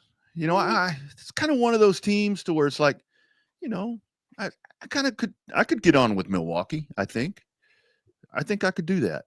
I think I could kind of get on. I feel like Milwaukee's in a position to lead that Central though, right? Like I feel like they're in a. I don't know. I say that, and then you know, Detroit was just down in the dumps or it looked like they weren't going to crawl out of the cellar for a while, and now they're taking their division too. They're taking their Central. So, I don't know. I say like the Brewers will be at the top for a while, so that's why I'm kind of giving the M's their praise this year. But the Brewers will be a fun one to watch as well. I could back the Brewers, but I think I'm backing the M's this year. Mm-hmm. And I know that's okay. Yeah, I'm not trying to batter up or bully up on the Astros here. The M's got something cooking, and they're a fun, interesting team to watch right now. So yeah, and again, like it's kind of what you said too. Like they made the right. They were hungry. They made the right. And I'm not saying other teams weren't. Okay, please, I'm not saying that. But the M's at the deadline, at the turn, went out and made the moves that they felt that they needed to get over the hump, and they got over the hump. So I got to reward the M's with at least my viewership, I think, right? Yeah. And I hate to say this because I'm the guy that says I don't want the Yankees, Dodgers, Red Sox. You know, I'm tired of that. But this year, especially with Clayton Kershaw announcing his retirement, kind of a little bit Dodgers. I think I could tolerate it a little better for Clayton Kershaw because I'm a Clayton Kershaw fan. No, I get you there, but still, them like the Yankees bought their roster. I would love to see them there and get beat. That's the stuff that I like to watch. I like to watch the bullies get to the spot and then get taken down. I like David taking down Goliath any day of the year, unless the Longhorns are considered Goliath. You know who else I like Goliath just stomping all over David's little ass. So yeah, you know who else I think I could like? I think I could like the Padres. I think I could kind of Padres. Yeah, I got something. I got some love for the Friars. I got some friends of mine that are Padre fans too, so I could kind of pull and root for them as well. Where do you want to go next, dude? Well, the question is, if you're going to watch playoff baseball, Wags, what's the best way to watch playoff baseball? What's the only way to watch playoff baseball? AV Consultations. Look at that base. AudioVisualConsultations.com. Look at your studio. Look at my studio. Look at that base. I'll be calling Tom up here soon once this pool's done, man. Gonna get some speakers, or probably 2 speakers around the pool, right? Tom, if anybody that knows Tom says go big or go home, right? Like that's the way that Tom goes. You guys know that I'm already in a little bit of a bind, and my neighbors are kind of already pissed off at me just getting the pool, right? And first thing Tom says is, when you get out there, you got to put this type of studio or this type of audio out there, so that way your speakers can, the entire damn block hears what's going on. And my first thought, Jesus Christ, Tom, like I'm not trying to make. Sometimes that's not a good thing. Right, sometimes no, man, that's when he knows the party's there. And I was like, well, what? And then Tom, classic Tom, fuck off. I'm kidding. He didn't say it like that, but yeah, he did. Yes, he did. No, he did. But as long as you live within the rules. Anyways, audiovisual consultations, folks. They can make your palace into a kingdom, man. Just give them a call. 512-255-8678. If you want to piss your neighbors off and get the perfect sound set up outside in your pool, patio, or deck suite, just give them a call. No job's too big, no job's too small. 512-255-8678. That's adconsultations.com. I've got a neighbor that works out all the time. It's a dude. I don't know if he's a boxer. I don't know what this dude does. I mean, he's just. You gonna get on his regime, his little routine there? I wouldn't last 2 seconds with that dude out there. He's either hitting a bag or he's out running or doing all. Have you ever gone 3 minutes? Have you ever sparred for 3 minutes? Sex? No, sparred like. Oh. Oh, hell wrestled, fought, anything. Have you ever done that for like 3 minutes to 5 minutes? The only wrestling I've ever done was fake wrestling as a kid, and I only did that until my buddy pile drove me on the concrete for real, and that's the only wrestling I've ever done. God, is that what's wrong with you? Not Seriously, that there's anything wrong with you. I'm just saying, like, it was sometimes when you slip. Wags, I remember this. It was like in front of our house. We were playing wrestling, and my buddy, rest his soul, pile drove me. And the next thing I remember is like my dad. He's standing over me. He's like, "Get up, get up, get out of the way." And I missed like 3 minutes of my life. I was out 3 minutes, dude. So like fighting around for 3 minutes, you're absolutely smoked. Like, and you wouldn't think that you would be that winded or whatever, but like you're gassed. I used to fight with this dude named Mike, spar with this dude named Mike Ramos about 20 years ago, man. 3 rounds of 5 minutes, 3 rounds of 3 minutes, and you're absolutely torched. And we weren't going like 100% either. We were kind of just throwing shots, and we weren't hitting anything in the prize pieces here, just body shots, man. Yeah, dude, it's crazy. And then of course, wrestlers, they'll tell you straight up, just fasting itself is nuts. But yeah. So this dude body through extreme shit, man, just to make weight, and then going out there and on very little energy fighting 3-minute rounds or wrestling for 3-minute bouts. It's outrageous. So this fellow, what he does, he's got his music blaring when he's out there, because at various times, I mean, dude works out like 3 or 4 times a day, so it's like you always have a concert going on out there. So what I do, because he lives directly across the street from me, so I have this window over here that faces their house, and I have my biggest Tom McKay screen over here. So what I do is, like, about 8 o'clock at night, I turn all the lights off and I put that son of a bitch as bright as it can be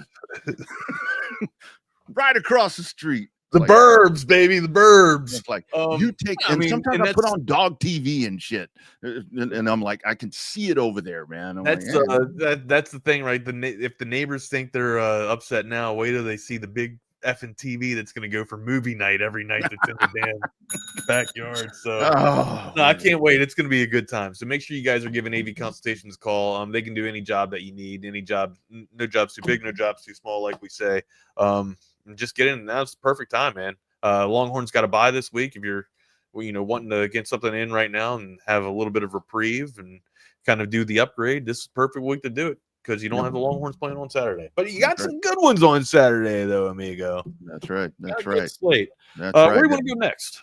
Let's go to Bee Caves. Let's go to talk about our friends at Covert Bee Caves. I'm going to step out real quick. CovertBeeCave.com. Check them out today. You see Covert everywhere. It's that personal level of just feeling like it's a personal family interaction.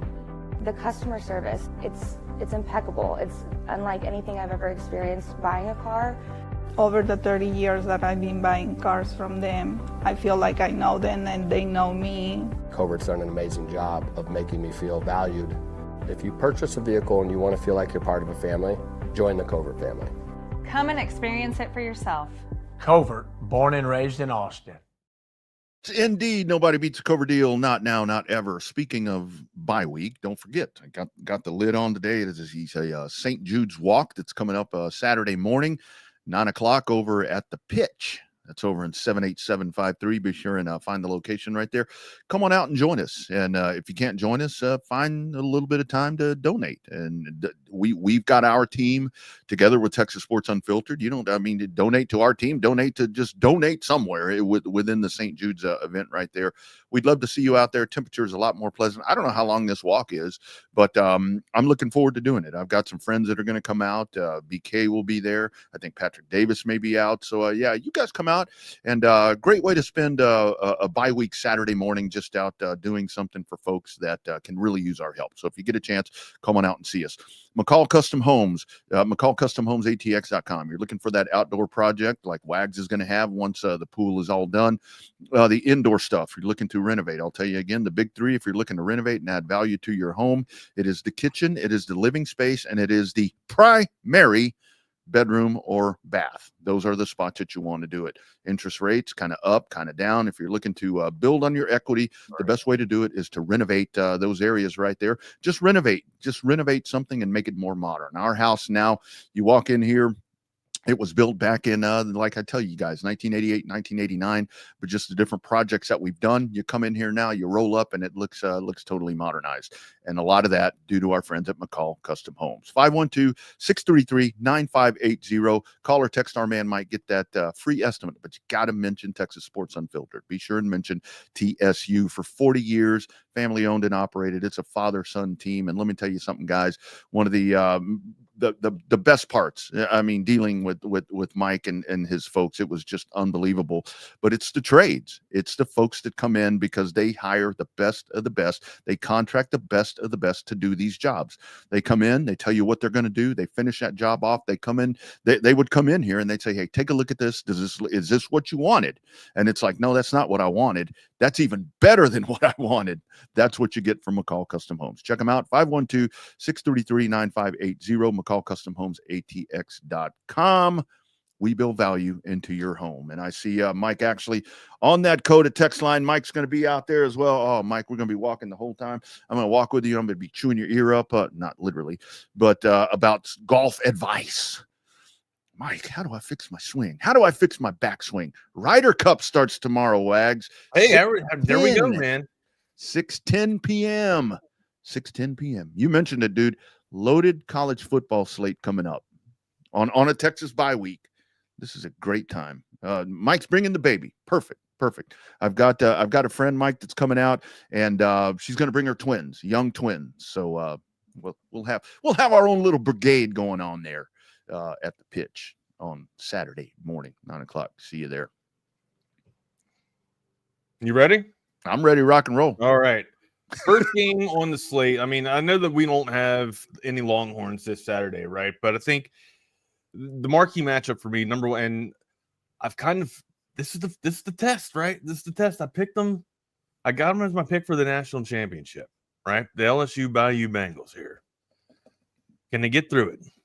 Can they get through with Ole Miss? This is the first test that they have right now. And Ole Miss ain't got the squad that they had last year, right? I think they had the dudes last year, right? They lost so many, soldiers and people that were battling inside the trenches, man, between their interior line on defense and offense there.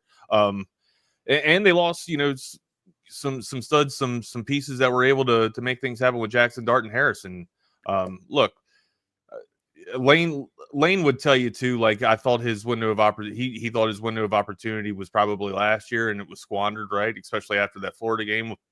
Don't want to beat a dead horse, but he's got some pieces to work. He's got some pieces to work with. Not as great as he had last year, but this is still a team that can rival people and give people fits. This will be LSU's test. This will be a nice little test for LSU. I think they get by, but this is the game that I'm looking for on the season, or the game that I'm looking forward to on the slate for Saturday, bud. It seems like to me, I'm a little more confident in LSU than I think a lot of people, because I think that this will be a good game. I mean, I don't think it's going to be a blowout or a track meet or a runaway or anything like that, but I'm pretty confident here that LSU takes care of business. I think it's wrong favored. Ole Miss is favored. I mean, it's basically a pick 'em. It's a 1.5 here, right? So I think LSU goes in there. I've always questioned Brian Kelly. Like, is Brian Kelly the guy for the job for LSU? Like, I've always thought that Brian Kelly just doesn't get the best out of his squad, right? Like, I thought he underperformed with Notre Dame as well. And will he be able to get every ounce of talent out of the squad that he has now? I know a lot of people like Brian Kelly. I've never actually been a Brian Kelly fan. I think that's the main thing. The year that he gets over the hump, like, it appears like he's saying all the right things in pressers, right? He's not putting off ownership. He's taking accountability. He talks about execution too, but in times he would always blame his kids. He would always blame the players on the field for not being able to produce, instead of saying, hey, we probably put them in a bad situation. And that ultimately it's bad optics, and it's terrible leadership, and it's shit rolling downhill, and people don't want to play for that. And ultimately, I think that just transcends into bad football. Sure, you want your players to take accountability, but you want to do that shit behind closed doors. Like, when you're the face of the team, you wear everything.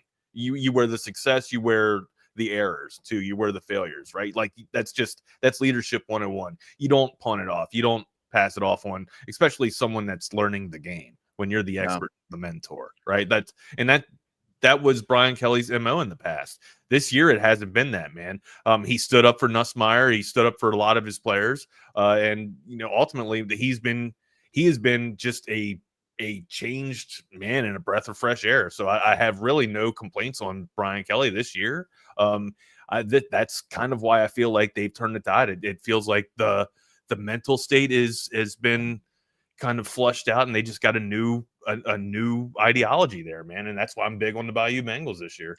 And I think a big part of that is because the target is squarely on Brian Kelly this year to get over the hump, to take that next step, because they haven't been able to do that. And I think that's why a lot of the attributes that you talk about right there, to where you see that difference in him. And I mean, he really does seem like the player's coach right now.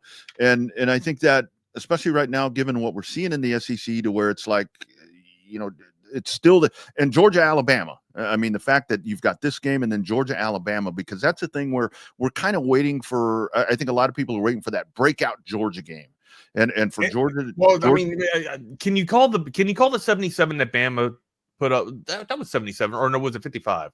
No, 77 was 77. FSU. Yeah. But can you call because Bama had a breakout performance, but it was against Cupcake Land. Not against that opponent. Yeah. That's why it's so funny to me. Florida State did the same shit, right? I know, and that's why I go back to at the end of last week when Texas throws the goose egg up on the board, and it's like, well, they're beating up on cupcakes. Well, that's what these teams do. I mean, that's what these teams do. So I think the fact that there was that real optimism for Alabama, not that they're going to be bad, but how good are they? Georgia, are they as good as they usually are? Question with Florida State right out of the gate. So right. Georgia, are they as good as they usually are? Did they reload? This is where I think Texas being off. This is where you get to sit back and you get to take a look at the SEC, because these two games right here. Because Wags, I said it before the beginning of the season. I seriously see LSU as a contender to win the SEC championship. And I think everybody had them penciled in third, or the majority had them in third, fourth, something like. I really think that they can. I don't remember you having LSU when we were picking. I remember you having Georgia.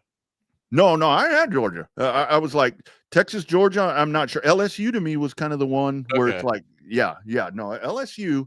Yeah, I'm going to call you out on that. I don't. Matter of fact, I remember. No, and I'm not making that up. I promise I'm not making that up, unless I thought it. I don't know. I slept since then.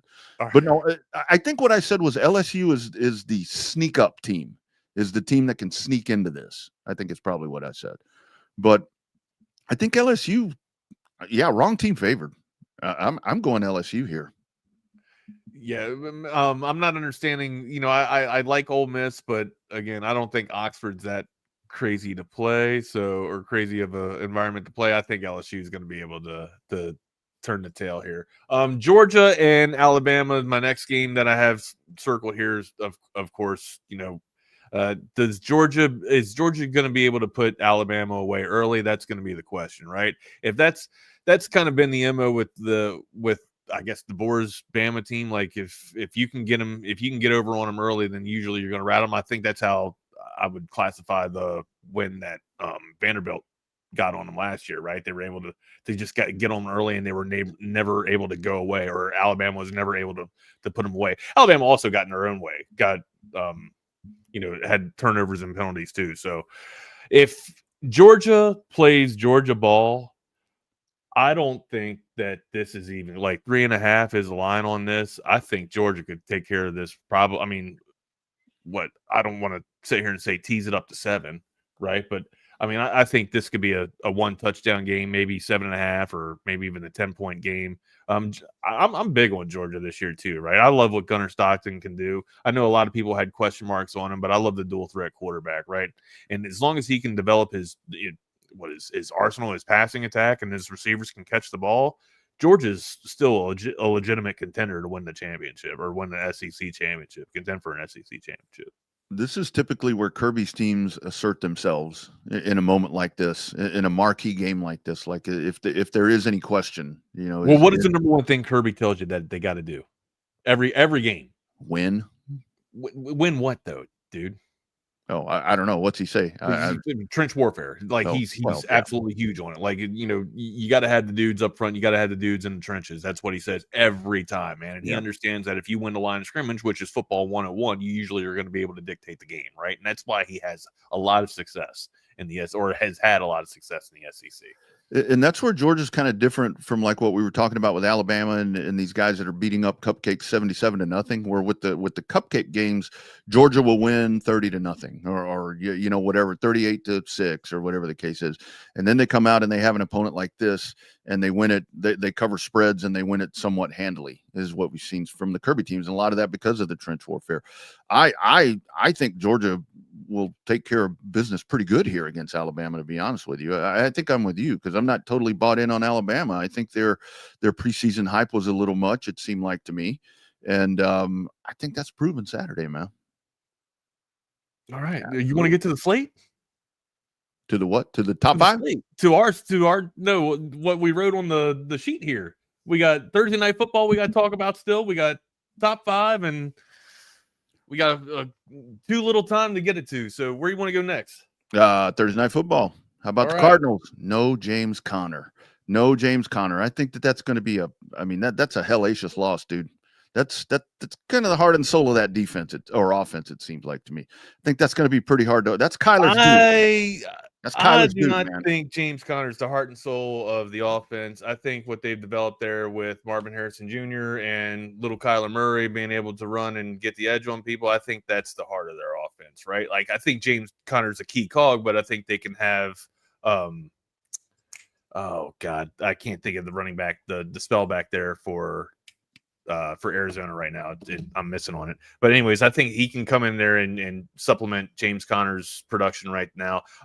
The play, you guys know me. I'm big on the play action, especially in the NFL. The NFL relies on play action. But Marvin Harrison Jr. is one of those threats, one of those wide receivers that not only blows the doors off of you vertically, but also can just carve you up and chew you up inside the hashes as well, right? Like, absolute crazy threat. And then you got McBride to add to that nastiness too. I think Arizona's identity and Arizona's backbone, goes through the air, man. And just, if you got any stock in Kyler Murray, tonight could be a really good night tonight for you fantasy owners out there.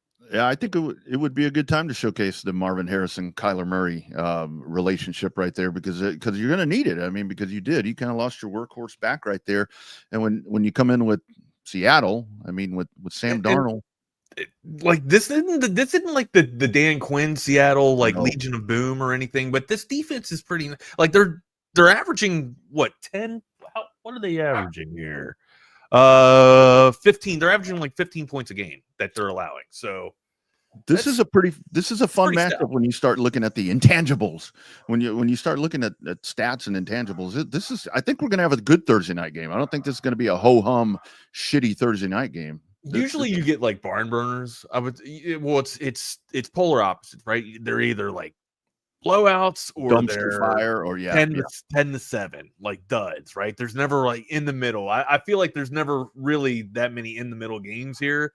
I think this one feels like it's going to be back and forth. Like it's going to be slugfest for maybe the second quarter is going to come out and that's going to have some fire and some sparks. First quarter is going to feel like the first round of a boxing match, right? Like people are just going to be, two teams are going to be figuring it out. But why? I've said this shit before and been absolutely wrong. But I think second quarter is when the sparks are going to happen. Third quarter is when we'll have a little bit of another natural lull in the game, and then fourth quarter it's just going to be gloves off, and they're going to be going at it, man. Just a awesome West rivalry here coming out of the NFC. So what's to expect? I mean, it's Thursday Night Football. I don't think we're going to get a dud here. I think what's the over on this bad boy? Shit, I just had it. Excuse me. Over's 43.5. Ooh. So the building, the builders in Vegas, the skyscraper builders in Vegas, casino builders in Vegas, don't think that it'll be that high of action tonight. I'm gonna go against them, right? I'm gonna donate to Vegas tonight. I'm gonna take the over. I would take the over. And I have to tell you with Seattle, Seattle also, obviously Indianapolis is kind of the one that I'm still like, and I think we find out this week because Indianapolis has a matchup. I think that's going to be a marquee game on Sunday, somewhat in the 325 bracket. But Seattle's kind of one of those teams where I look up and I put it kind of right there, maybe in the top 3 of where, man, I'm kind of surprised at what the Seahawks have done. I didn't think that Sam Darnold, the advent of Sam Darnold coming in was going to change this team so much. But pretty damn good defense, and Seattle's is a lot better than I thought they were going to be. Very early on. CB says that too, oh, right? You, so yeah. you know why I know that Seattle was going to be great. Or not great, but good. Sam Darnold. Mono man. Your man. Mono man. No, it's not just that too. So he's I know. He had anytime you leave a wide receiver room or get disconnected from a wide receiver room that has Justin Jefferson and Addison in it and Hawkinson in it, even though Hawkinson's a tight end, you're gonna have a letdown. Like it's gonna be a natural letdown from those guys. There's gonna be some regression, right? But when you move laterally over to a room that's got Smith and Jigba and a emerging Torrey Horton as a rookie, there's and some other AJ Barner, like there's some flashes of talent there. Now it's not as honed in and as crisp and as royal as that purple of the Vikings there, but damn, it looks like it's starting to come together there in Seattle, right? And they got the guy that orchestrated it. Like people were questioning. Nobody's ever questioned Sam Darnold's throwing ability, his arm superiority, right? It's always been his ability to make the throw or his decision process in making the throws. And it looks like he's matured into a pretty decent good quarterback that can make some reads now and check himself into a better play. So in that surrounded with talent, I think you're going to have some winning ball games there. Yeah, and I like because it's like the Cooper Kupp move over there. It was like Cooper Kupp. And thank you. Yeah, Kupp's there too. Yeah, Kupp's there too to be inside the hashes. It's like that's not going to be your go-to guy. He's not that guy anymore. But I mean, he's got 11 catches. The other dude's got 22. So that's pretty damn good productivity right there, where he's fit into that offense to work that middle part of the field. And with Darnold, Darnold's been good. I think if they could establish a running game a little more, maybe with Walker, get a little more out of Walker. Walker's a weapon. Walker can be nasty too, right? Mm-hmm. Yeah. So I'm very surprised. I'm seeing 43 on this over-under, 43 and a hook, and I feel like this moves before kickoff. I feel like it bumps, at least gets up to 45. And not that 45 is a crazy move, from the over there, but I feel like this goes up, right? I feel like we're getting sold a little bit short here. Yeah. And I love the conversation that's going on the chat right now. I mean, think about this. It's Darnold and Daniel Jones. It's like those two guys, when you look at quarterbacks right now, if those two aren't at the top of your list right now, it's like, shit, what's happening here? Sam Darnold, this isn't an anomaly for Sam Darnold. Like Sam Darnold did this last year too, right? And you saw the productivity starting to emerge when he was in San Francisco, when he was getting a little bit of spell for Brock Purdy too. Like he wasn't putting up crazy numbers, but he was playing winning football, and that's where it all started to stem from here. And I have to tell you, you guys keep underselling Caleb Williams. Like Caleb Williams is legit fantasy quarterback right now too. Like yours truly has him. That's why I know he's a top 5 quarterback. Might even be top 3 after this past week, as a matter of fact. Well, and what I like about the Darnold thing is because it was two things that came out of the move right there when he goes to Seattle. It's like, okay, well, Minnesota's probably not going to lose in any momentum. You just insert another quarterback. Darnold's going to go to Seattle and struggle. And the part for me that I like is Darnold hasn't struggled. And that's where all of that momentum from last year to where that dude, you would put him away. It's like, he's not an NFL quarterback. He's going to be a career backup from this point. He's answering that. He's answering the bell to that in a completely different situation. No, that one's in Arizona tonight. Seattle favored 1.5. I think I'm going with that. I think I'm good with Seattle's line, but I think I'm taking the over. I'll encourage you to take the over on this. I think definitely the over. That line is so close. Well, usually when you see it that low, right? Usually when you see it around 43 to 45, you usually want to take the under on that. But I feel like these teams are getting undersold here tonight. So yeah, I think we're gonna get some fireworks and some explosion on Amazon Thursday Night Football. What's the line? 1.5? To 1.5 Arizona? Is that what you said? The line is 1.5 right now. Now I'm expecting movement. So we'll check back in. If you guys hit us on our socials, not the fake wags on Twitter or whatever, and the Rodney R. And if you have any questions for line movement there, or you can hit up 14A. Walsh, our cousin out there in Jersey. He's got some. Oh, he's on one too, man. He's up. He is absolutely filthy right now. He's had like 4 days in a row where he's winning. I got you guys check in with Al Walsh and find out more about that. 14A. Walsh again. Our man Lee Sterling. Get a hold of that dude. Paramount Sports. Oh yeah, Lee Sterling as well. Got him all right, hey, let's go. Top 5. You're trying to get out of it. Let's go. No, I got it. All right.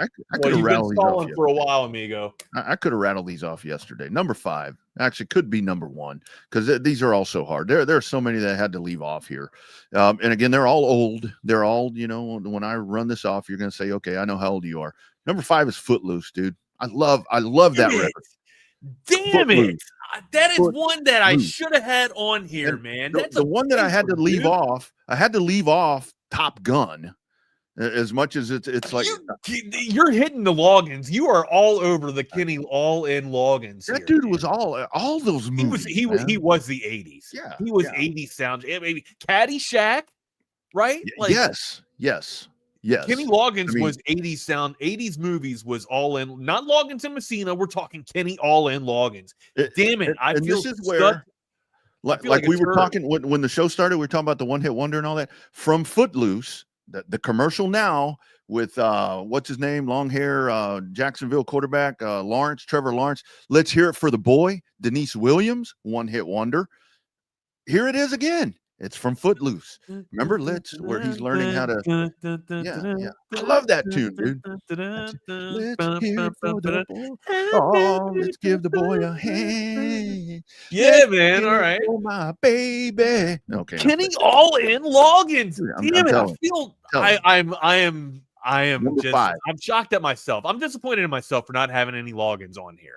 That's number 5. Okay, number 4. Little older. Hold on, you do this. I'm going to restructure this. I got a lot of Zimmer on here. Zimmer's got a lot of representation on here, rightfully so, right? But you guys know, like I like to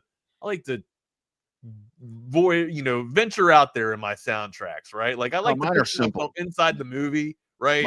That's why I love Zimmer so much, but Zimmer's got a lot of representation on my list. I'm getting some Loggins on my effing list here, man. Yeah, you have to. I mean, the Danger Zone. In the racing world, I hear that every day. All on, like there was Take My Breath Away was on that too, right? Like that wasn't all Loggins, right? Oh yeah. And that one didn't make my list. It was like fluctuating. There's so many. I left Grease off, and I love that album, The Grease. Olivia Newton-John, Travolta sings on that thing, for crying out loud. I mean, shit, it's too many. This needed to be like top 20. We needed to do. That's why I was telling you I wasn't worried about it because it's like, man, I'll just rattle them off. Number 4 for me. That's good. Like I can't. I am so disappointed. I'm really disappointed in myself. See what you get for saying that I was fucking around and not doing my work. I'm just taking. Like I can't believe I didn't have.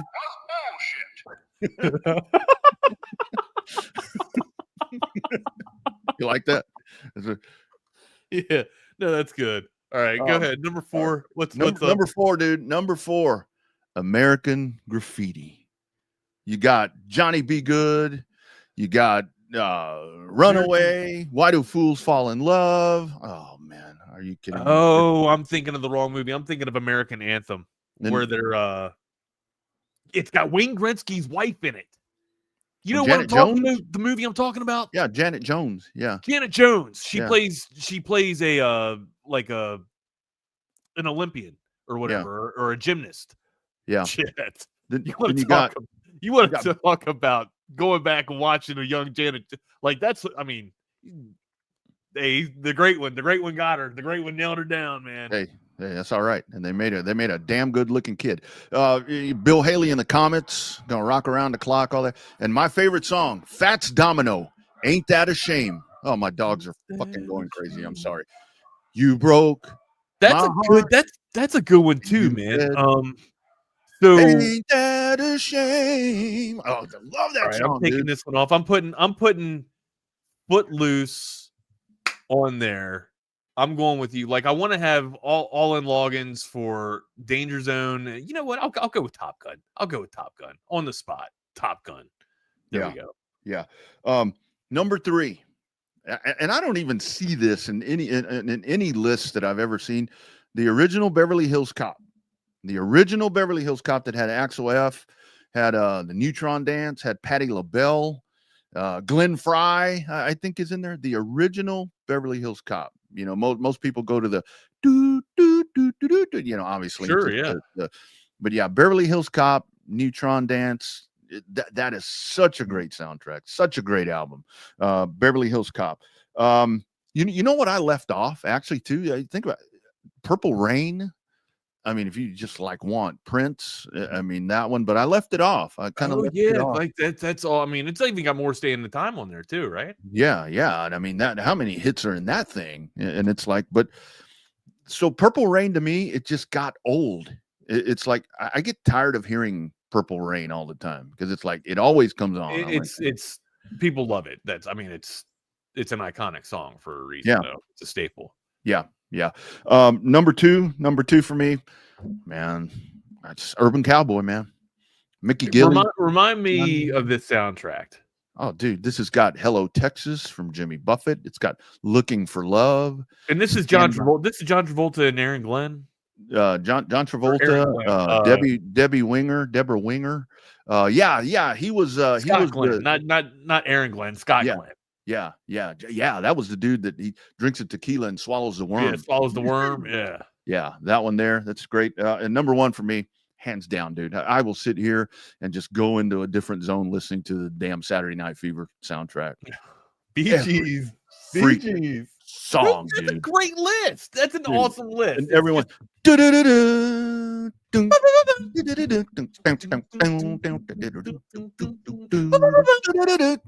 man. Yeah, that's Can you dig it? I knew that you could. All right, yeah, I can get down with that, man. My top 5 real quick. Top Gun, Kenny Allen's logins there. We're just full transparency. We're removing a Hans Zimmer edition. We had Hans Zimmer The Dark Knight on there, so we got rid of that. Pulp Fiction. Yeah, Pulp dude, Fiction I had that one on there too. Was a great soundtrack, or is a great soundtrack too. Dazed and Confused. Yes, a fantastic soundtrack. Hans Zimmer, Interstellar. Is like just that. You guys know how I am about instrumental songs and just being able to kind of have modern day Mozart, and I feel like Hans Zimmer is that guy. And then also my number 1 right now, I know I kind of flew right through my top 5 there. So it was All in Logins, it was Pulp Fiction, Dazed and Confused, Interstellar with Hans Zimmer, and then my number 1, and it's just because I'm going to take a little bit of time to expand on this, right? Tron Legacy. And you could be saying like, what the hell, Wags? What? Tron Legacy, the entire score. What the hell, Wags? Was done by Daft Punk. All right. Now, it wasn't just done with, house music and electric, pop. It was, they also did like orchestra music out of it. It was their first time being able to experiment with this, and it's fantastic. The percussion in the score here, boom, boom, boom, boom, boom, boom, boom, boom. When they're trying to tell the vibe of evil, when the bad program. I'm gonna get really nerdy here, but when the bad programs are coming in and the clues coming in, and they they're looking for Flynn and all that, man, and you got the isotopes the isotopes that are, or what's her name? God, Olivia Wilde. They got Olivia Wilde's character in it as well. There's just I don't know. There's great music that ties in to that vibe and that flow of the whole just climax of the movie, man. And to have Daft Punk be able to step out of their zone and play a little bit of orchestra to it as well. For me, I don't know. It's one of my favorite scores of all time. And you know the other one, Wags, that I really like, and I need to run. I got to go meet a guy out here, so I'm gonna tell you this, and I'm gonna jump out of here. And people will be surprised that I like this one because I'm just a redneck in a rock and roll bar. But New Jack City. New Jack City. Another one that I removed real quick was Set It Off. Do you remember Set It Off? I don't. The movie Set It Off back in the day, like early 2000, early odds, maybe late 90s, actually. Okay. I gotta go, guys. I gotta go. Right on, man. But it was like Jada Pinkett Smith, Queen Latifah. It was a group of four ladies that were doing a hit, man. They were gonna pull off a bank robbery or a bank heist. And the soundtrack on this was absolute fire, man. If you hadn't heard it yet, go to Set It Off and check out that soundtrack. But yeah. Welcome to the unction, Will. I know. Movie soundtrack. Sure the unction. Thank you. Now. Well, boys, we'll leave you to it and have a great Thursday, man. Y'all be good, man. All right, we'll see you. Welcome to the Gen Z show. No, I'm playing. Today we're going to be discussing our favorite conspiracy theories. If you have one, drop it in the chat. Not really. We won't ever get into that on this channel. But welcome into the Lone Star Playbook. I'm Jordan Scruggs. That's Will Turboff. Going to be talking all things Texas football, college football, a little bit of recruiting. First, Will, I don't know if you saw it this morning. The Oklahoma Sooners flipped going out big in recruiting. Absolutely. Actually, not flipped two. Flipped one, landed two total. 2027 offensive tackles. So this is their 2027 class. They have 4 commitments. You're probably like, why are we talking about the OU 2027 recruiting class? Just give me a sec. Let me get there. Cooper Hackett, 5-star, number 9 overall prospect, number 2 offensive tackle in the country, was committed to Texas Tech. There were some rumors he was going to reclass as well, but regardless, he had committed, and it was also reported, he was getting a big rev share package or NIL package, whatever the hell they're calling it nowadays. Tech was taking care of him financially. And, in fact, he actually committed to Texas Tech like in either warm-ups or halftime of an Arkansas game that he was in Fayetteville for. He was visiting for. Whoever Arkansas played week 1, that's when it happened. And he was only committed for about a month. Oklahoma flips him. I believe they had him on campus for the Michigan game and maybe perhaps the Auburn game. But they flipped him this morning.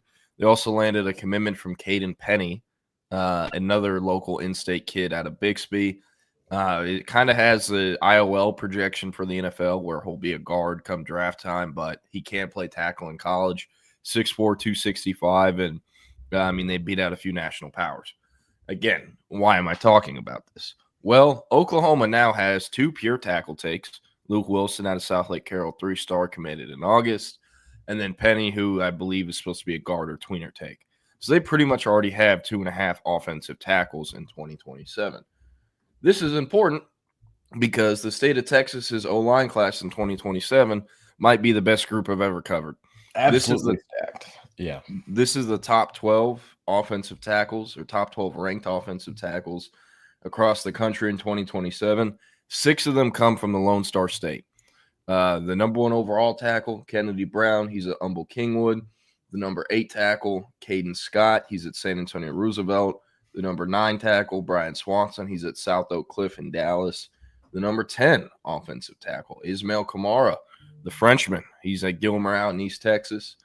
We got Quay Ford, the number 11 offensive tackle. He's another East Texas kid out at Texas High. And guess what? The East Texas trend doesn't stop here either. The number 12 offensive tackle, Tyler Legacy's Demarion Johnson, a.k.a. Big Juice. That's his nickname. Juicy. Love the nickname there. However, he is a Texas A&M commit, but he was on campus at Texas this past weekend. So that recruitment is still pretty open. Texas, to be honest with you, offensive tackle, specifically left tackle, has been the biggest position of need in my eyes. going back to the 2025 cycle, they didn't land one in 25. It landed Nick Brooks, and he is primarily a right tackle, or at least has been up to this point. So landing these guys in 2027 is super important, and it's really important in 26. I mean, they're still trying to flip Malachi Lee from Michigan, but if there's a year for Texas to load up on offensive tackle, it's in 27, just because all these guys are in state. This kind of leads me to my next question, Will, which I think is fascinating that this is even like a question or a thing, but it is. Would you rather compete with Oklahoma for a top-tier left tackle or top-tier offensive tackles, or would you rather compete with Texas Tech for a top-tier left tackle, offensive tackle? Every single time, I think you're choosing Oklahoma. I think you would rather be in your traditional recruiting battles because, to be honest, in battles that have been between Tech and Texas in the last few years, Texas is still winning the majority, but the ones that they're losing are coming in really bad ways. They're, in the last minute, in the last day, in the last week. Of course, you saw Felix Ojo. At one point, Smith the Rugbo seemed like he was going to be a Red Raider because of all the money that was being sent over there. He did silently commit. That is true. So there's several guys when you go between their classes of 23 to 26. There's probably a guy in each class that Texas lost out for. With Oklahoma, yes, they've lost a couple, but not in the same way. Not just because they were completely, outbidded, or because they don't have, a direct playing time, direct path to playing time like they would at Tech and not at Texas or Oklahoma. The path to playing time is similar at both schools, Texas and Oklahoma, in most positions. And that doesn't come, become a huge factor when guys are deciding between those two schools. It has happened, in this cycle with Jake Cruel, who probably has a better path to playing time at Oklahoma than he does at Texas. But how to recruit against Oklahoma. And I'm sure at this point you're getting a good feeling for how you should recruit against Tech. But there's some things you just can't beat.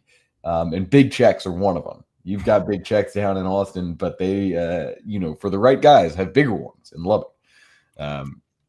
So 10 times out of 10, give me a recruiting battle with Oklahoma and not Tech. Yeah, I also think, obviously in 2026, Texas Tech, they have Felix Ojo.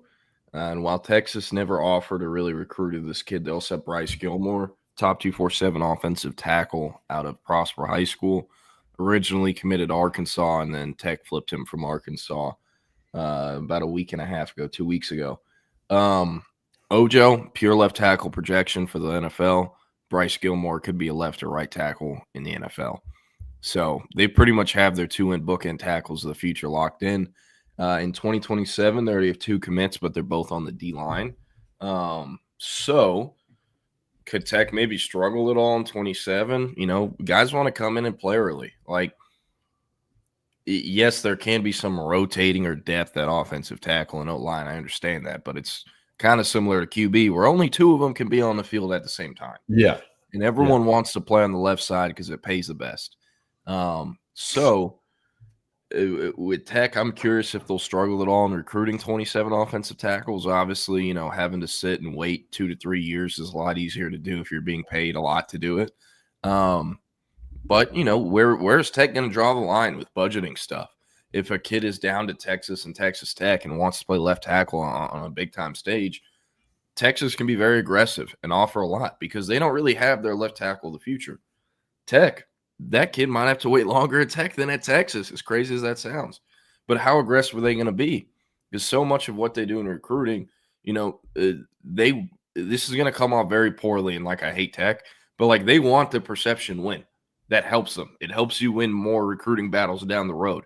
It helps kids get more comfortable with choosing Tech over Texas or Oklahoma or whomever. It just helps. So, and not only that, you can get a perception win and a really good player. So, very curious to see how this is going to unfold. Obviously, A&M, they already have one of those 6 in-state tackles committed. But like I said, he was at Texas this past weekend. That one's far from over.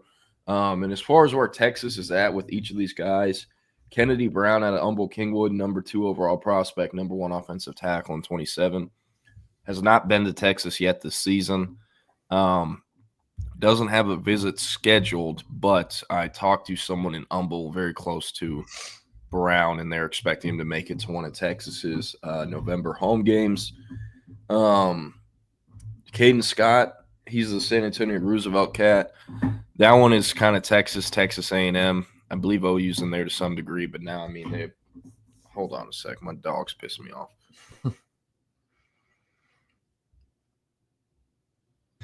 Apologies. But Caden Scott, kind of Texas versus Texas A&M battle. Texas is kind of the school for him growing up, so I lean the burnt orange for him long term. Brian Swanson out of South Oak Cliff, Texas A&M, and OU. Those are kind of the three for him. He's always wanted to play kind of closer to home and also in the SEC. So it's kind of been those three schools versus each other for over a year now. I think Texas will have a great shot, but I think NIL is going to be very important. I mean, it obviously is in every recruitment and playing time. You know, this is a kid who's offensive line coach at South Oak Cliff is very, very close to Kyle Flood. He also does personal/individual training on the side. DJ Campbell, Trevor Gooseby, the Coleman brothers, Nate Kibble. Those are all guys he's worked with, Cam Williams, and going back to high school. So, like, there's a lot of relationships and dialogue there between Swanson's camp and Kyle Flood and company. And then Ismail Kamara out of Gilmer. This one is going to be another big NIL one. Originally from France, moved over to the U.S., was in Florida for a little bit, then ended up in Gilmer. A&M and Texas are the two ones I've heard most, but, I mean, this kid is a freak show. The rankings they vary a lot just because of the projection with him and kind of how he's tested, how he looks physically, and also the fact that he hasn't, like, this is the first year he's ever truly played organized football because the UIL suspended him from varsity play as a sophomore and he didn't play JV. So he's going to be, like, I keep saying the word fascinating. He's going to be truly fascinating to see what happens with him. And then Quay Ford out of Texas High and Texarkana. The Longhorns have not offered. They've had him on campus once or twice. They have not offered. I do not know where he's really leaning or who's in the recruitment because of that. But, yeah. And then last but not least, Demarion Johnson. If he flips, it's likely to Texas or he's going to sign with A&M. I don't really see him leaving the state. And then there is one kid I wanted to hit on real quick. Sidney Roulier. Oh, yeah. I thought that was kind of, it's a little interesting that Texas is actually recruiting two first language French speakers in this class between Ismail Kamara and Sidney Rouleau. Sidney Rouleau just transferred to the Brook Hill School in Tyler, which is very small. I didn't even know, that it existed before he transferred there. Transferred to Tyler from somewhere in Canada. I want to say Montreal. He is I believe, first language French speaker. Probably the first time ever the Texas has two of those in the same class, let alone at the same position. But yeah, Sidney Rouleau has had an offer for a long time. Looking at some of the other guys on this list, Jake Hildebrand out of Basha in Chandler, Arizona, Lucas Roa in Orange County in California.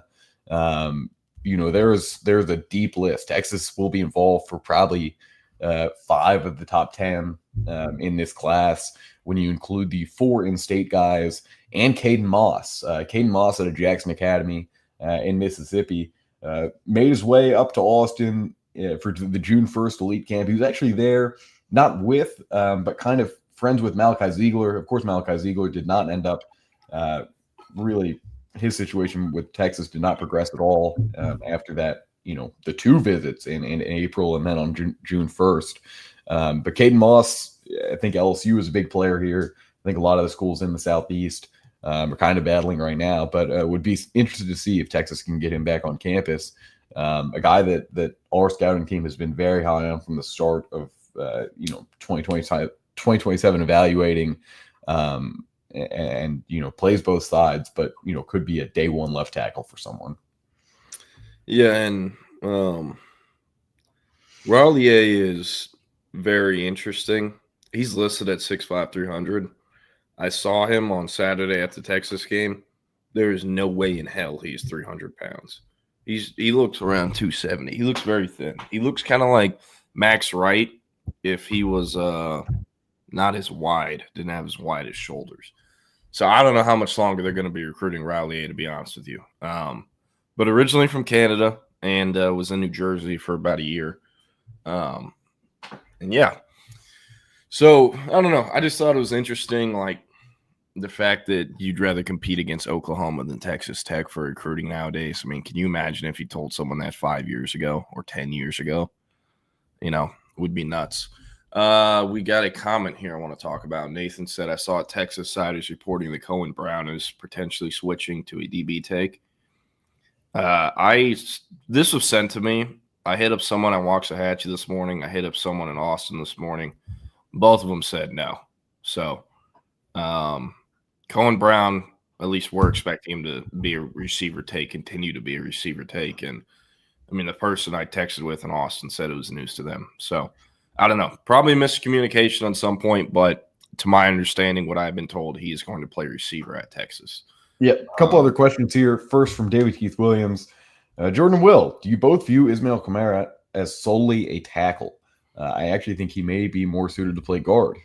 This has kind of been the talk of the week. Ismail Kamara responded to a report about him and said, I appreciate, your coverage of me, but I'm an offensive tackle. I can play all 5 spots, but I'm an offensive tackle at 6'5", 340.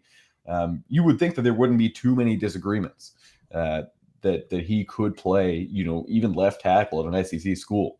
But really, I think, there's not a ton of tape to go off of here, but what there is, it shows that, Ismail Kamara has some of the best feet, some of the best footwork, in the game right now.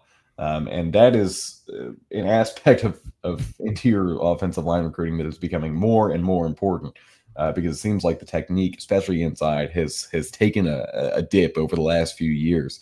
Ismail Kamara is probably in a similar situation, or will be what John Turnpin was this past summer, where basically every school in his recruitment says, hey, you could end up playing tackle here.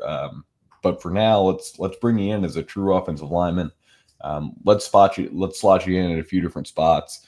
I think that's what will happen with Ismail Kamara. I think he will have a fair opportunity to play left tackle, depending on where he goes. But for now, if you wanted to play him as a true freshman, I really do think you could at left or right guard. Yeah, I think he can stay on the perimeter long term at tackle, but I mean, like most of these kind of high school guys, guard is probably the safer projection long term. But I mean, I think he can play tackle at the college level 1,000%. And to my understanding, he does want to play tackle in college. Yeah, a lot of these guys that are guard or tackles always want to play tackle. They know it pays more, and I mean, yeah, kind of what it comes down to. David Keith Williams said, what are your views of Peyton Miller? I understand the depth and quality of the in-state offensive tackles, but when I see Miller, Creed Humphrey automatically enters my thoughts. Yeah, so Peyton Miller, 2027 O-lineman out of Anna, way north of the Metroplex. We actually have him ranked as an IOL, a guard. Yes. He's a center or guard projection. I believe most schools are actually recruiting him to play center. So, I mean, you're on point with the Creed Humphrey comp. As far as his recruitment, A&M has done a really, really, really good job of recruiting him up to this point. I believe he has some Aggies in his family, and they offered him over a year before Texas did. Texas didn't offer him until this summer. So Texas has some ground to make up. Clemson, I mean, they're 1-3 and doing pretty bad this season, but he really likes the program and their culture and what they're about. And he's not – I don't know how to say this the right way, but a few years ago there were 2 O-linemen from the state of Texas that went to Clemson, Harris Sewell and Ian Reed. Ian Reed was at Vandergrift in Austin. I knew a lot of things about him because he's from my neck of the woods. Kind of just a weird guy, very much like Clemson, and once he visited there, he was going there. Kind of the same deal with Harris Sewell. Peyton Miller's a very nice kid, sweetheart. I don't think he's like the other 2 guys mentally or personally, whatever it is. But like, I mean, that's a kid who goes and plays at Clemson. And I talked to them for 10 minutes this summer, and that's my takeaway. This is a kid who ends up at Clemson or A&M. One of those two I think are best suited, or at least was back in the summer. But Texas, they'll get him on campus at some point in November, and he is being recruited by Texas to play center or guard in college. So, yeah. But before we move on to the slate in college football this weekend, I'm not sure how soon we'll get to that. I just wanted to make a note. We started the show talking about 2 offensive line pickups from Oklahoma. One of those is Caden Perry, offensive tackle out of Bixby High School. Bixby High School is a familiar name for Oklahoma because they recruit someone from there just about every year. Do they land them? Absolutely not. And in fact, if Caden Perry signs with Oklahoma, he'll be the first Bixby Spartan to be on scholarship for the Sooners in the 21st century. It's hard to really put this into words because it's not comparable to anything in Texas, because of just how much bigger and more prominent these big Texas high schools are. But Oklahoma, in short, has not been able to recruit the biggest school that produces the most talent in Oklahoma at all, through 4 or 5 different coaching staffs. I mean, Stoops wasn't even able to do it, let alone Lincoln and of course not Venables. Well, now they're getting a chance with Caden Perry. And yes, it is still 14, 15 months until he signs. But this is, I thought that was really interesting. That Oklahoma has not signed a prospect from the biggest high school in the state in over 25 years. Yeah, that is crazy to think of. I mean, Texas fans will bring up North Shore like Corey Redding and Jackie Brown, and I mean, even Chris Ross, they got out of there. Yeah. Obviously no longer in the program, but that is crazy. And Jose brought up, curious that Hackett told Hayes that he took significantly less money. Yeah. He isn't beating the poor allegations anytime soon. Well, I don't think OU offered him like a low deal. I think it's just Tech blew everyone out of the water, so everyone else seems low to Tech, but no one else is ever going to match Tech on some of these deals. That's just what it is. And like Michael Fasusi took less money to go to Oklahoma instead of Texas. He's still making 7 figures at Oklahoma. He would have made, 1.5 to 2 times as much at Texas, depending on when that was, because there were 2 different times Fasusi took significantly less money to either commit or stay with Oklahoma over Texas. So sometimes it's not about the money, man. I mean, say what you want about OU. I know people watching the stream aren't fans of them, but Bill Bedenbaugh is and has been one of the best O-line coaches in college football for years. And I've seen people ask, like, are Cooper Hackett, Caden Penny, are they going to stay locked in if Brent Venables was to get fired this year? Because they're not signing until December of 2026. They're 2027 kids. Well, Bedenbaugh, I struggle to believe that if Venables was to get fired and Nagy was left to fill in the staff and hired the head coach, Bedenbaugh doesn't come back. He came back whenever Venables got the job and Lincoln Riley left. And also, like, where the hell is Oklahoma going to find an upgraded offensive line coach? They're not. And, like, again, these are in-state kids. If Venables gets fired, it's a lot easier to keep these guys committed than it would be if they were, from the St. Louis area or literally anywhere else. But they're in-state. They grew up rooting for the Sooners. It's going to be easier. God damn it, these dogs, man. Yeah, while we're still on this, and just the last Oklahoma thing we'll do, because this is not an Oklahoma show. David Keith Williams said, I would not give a good gut darn if Oklahoma starts getting the commitment of every recruit from the biggest schools in Oklahoma. I just don't want them consistently getting commits from Texas. They are consistently going to get commits from Texas. Are they going to get the top level guys? With the way things are going right now, no. And I think even if they have a good year this year, and I don't know what you consider a good year, a 3-loss season maybe, I think it's still going to be hard for them to compete against Texas. I think with the way that this Jim Nagy operation has gone so far, they've made it clear, like, they are going completely national here. They're going to every part of the country. They're well staffed in terms of recruiting range. I mean, you look at this class, they have just as many players from California and from Florida as they do in Texas. They've got Jake Cruel. They have Daniel Odom out of St. John Bosco in California. looking down the list here, some lower end guys, and that's where a lot of their out of state guys came from this year. Low end quarterbacks, 87 cornerback Derek Johnson, James Carrington, who's a defensive lineman at Irvine, and then a couple guys out of South Florida. They went all around the country here. Are they going to completely change their recruiting outlook, after one good year? I don't think so. And the year's not even over. So I would imagine the way they recruited 26s this time last year is how they're doing 27s. Are they in the mix for that many top prospects, top Texas prospects in the 2027 class? There's no one that really comes to mind other than Jalen Brewster. And that one will be over pretty soon. So that's kind of their first test. Yeah. Oklahoma, they're going to be spending and going to be a lot more competitive in 2027 recruiting than they have been in 2026. I don't know if that's because the boosters are kind of like, why would we give these dudes money if they're about to get fired? Let's see what they could do with this amount. And then they earn the big amount for 27, or a new staff does in 27. I'm not sure. But the whole money ball approach and everything that's being talked about with OU evaluating 3 stars and budget takes, that's not going to be the case in 2027. There's going to be a lot more Texas OU battles in 2027 than there was in 26, because there really truly wasn't any in 26. As far as Jalen Brewster goes, he's about to end up at Texas Tech. Texas Tech, there it is. Dropping the bag. Indiana was very competitive too. They were close to Tech's number. Same with Oklahoma, but it should be the Red Raiders. Indiana and he also has for the 63-10 win. I mean, you can't have a much better game day experience with a prospect than beating a top 10 team by 53 points.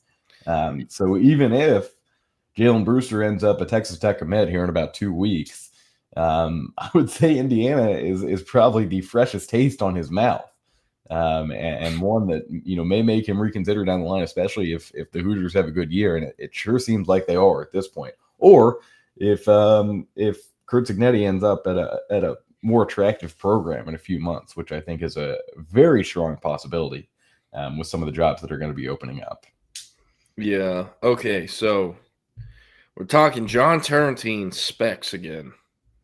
It's always been a thing. Always will be. Why? Because he is 6'3.5". Jake Bayless asked, what does Turrentine project as in the future? Is he going to be interior? Everyone is so pissed off about this because he's now ranked as an interior line projection. That's what he is. If John Turrentine ever plays in the NFL or gets drafted, it will be to play guard 24/7. Our rankings, it is all NFL draft projection. That's what it is. He will play guard if he is in the NFL draft. I can't state that any more clear. That's just what it is. As far as what he looks like or what he could play at Texas, I think he can play left tackle at Texas or right tackle or guard. Probably going to try him at tackle first because there's a much bigger need at those positions than there is at guard. As far as what he looks like now, he weighed in at 260 on a visit in January. He weighed in at 280, 285 on a visit in June. I saw him a week or two ago. He is not 280. He is less than that. He looks like I have his headshot from week 1 of last year and his headshot from a week and a half ago. His face just looks different.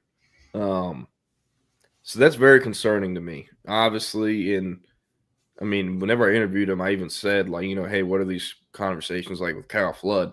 He said on record, he's telling me I need to eat. He's reminding me to eat. And that's why Texas eventually flipping Malachi Lee has to happen, or something else has to happen with the portal offensive tackle. Just because if Turrentine is kind of this tweener take that you don't really know if he can play tackle or not, and he also is having problems keeping his weight, it's not good to put the future of the Texas football program in this with a guy who might not even be able to play left tackle, and they really need it. So I think he can be very good at Texas, very successful, but the more and more this thing with the weight keeps happening, the more and more concerned I get about him ever playing year 1 at left tackle, if that's what had to happen. So It's going to be very curious. Again, I understand this with what David Keith Williams is saying. The concern about Turntine not being an offensive tackle long-term is strictly based on height. Turntine is perfectly suited to play offensive tackle based on every aspect that makes a great offensive tackle with the exception of height. Great point. He does have 34-plus inch arms, but he's probably 260, 270-something pounds right now. And when you look at North Crowley's offensive line, he's literally the skinniest one. So still love the player, love the prospect. I think he's going to get drafted in the NFL. But, like, Texas, there has never been a – maybe outside of D-line during Bo Davis, in the Sarkisian era at Texas, there's never been a bigger position of need in recruiting than a left tackle that there is now. So – or that there is now with left tackle recruiting. So, yeah, and – David Keith Williams said Harris Sewell seemed like an unusual recruit to me, and his recruitment was equally as unusual. I'll tell the full story one day, but what was told to me in the summary of this, Harris Sewell's family, I want to make it clear. There's nothing wrong with this. This is just what I was told. They are very, very, very far right-wing people and are not fans of the city of Austin. Took a couple visits, and they're like, yeah, he's not going here. And that was kind of that with Harris Sewell. And he ended up at Clemson. So, and I don't even remember who he chose Clemson over. It might have been Oklahoma or maybe A&M, but that is what I was told. All right, Jordan, if you're ready to move on to the slate in a week where Texas does not play a game, I think we can go ahead and hit it. Let me see if we have anything else I want to hit on. I mean, yeah, that's or actually one quick thing before we get into this. Let me get this up on the screen real quick. There's a funny thing going on with the ACC because of the way they made the schedule this year. I don't know if anyone else saw this pop up on their Twitter feed like it did for me. All right, here it is. So, because of the way the ACC schedule has been made this year, suppose you had infinite perfect knowledge. The three best teams are Miami, Louisville, and SMU. They all play each other and may each go 1-1 and beat all the other teams. Suppose the next two best teams are Georgia Tech and North Carolina. They play none of the three above nor each other and go 8-0. A single SMU over Miami upset means that the ACC championship would be between its fourth and fifth best team. Now, this is not happening because North Carolina is not going 8-0 in conference play. I mean, they were non-competitive versus stinky UCF team that Scott Frost is coaching.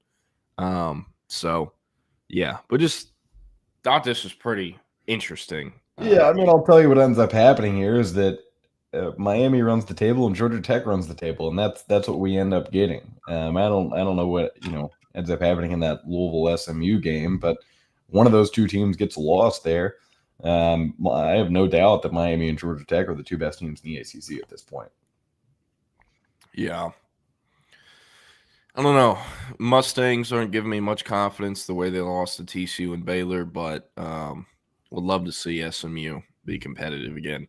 Their secondary just sucks and can't catch a cold right now. They can't stop anyone. So, yeah. But, all right, where do we want to go with 20 minutes left? Let's just go through the entire slate because tonight we kick off with Army at East Carolina. East Carolina has looked like an okay team. That's a huge upgrade from what Army has looked like because they've looked absolutely terrible. Yes, they beat Kansas State. They also lost to Tarleton State. They in back-to-back weeks lost to the FCS team. They lost to Tarleton State, and then they beat Kansas State in back-to-back weeks. They also lost to North Texas last week, and one of the most exciting stories in the country right now, Drew Messmaker, the North Texas quarterback who never started a game at Austin Vandergrift as a varsity player, and is now the starter at one of the best Group of 5 programs in the country at this point. East Carolina by 4.5. We'll take those points. Army's not been good. This one is in Greenville too at Dowdy-Ficklin Stadium. So we'll like that one as the only game tonight. I don't even know if I'll be watching that Seattle-Arizona game. Tomorrow night, you got Florida State at Virginia. This one has been a very exciting one to look at in terms of the line. because it's only gotten smaller. I think we started at 8.5 or 9 early in the week. It's down to 6.5. Virginia less than a touchdown underdog against a top 10 team. This one is in Charlottesville. But not sure where to go on this one. Virginia, I've not seen a ton out of them, if any. I don't think I've watched a full game to this point.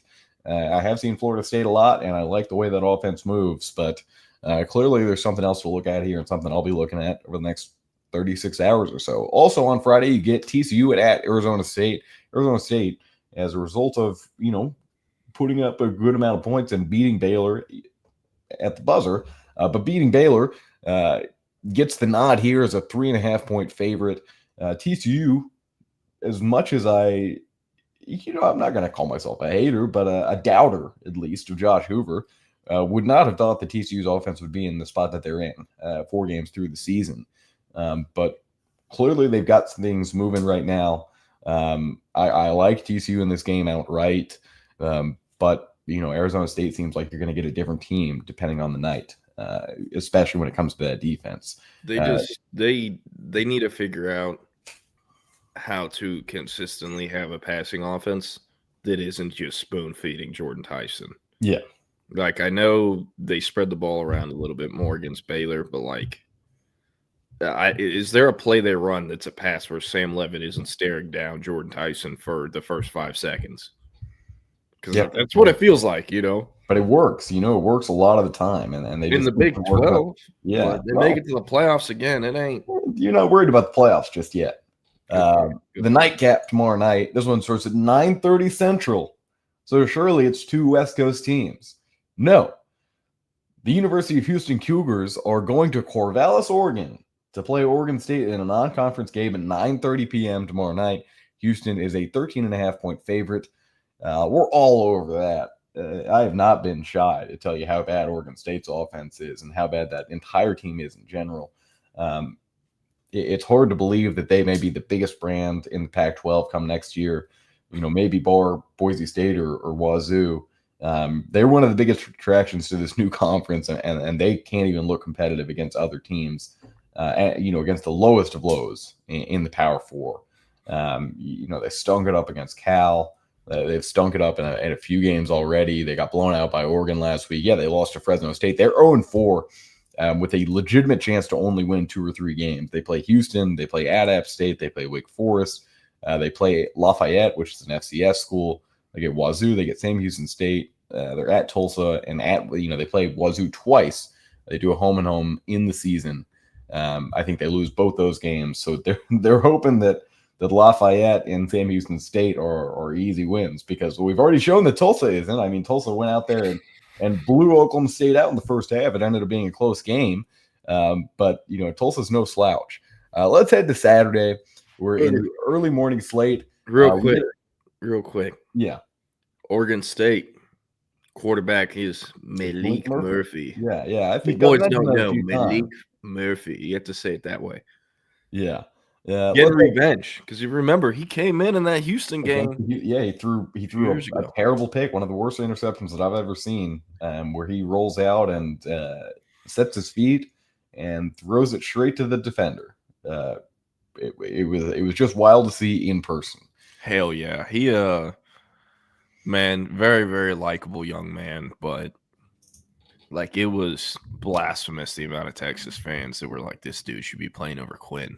And I think Duke made a very stupid decision, because the difference in level of play at quarterback from Malik Murphy to Darian Mensah is not a $3.5 million difference or $4 million, whatever they're paying Mensah. And I mean, they still don't even have the best QB in the ACC, but he's the highest paid QB in the ACC. There's also other structural things, like Manny Diaz is coaching that program. That's the biggest problem. But I just thought it was interesting bringing up Malik Murphy. He's playing the Houston Cougars again. Yeah. All right. Let's head to Saturday. We start the day off with a ranked matchup. Actually, a couple good ones, but only one that's actually ranked. Number 21 USC at number 23 Illinois. After getting 63 points hung on them, they get another explosive offense. Illinois does. USC is a 6.5-point favorite in this game. This one is real hard to bet on because Illinois has looked phenomenal apart from the one game where they gave up 63 points. And have they played phenomenal teams other than Indiana? Can't really say yes, but they have beaten a Power 4 team in Duke. And Duke is not, maybe as terrible as some make them out to be. They're pretty good consistently. I like USC there, though. But I'm probably going to stay off this one. Notre Dame at Arkansas. Wait, Notre Dame. That's an 11 a.m. kick. Yeah, I'm going by the time here, so we're at 11 a.m. Right okay. Now. I like Illinois. It's 9 a.m. for the Trojans playing that soy boy West Coast football. Welcome to Brett Bielema. I don't know. I think the Fighting Illinois are going to get it done. Bounce back from getting embarrassed last week by Signetti. Yeah, we'll see about that. And I think the biggest question mark in college football at this point, the Fighting Irish out of Notre Dame, they travel to Razorback Stadium in Fayetteville this weekend to play Arkansas. They're favored in this game by 4.5. Give me the over in this one. Notre Dame's offense can get it going when they want to, and Arkansas's defense cannot, but the offense can. There's going to be a lot of points in this game. I like Arkansas outright, and I think this is the beginning of the end for I'm not going to say they're going to fire him after this year, but I think Marcus Freeman dropping 3 out of the first 4 would definitely turn some heads and maybe make things interesting, not in terms of him being fired, but maybe being an attractive candidate to some other schools that may think he's on his way out there in a few months. And, Marcus Freeman, as dedicated as he is to Notre Dame, I'm sure would take a big check from an SEC school in a couple months. Later in the slate, you've got Duke at Syracuse. That's a game. That's kind of one I think that decides the rest of the season for one of these two teams. Both have had their ups and downs, and their downs have been pretty bad. Syracuse, after beating Clemson, would really like another win. If they hope to get their season back on track, they're going to have to do it soon. I mean, they got smoked by Tennessee and should have dropped a game to UMass or UConn or, one of those schools. They don't longer have Steve Angeli. Ricky Collins of LSU started him at one point. Was a Baton Rouge born LSU quarterback who lasted 2 years there and then ended up being pushed out for Michael Van Buren. He's at Syracuse now, and he's now the starter. So look forward to that. He didn't have a huge opportunity to really throw the ball. They were up by a ton by the time he came in. But look for him to light things up in the Dome, in the Orange Dome tomorrow. Hey, the Qs can get it done, man. Not a big Darian Mensah fan. And also, this Notre Dame game, as much as I want to bet one side, I don't trust either of them. Like, Notre Dame doesn't have a competent rush defense anymore. That's like the best thing Taylor Green does, the best thing their offense does. And on the flip side of it, it's like, yeah, Notre Dame's defense has been weak. You want to go Arkansas, but these dudes just lost to Memphis in Memphis. And I know Memphis is one of the better G5 programs. I think they're comparable programs at this point. I know, but what improvement has Sam Pittman shown outside of year 1 or 2 in Fayetteville? None. Yeah. And I will say, man, it has to be so hard to be Sam Pittman. Everyone wants you fired. Everyone wants the AD fired. And while all this is going on and you're losing games and you're inventing new ways to lose games, your OC, Bobby Petrino, it's being reported all over the internet that he is making back channel calls and is angling to get promoted from OC to head coach, whether on an interim or full-time basis. And Pittman has to deal with Notre Dame coming into Vietnam this week now. I don't know how he doesn't retire / get fired at the end of this year. If I'm him, I might retire after this week. I'd be so tired of dealing with everything. And especially because, as much shit as I give Pittman and that Arkansas staff, it is such a tough job. They don't have the funds, resources anyone else has in the SEC. And they're in they have the worst recruiting hotbed footprint, arguably, out of anyone in the SEC. And, they usually are pretty average, slightly above or below, but they're never the worst team in the SEC. There's some credit for that. So, very curious what Arkansas is going to look like the next few years. But sorry, just wanted to hit on that Notre Dame Arkansas game. Absolutely. Well, I'll take you to the 2:30 slate where we've got a ton of good ones. Got the game on CBS and Paramount. Ohio State at Washington. Ohio State only a 7.5-point favorite against a Washington team that has, in my eyes, the most underrated offense in the Big Ten. Jonah Coleman, their running back, is an absolute demon, breaks off tackles better than anyone I've seen as a running back this year. Extremely quick on his feet. And then you look at the passing game with Damon Williams, a guy that's waited his turn there and really did not have to. Was brought in as a Jed Fish guy after Kalen DeBoer left, and was never really promised to start there. Will Rogers was the guy, and they were heavily considering bringing another guy in from the portal heading into this season, but Damon Williams wins it out. It's worked out for them so far. 7.5 is not a lot. Yeah, against Ohio State. And most people are on Ohio State in this game. But I think Washington is going to put up a fight. I think that offense is going to be able to make some waves against one of the best defenses in the country. Hey, this is very interesting. Jake Bayless said this is about Ohio State, Washington. He said, I think I saw this is only the second time this century that the number one team is a single-digit favorite against an unranked team. Tell you what, Nick Saban's Alabama would never be a single-digit favorite against an unranked team. Okay. All right. Just saying. Or if they were, that's the easiest money you'll ever make. Yeah. Just like this Ohio State-Washington thing is. I mean, slam the over on 7.5. Come on now. Next up, at the same time, you've got LSU at Ole Miss. Ole Miss, a slight favorite, 1.5 at this point, against number 4 LSU. Ole Miss is going to be sending Trinidad Chambliss once again for the third straight game.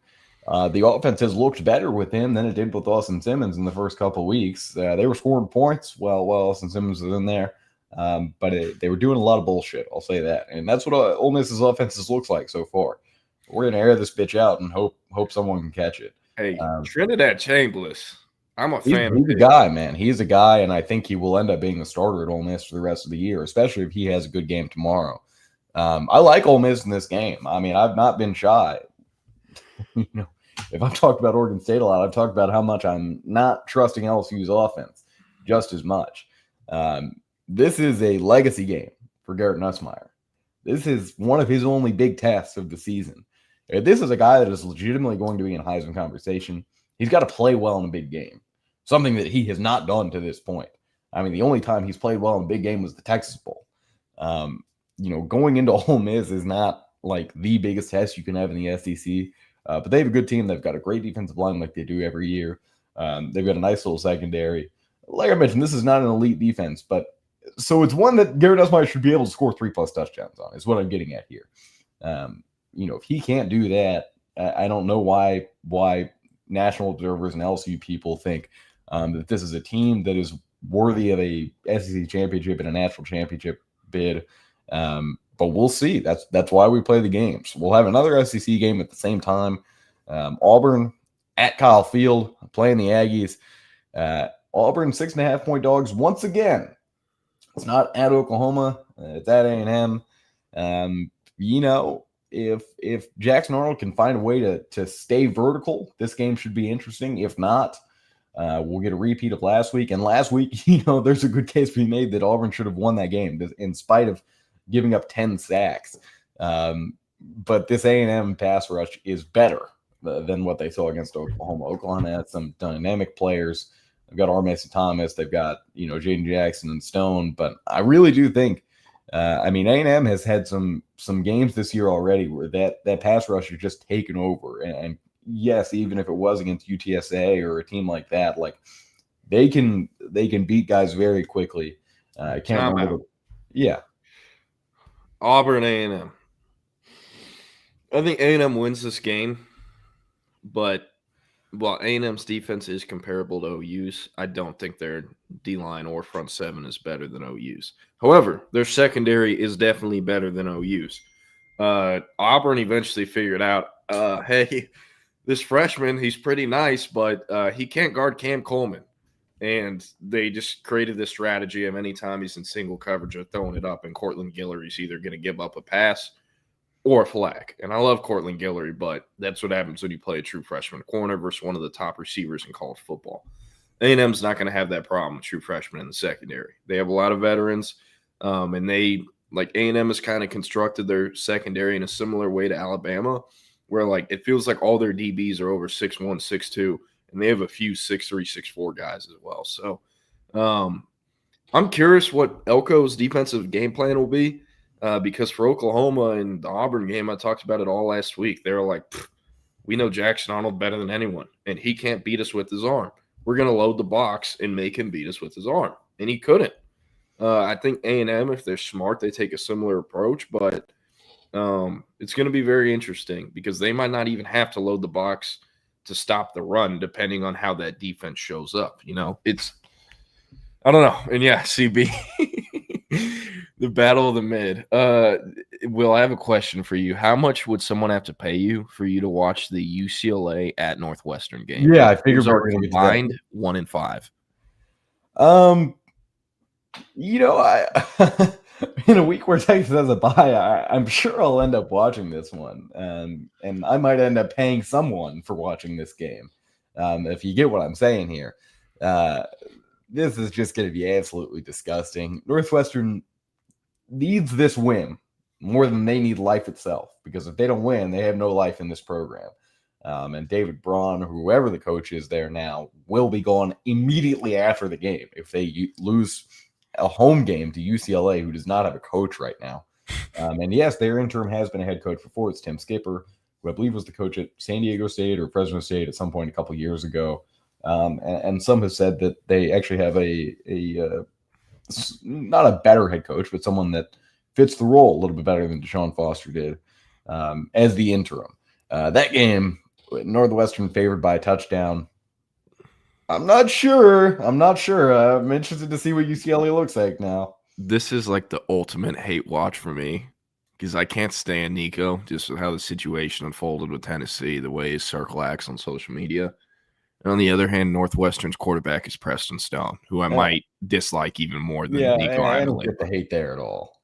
Huh? I don't get the hate for Preston Stone at all. Well, my friend, you were not around for when he was getting recruited and him and his dad marketed him as the greatest thing since sliced bread. And then the highest recruit in the history of SMU eventually lost a spot to Kevin Henry Jennings, who SMU flipped from Missouri State right before signing day. So, I don't know. There's also some other stuff there with Stone. All right. We're already at 11. So let's get 3 more games in here. We won't talk anything about them. Just get our picks. Indiana at Iowa. Indiana, 7.5-point favorite. Who do you like there? Indiana. All right. Baylor, Oklahoma State in Stillwater. Give me Baylor by the points here. It's 20.5. I think it'll go even more than that by the time we get to game time. This Oklahoma State defense is just terrible. Like they're just so bad. And I don't think they even the box score shows off how bad they are. But Baylor should rush for 300 yards in this game. I mean, Tulsa damn near did a couple weeks ago with former Baylor and actually former Oklahoma State running back Dominic Richardson. Yeah. So Baylor should be able to light this up. Caden Knighton has been a good true freshman so far for Baylor. They've got a great running back core. With all the guys there, they're all going to get some touches on Saturday. He's going to get some touches against the home state school too. So that'll be interesting. Tennessee and Mississippi State. Tennessee favored by 7.5. Tennessee's winning that game. Okay. How about this one? No, I doubt anyone will care, but Utah going to Morgantown to play West Virginia. They'll get caught sleeping in Morgantown. You can't ever walk into Morgantown. That's all Utah there. And then the 2 big ones, maybe 2 of the biggest games of the year. We've got the number 6 Oregon Ducks heading to Happy Valley to play Penn State at 6:30 on Saturday. Penn State favored by 3.5. I'll tell you my pick. I like Oregon. I'm the biggest Oregon fanboy this year. I really do think that Dante Moore has the highest upside out of any quarterback in the country at this point. And if they can get that, they have a diminished receiving core right now. If he had a full receiving core, I'll tell you what, Oregon would on paper be the number 1 team in the country. And they would pass the eye test on that front too. there's nothing out of Penn State. I think there's nothing out of Penn State that impresses you until you get to game 7 or 8 of the season every year, and see how deep they can really play. But I like the Ducks here. Give me the Ducks outright. Tell you what, I am a Drew Aller hater.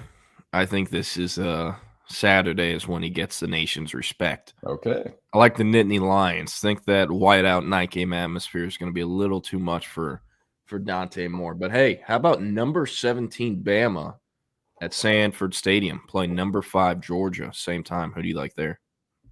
Yeah, this was what a fun game this was last year. Of course, Bama goes up 28-0 in the first quarter, basically, and then we see just the most ridiculous tomfoolery in the next 3 quarters. You see Ryan Williams become an international star in one game. He's 17. He's 7. He's a minor. I'm feeling Alabama in this game. It's going to be close. I think it's going to be close and high scoring like last year's was.